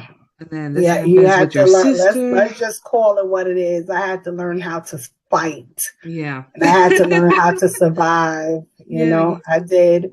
And I talk about it in the book that, I was just starting to get my bearings straight. Like I finally started to feel a little bit of stability. Yeah. Like things were normal for a little bit, and then my sister, it just literally pulled the rug from under me. And then after that, so that happened when I was 13. Yeah, I was gonna ask. So you met and your first husband around that time, right? And by the time I'm 14, I'm having a baby. What? Yeah. It just, I'm telling you, fast. My sister dying really just threw me off. It threw me off completely. Like it just threw me completely off my game. I'm telling you. Okay, wait. I'm telling you. Okay. This interview is getting so good. Okay, I have one question. We got to 13. Okay. And then we're going to have to get you a documentary, okay? You get to 13, and I'm just so curious. You were talking about going back to school and your grades. Mm-hmm. Like, did your grades at this point just completely fall, and then you met him? And so that summer, while I was dealing with everything with my sister, we went into we went with my girlfriends. Were always talking about him. We're talking about girlfriends again. Yeah, they knew him. I didn't. Mm-hmm. And I'm not for nothing. My brother was a part of the Nation of Islam. And he used to teach me a lot of stuff. And he used to teach me a lot of stuff about being a Black woman and, a female. And, how it's because of women that we populate the earth and how important we are and our contribution to society and stuff. And so my brother was he was a very integral part of me being almost as powerful as I am. God had a lot to do with it. My mom and my sister, but my brother, young, that's the type of time he spent with me, teaching me who I am, teaching me to look at people's character, and not just taking them at face value or what they said or material things. People had to show me who they were, not just, So I didn't really like this guy, which makes matters a lot for me, because I didn't really like him at first. I didn't like him. He was not a good person. He messed around with a lot of girls, different stuff. So we ended up getting to know each other, and I gave him, I let my guards down and gave him a break or whatever. And by the time I turned around, I was in a serious situation of peer pressure. And yeah, no, really, it was peer pressure because I knew better. Yeah. I knew better, you know, and you know how hard it is years later to look at you, look at your life and know you've made these mistakes or gone down this path, knowing that you knew better. I'm working on that with my son who's about to be 12 this year. Right Yes, now. absolutely. You know what I mean? You have to tell him that because my husband, my new husband, he has a saying: decisions, decisions, decisions.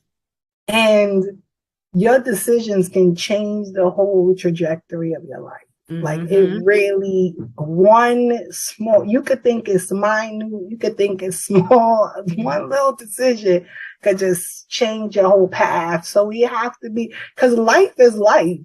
Yeah. And life is not playing with people. There's no redos. It does not care that you're 12. It does not care that you're 13. It does not care. It doesn't care that this is your first time. The sperm met the egg, and guess what? You're having a baby.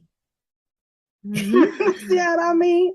Life is for real. One time. That's all it takes. And it was my first time. No. Even more traumatic. Let me tell you something. I was just like, I was like, what is happening to me? Like, why? Wow. You know?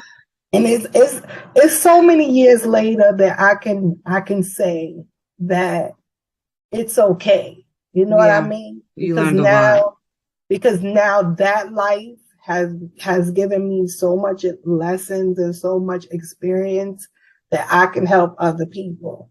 You know what I mean? So they say that God gives his the toughest battles, you know, to the strongest soldiers. So if he saw fit to say, like, you know what, she can handle it.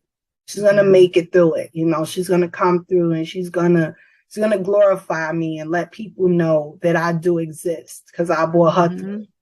Then it's okay. But in the process of it, it's not. In the process, it wasn't okay. I know you were just wanting to throw in the towel so many times. What's going on? I was like, what is going on? What is happening? You know, why is this happening? All of these things just keep happening. And I'm in the center of it all, you know. What a testimony. Yeah. And we haven't even got to the end yet. We're only at 14 years old. Oh my goodness. I have to ask. Yes, ma'am. I won't get into so many because you do have this in your book, right? Yes. Some of this. So I won't ask too many questions. But I am so curious to know when Mama Baby came in and said, Mama, I'm pregnant, what was Mama's response? Because you the baby. We got to remember. Yes, absolutely. I'm glad you realized that. I can't wait for you to read this book because I'm glad I can't wait to read realize that I'm 13 and pregnant. And as a woman, you can say, you know, she's still a baby. Because some people didn't treat me that nice. Yeah. Some people didn't care that I was 13. But you'll read about that. So my mom, my sister, the person that didn't treat me well was on the warpath against me. And I had to get to my sister. I couldn't think. I couldn't take time to think about anything. So I had to call my sister. My sister is my rider. She does not have children. Okay. I am. And I don't care about her godchildren. I don't care about my children. That's her nieces and nephews. I am the closest thing she has to her own daughter. You claiming that right now? Absolutely. And you can ask her. She'll tell you.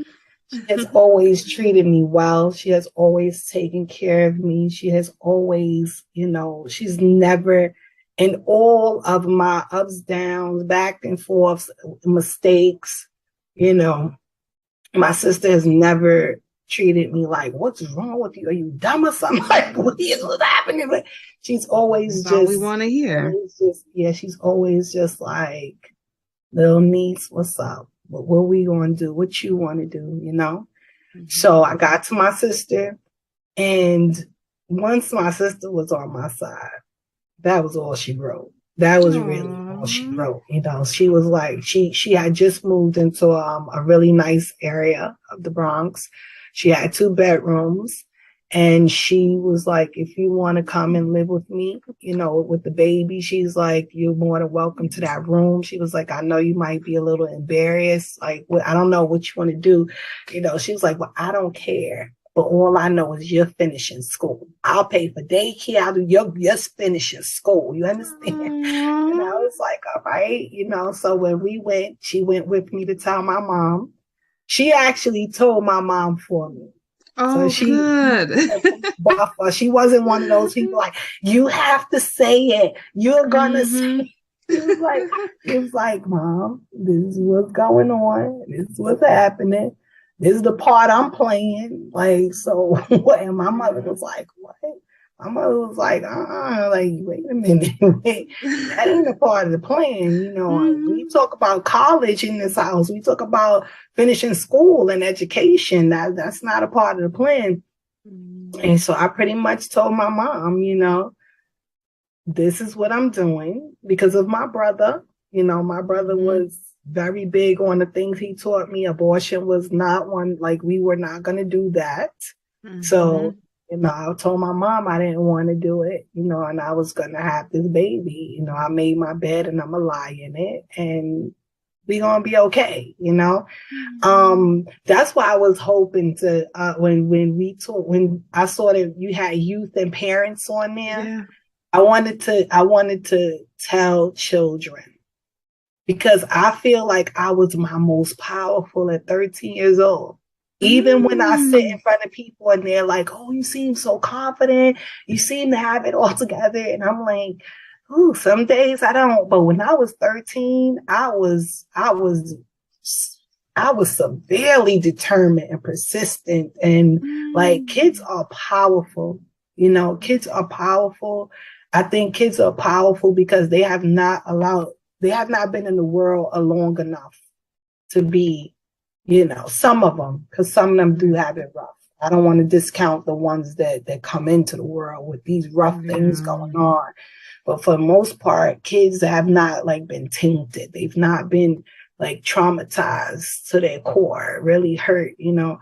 And so they still have a lot of strength and resilience in them. They know how to bounce back quick. And so I always want kids to believe in themselves and know how powerful they are, you know.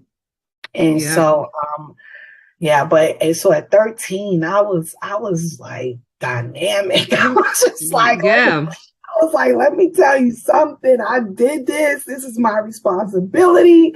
I'm taking ownership of it, and I'm having this baby. I'm not gonna do it. Like I just wasn't willing to do it, you know. And I had to advocate for yourself. Yeah, and you are a really good advocate. It sounds like. Thank you. And you know what? I don't only advocate for me. Even when I was a kid, I advocated for others. You know, my mom, she used to work, she was a para for the New York City Department of Education, and she worked in the special ed department. And you would not want to make fun of those kids. You would not want to be on the side of, you know, talking down to people, or, you know, my mom, she was that person. She was not, she wouldn't allow it. And so if we did it as her kids, we would have something to pay once we got home. So, you know, we grew up looking at other people, you know, as equal to us, you know, not beneath us in no way, education wise, financially, anything of that nature. We had to respect people, you know, whatever station in life they were in. And so I think that's what made me a big advocate for kids even when I was younger. I don't like bullies.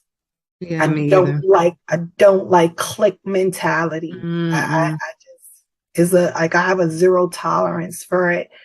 And so I've always been willing to stand up for those that are like less fortunate and things like that. in my book, my mission, I have a mission in my book. And so for let's get to the mission. Yes. So for a certain amount of books sold, I do fully loaded backpacks for the homeless. Okay. I love it. It's like so cute, right? So New York has this thing called the Midnight Run, and what they do is they go out at night, and some of the homeless people might know where they can go to meet up with the Midnight Run, or they go around the city and they give out different stuff.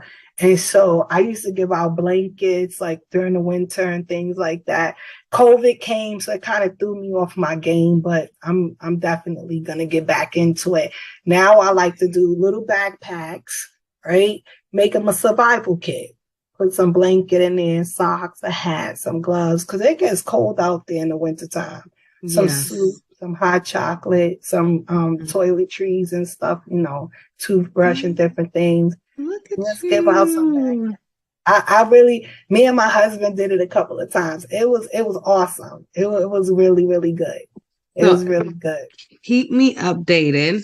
When you guys are doing it, let me know if there's a way we can donate some items or funds. Maybe if we have some extra funds, we don't mind helping out for Definitely. the cause.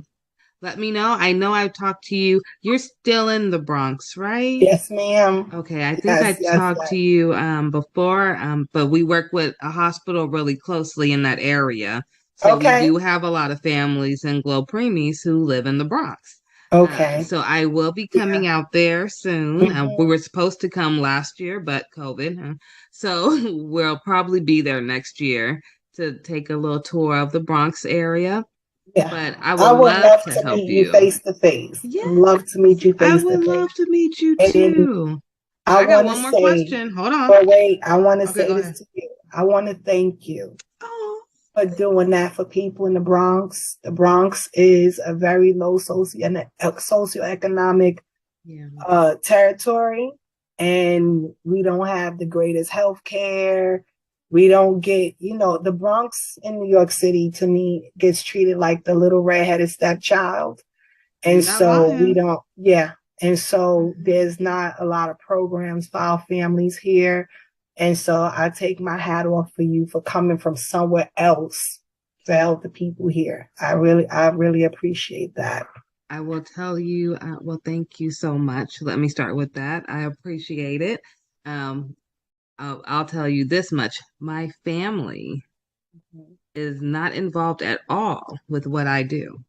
Okay. So if you ask them, hey, what does Ashley do? They'll probably tell you, I don't know. She works from home, I guess. They have no idea what Glo Preemies is. They have no idea what the Alliance is. They have no idea how many policies I have single-handedly helped change. For your area alone, I believe we have already sent maybe 6 breast pumps to new NICU moms, Black NICU moms. We are working on sending more right now as we speak. Okay. So that is just one of the little things that we do. So just to let you know that I am very appreciative for you acknowledging anything that I do, but I never do it for clout. That's what they say. I do it more because I was a NICU mom who had no family who came to see me when I was in the NICU with my baby. I'm a mom that never had a baby shower because I had preemies. I'm a mom who's been let go by a doctor because I was too sick. Just too many bad things. So I thank you for sharing your story, particularly the preemie story. Yeah. But is there a way for those who just heard what you're doing with the mission to be able to help donate to you? Do you guys have like a Cash App set up, or will you get one so that if people see this video and want to help contribute to what you guys are doing without getting the book, or if they want to get the book and still donate, how can we do that? So currently I don't have a Cash App set up for it. We'll but work on one. Yes, we will. Yes, we will, ma'am. Listen, you're gonna be right. You don't even know how much you're helping me right now by kind of giving me some tips and instruction. Like, hey, girl, get this together. Oh, good. We're gonna have you popping, okay? Don't worry about it, you guys. So you heard her. She is gonna get a Cash App or something to that caliber, and when she do, I will post it under this video. So keep looking for this video, see if there's any updates. I'm sure I'll have you back when the book comes out. Absolutely. I do want to do a giveaway for the holidays. I need that book for the giveaway. Okay. For and sure. we will definitely stay in touch. I want to see you when you come to the Bronx. I want to, I want us to get some lunch or something. Yeah, I can't wait. I greatly appreciate you having me. It's been an honor. And to know what you're doing here in the Bronx is really, is very moving to me, because like even when my sister was in the NICU, there was no helping. There was no, it was, thank God we had my mom and my sister to do stuff and to help and to, even me, when I had my daughter as a teen, I was like that, growing up, I was like, there's nothing here to help, people that have I did have a high school. I did go to a high school that had a daycare, but even with that high school is still an alternative high school, but it no longer, I don't believe it has the daycare center anymore. Which was tremendous because that gave people a real opportunity to go to school and continue their life and so but yeah, do they have any of those options anymore? I'm not really. That was the only school. It was called Bronx Regional High School, and I forgot the name of the extension because they had an extended piece to it where all the pregnant girls went to school. So if you were pregnant, you can attend and you just be in class with other pregnant girls. You wouldn't be amongst the general population. Yeah. And then once you had your child, you were able to still come to school and bring that baby to the daycare center. But they don't have, it was beautiful. New York used to be a really awesome place to live, and it had a lot of resources, but not much is going on here anymore, so for you to still be in the place of trying to help out here, it's wonderful. We're gonna have to connect for sure. Definitely, because I'm ready. It's gonna the winter months are coming soon, so I'll be this year I'm doing something special. This year, all of the blankets that I buy, probably in the blankets and maybe in the hats, I'm gonna have my daughter sew in patches that says Jesus loves you, because I want them to know that it comes from him, not from me. Yes. Look at you. So, I love that. I want them to know that he is thinking about them. He's not forgotten. He's not forgotten. Yeah, because I would not have gotten to this moment without him. Absolutely. I feel the same way. Yeah. I don't. Yep. That's why I said earlier. I believe everything happens in divine timing. God little ones is what GLO stands for. So GLO stands for God's little ones, and I truly believe because quick backstory. When I first got pregnant with Aiden, my oldest child, it was in 2010. I was going to Xavier in New Orleans and Tulane at the same time. Going to be an OBGYN, wanted to be a doctor. That was my main goal. I wanted to be a baby doctor. And I went to Tulane because I wanted to do public health, because I wanted to work in the World Health Organization. Ended up having Aiden with 2 semesters left, and here we are 12 years later. I have GLO Preemies. It incorporates both of them. So I'm still dealing with babies. I train doctors now. I educate doctors through what I do at CPQCC based at Stanford. Not only that, that was my college that I really wanted to go to. My Okay. mom said I couldn't go to Stanford because she wanted me to go to Xavier because they were known for African Americans to go to medical school. Okay. I still ended up at Stanford. I'm Absolutely. still there, and I'm the Still first gave you your African dream. American to become chair. So I have that honor under my belt. Congratulations. Thank you. I got that this January, so it's probably one of my most proudest moments. But just like you said, your trauma makes you who you are. I only got that honor this year because of my 3 preemies, because I came in as a preemie parent who became advisory board member, who then became chair of everything within the NICU. So everything's divine timing. Your book is divine timing. Man, thank you. We're not going to go into your divorce because you guys, I want you to get this book. Help her with the book as well as help the mission. So if anybody do want to donate before she has it, you can donate to Glo Preemies. Please put the mission in the description so we know where to send the money to. If you're sending it to Glo Preemies, just put donation to Glo Preemies. If not, put the mission so we can send it directly to her. Thank you. Thank you. And then, we'll get that going. I'll put everything in the description. To everyone, we are now on iHeartRadio now. So we are on iHeartRadio, Anchor.fm, YouTube, as well as Roku TV and Spotify. So you can look up Glo Preemies or the Ashley Randolph podcast. If you have a question that you would like to give to Miss Marie to have her answer for you, maybe by email, you can do so at anchor.fm/Glo Preemies/message. And we will make sure she gets it. And we are just so grateful. Now, before I let you go, because it's amazing, and I am going to bring you back for part 2.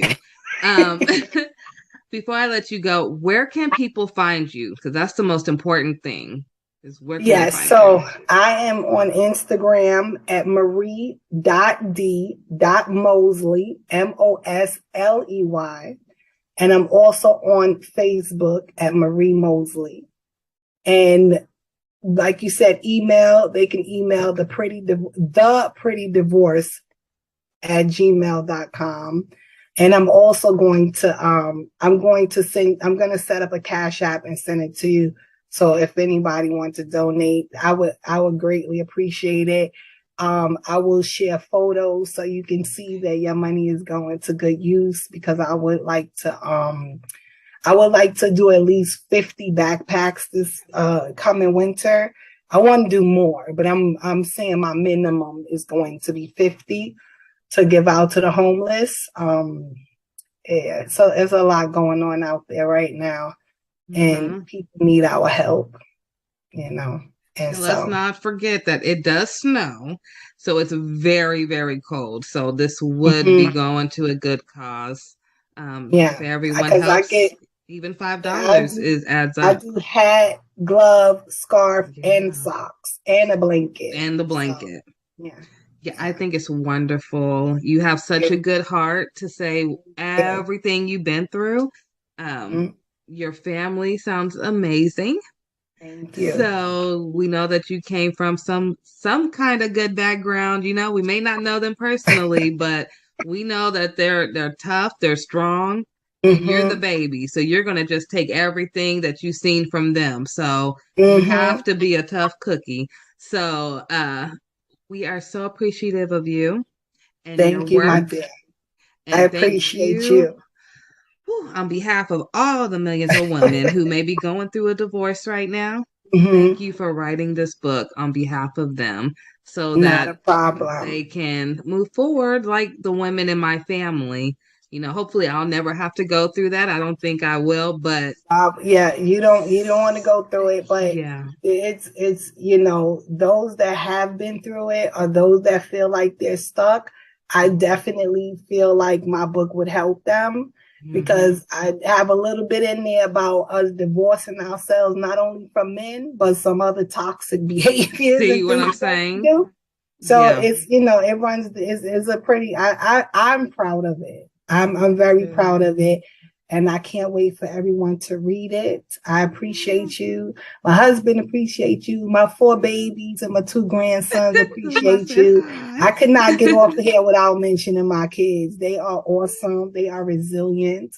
They went through this divorce with me. Yeah. They empowered me and I empowered them. And we built amazing bonds with each other behind it. And so, yeah, it's doable. It's okay. I got a question.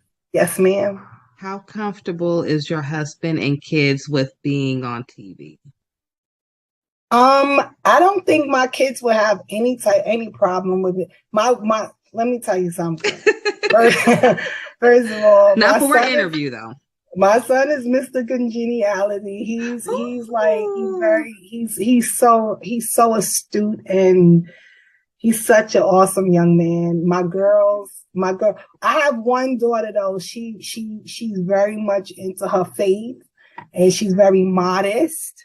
And so she might be like, "Mommy, I don't want to be on TV." But the oldest two would get ready for you. Like, here we are. I'm here. You know, yes. And hubby, like I said, hubby's an alpha. He's very confident.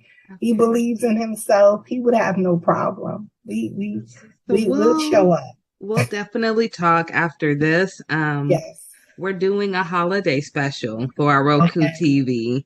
Okay. And I would love to offer you and your family a little part in it.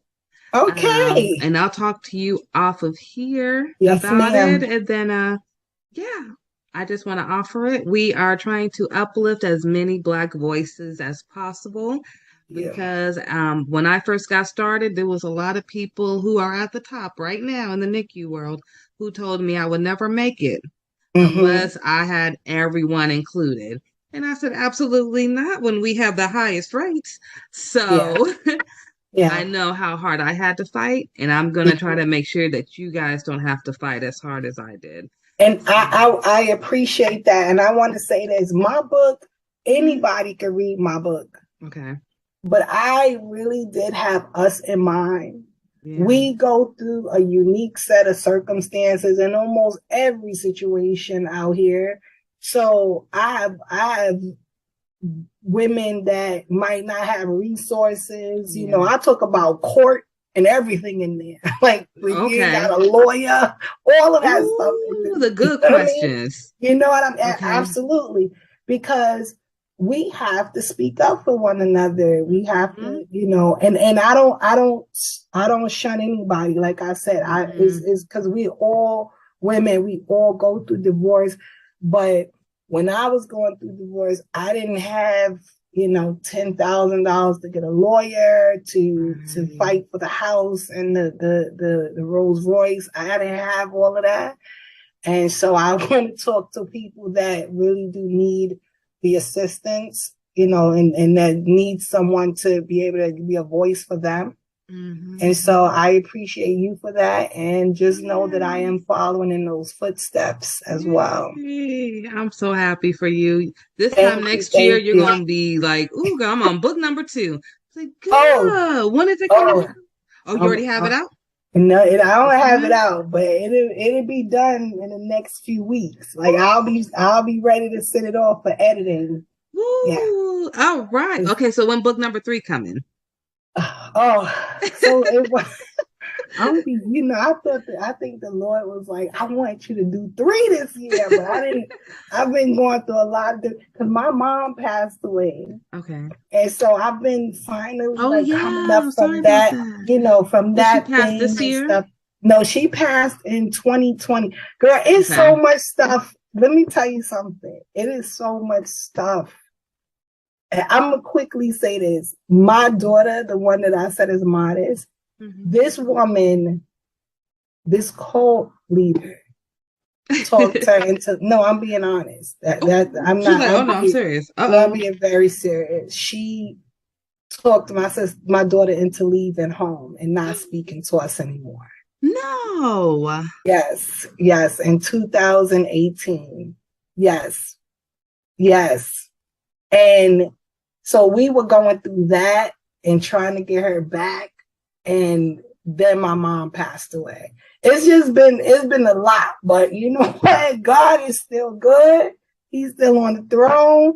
I stayed in prayer with me and my sister and my family. We started a whole prayer group, and God brought that baby home. She's home. She's doing well. She's happy. She's not, she has things, but she's not like some people that come out of situations like that. She was there for 2.5 years, and she came home, and she's not anywhere near some of the horror stories that I heard. So I'm grateful. It's been a battle. A journey. It's been a journey, girl. I'll tell you really quickly. Too. Oh my goodness. See, I told you we could talk forever. Really quickly, my story kind of matches yours. So my mom died January 4th, 2019 with a CPAP machine on her after she'd been complaining about it for a year. She dies in her sleep. My dad dies February 11th, 2020, the next year. Last year, I find out that there is a lawsuit case against Philip Respironics because they knew for 10 years that their CPAP machine was letting out toxic gas instead of oxygen, which is what my mother was complaining for.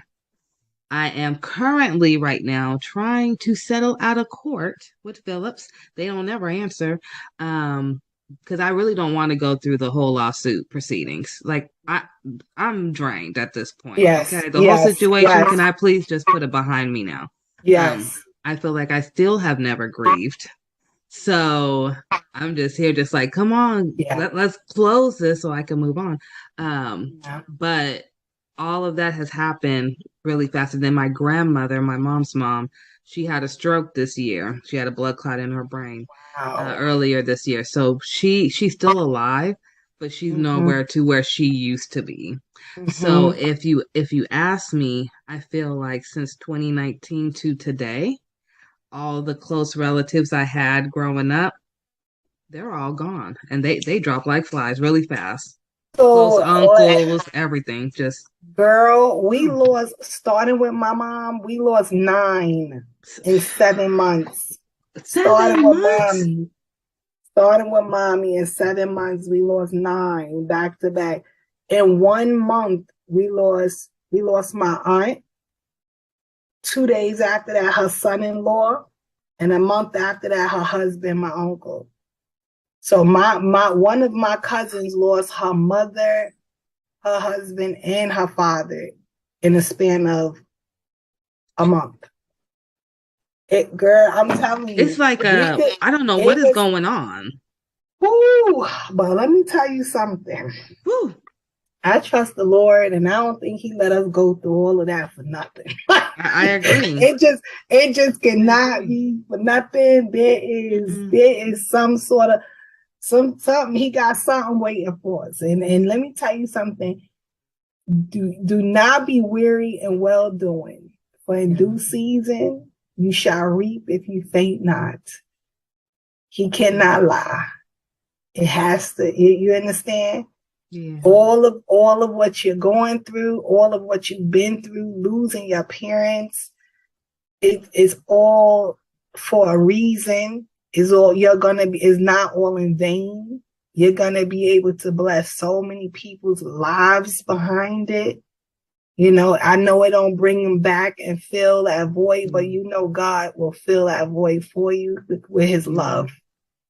And that's really how I have to move through life. Yeah. And it's not for money. I will say that it's not for the money, but I definitely want, I don't even, I ain't gonna say no number because they'll be like, oh, listening. But what I will say is it's about the fact that they did something wrong. They knew they were wrong. And the advocate in me won't let me be quiet for my mom, but be loud for a million other people. Oh, no, you can't. You cannot do that. You have to. You have to. When the thing happened with my sister, my mom, she was so out of it. I think she settled out for the most minute. And my mom wasn't a real fighter. She didn't like confrontation and all of that stuff. So, but She just wanted it to be done. she just wanted it to be done, but don't let it go. You know, these people, these medical, they have to start doing better. And real quick, and when I was as a counselor, we would go to a lot of different workshops. And I went to one workshop and they were talking about the medical field and how things are disproportionate between Blacks, not only in housing, but also in the medical field. And I had never thought that was even, you know, I really just thought that the medical field doctors, their oath, I thought they had integrity, right? But it helped me to understand why my mother, who went to the hospital every year for a checkup, for every annual, I could not understand. I said, how can you be telling me in 2005, my mom only has 1 year to live because one of her valves is completely destroyed and the other one needs to be repaired? It is no way possible. My mom keeps up with all of her doctor's appointments, with all of our doctor's appointments. And it was an awesome cardiologist that God used to save my mom's life, basically, because they had given her 1 year to live. And he did this new surgery on her to clear out plaque from her arteries, to make her heart strong enough to survive the surgery. And then what they did to her helped her to live another 15 years. Right? Wow. But I had no idea. And it wasn't until I went to that workshop that I said, that's how mommy's heart was able to get to that condition, going to this doctor, the same lady, year after year after year. And they explained how in the white community, they'll get the cure, while we just get something to you know, help send us home. We get something to help the symptoms, but we don't actually get what we need at sometimes. And I was really thrown back by that. I was like, doctors are doing like all about insurance. Have people's lives in their hands. But guess what? It's real. It's very real. So you do what you have to do and you hold them accountable. Make them be accountable. Because it's not okay. That's your mother.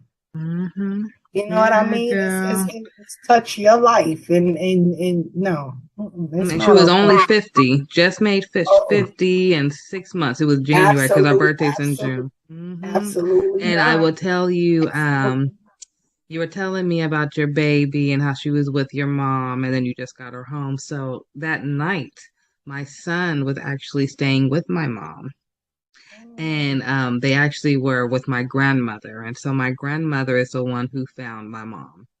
And my son didn't know that she had passed. By the time he woke up, they had already came and took my mom out and everything.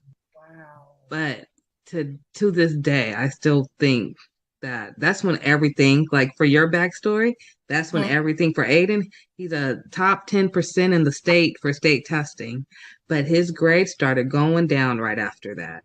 And he started to get into fights at school. So we had to switch him schools. And it was like I had to almost rewire Aiden. So when you're talking about rewiring your daughter, I'm like, I'm going through that now with Aiden and trying to put him back to where he was before he had all these losses at one time. Because he never lost nobody. And then all of a sudden, it's like boom, boom, boom. And he's like, I can't go to grandma's house no more to babysit. I can't go by grandpa at all.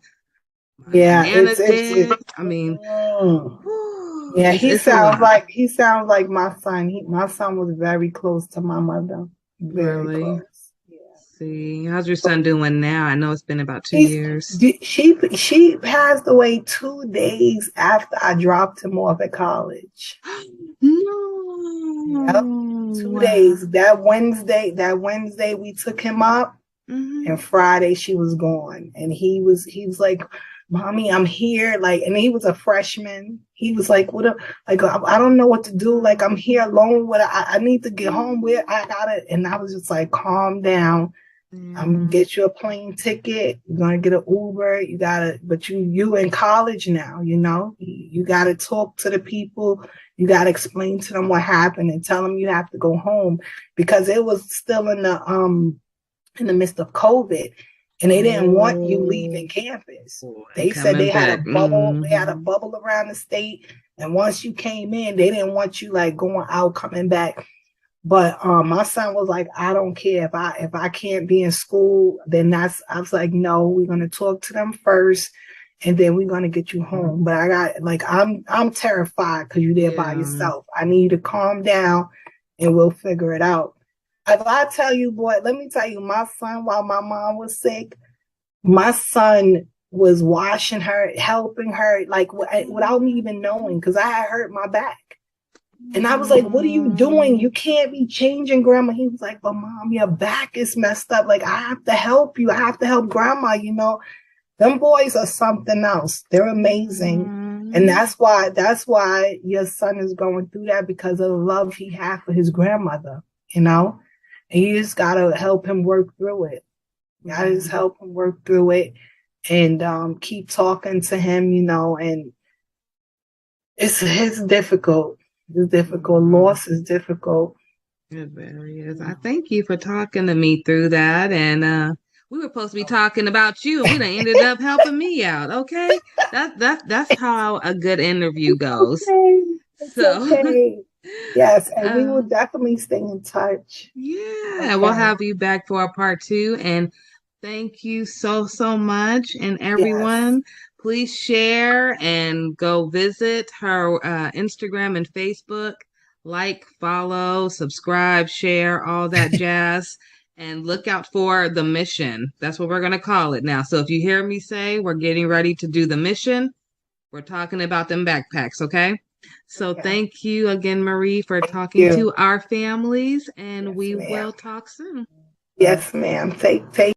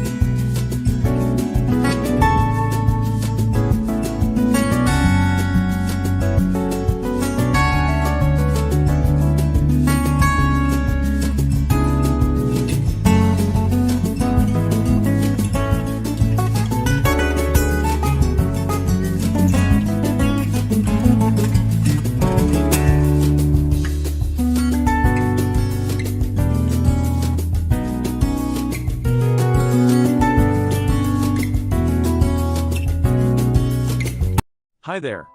Have you ever wanted to publish your own story but didn't know where to start? In this video, we'll show you a step-by-step guide to self-publishing your own story. Step 1. Write your story. Whether it's a novel, a memoir, or a collection of short stories, make sure your work is completed and polished before moving on to the next step. Step 2. Choose a platform. There are several self-publishing platforms available such as Amazon Kindle Direct Publishing, Barnes & Noble Press, and Kobo Writing Life. Do your research and choose the platform that best fits your needs. Step 3. Format your book. Each platform has its own formatting guidelines, so be sure to read them carefully. You can hire a professional book formatter or use free templates to format your book. Step 4. Design a book cover. A book cover is the first thing that catches a reader's attention. You can design a cover yourself or hire a professional designer. Step 5. Publish your book. Upload your formatted book and book cover to your chosen platform, set your price, and hit publish.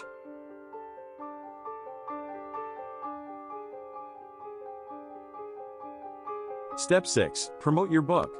Use social media, book blogs, and book review sites to promote your book to potential readers. And that's it.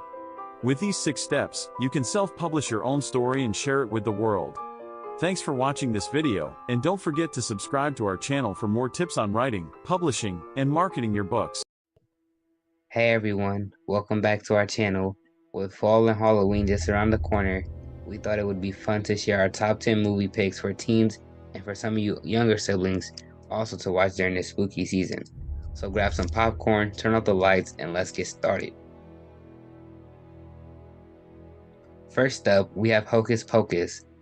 This classic Halloween movie is a must-watch for anyone who loves witches, magic, and a good laugh. It is perfect for a cozy night with friends or family.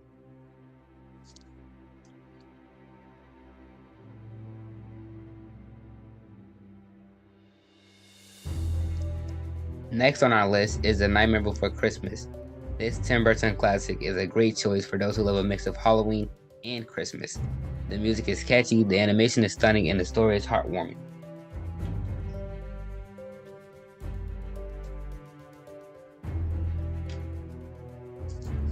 For those who love a good scare, Teenage Mutant Ninja Turtles Mutant Mayhem gives the right amount of thrills and excitement throughout the film.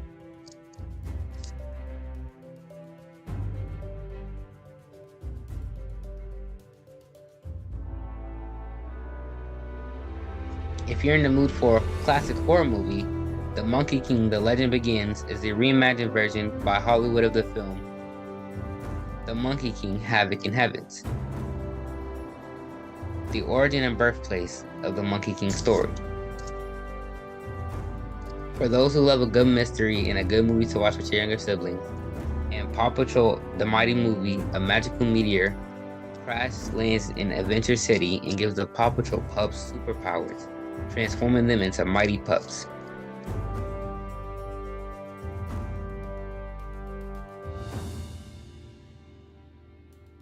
If you're in the mood for a comedy, Leo is a great film. A 74-year-old lizard named Leo and his turtle friend decide to escape from the terrarium of a Florida school classroom where they have been living for decades.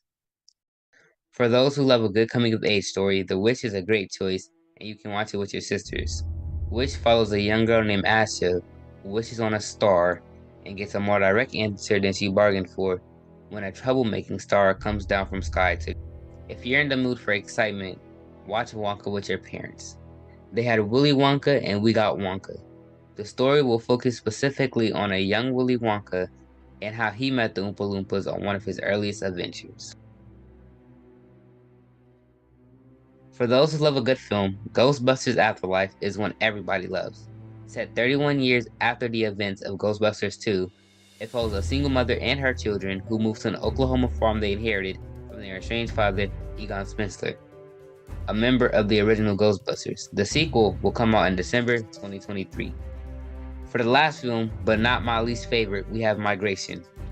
Migration is a film about a family of ducks trying to convince their overprotective father to go on the vacation of a lifetime. A film for not just you, but for the entire family.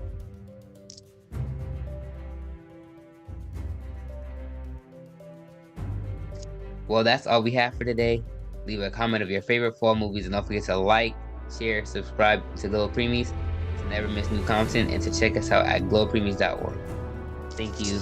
Have a good Halloween.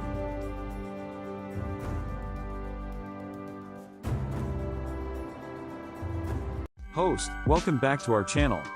With Christmas just around the corner, it's time to spread some holiday cheer. And what better way to do that than with festive wreaths? Today, we'll show you some amazing DIY ideas to create your very own wreaths. The first step is to gather your materials. You'll need a wreath frame, some evergreen branches, pine cones, holly, ribbons, and anything else you'd like to add for a personalized touch. Start by attaching the evergreen branches to the wreath frame. Use floral wire or hot glue to secure them in place. Now, let's add some pine cones and holly. You can arrange them in clusters or evenly spread them out. Get creative and make each wreath unique. To give your wreath that finishing touch, tie a beautiful bow with a festive ribbon. You can choose traditional colors like red and green, or go for a more modern look with silver or gold. And there you have it, a stunning DIY wreath, ready to spread Christmas cheer. Don't forget, wreaths can be made in different shapes and sizes. Hang them on your front door, over the fireplace, or use them as centerpieces for your Christmas table. Deck the halls, top 3 Christmas wreath designs. Let's get started. Design number 1, the classic wreath. This timeless design features a lush green base adorned with vibrant red bows, golden baubles, and pine cones.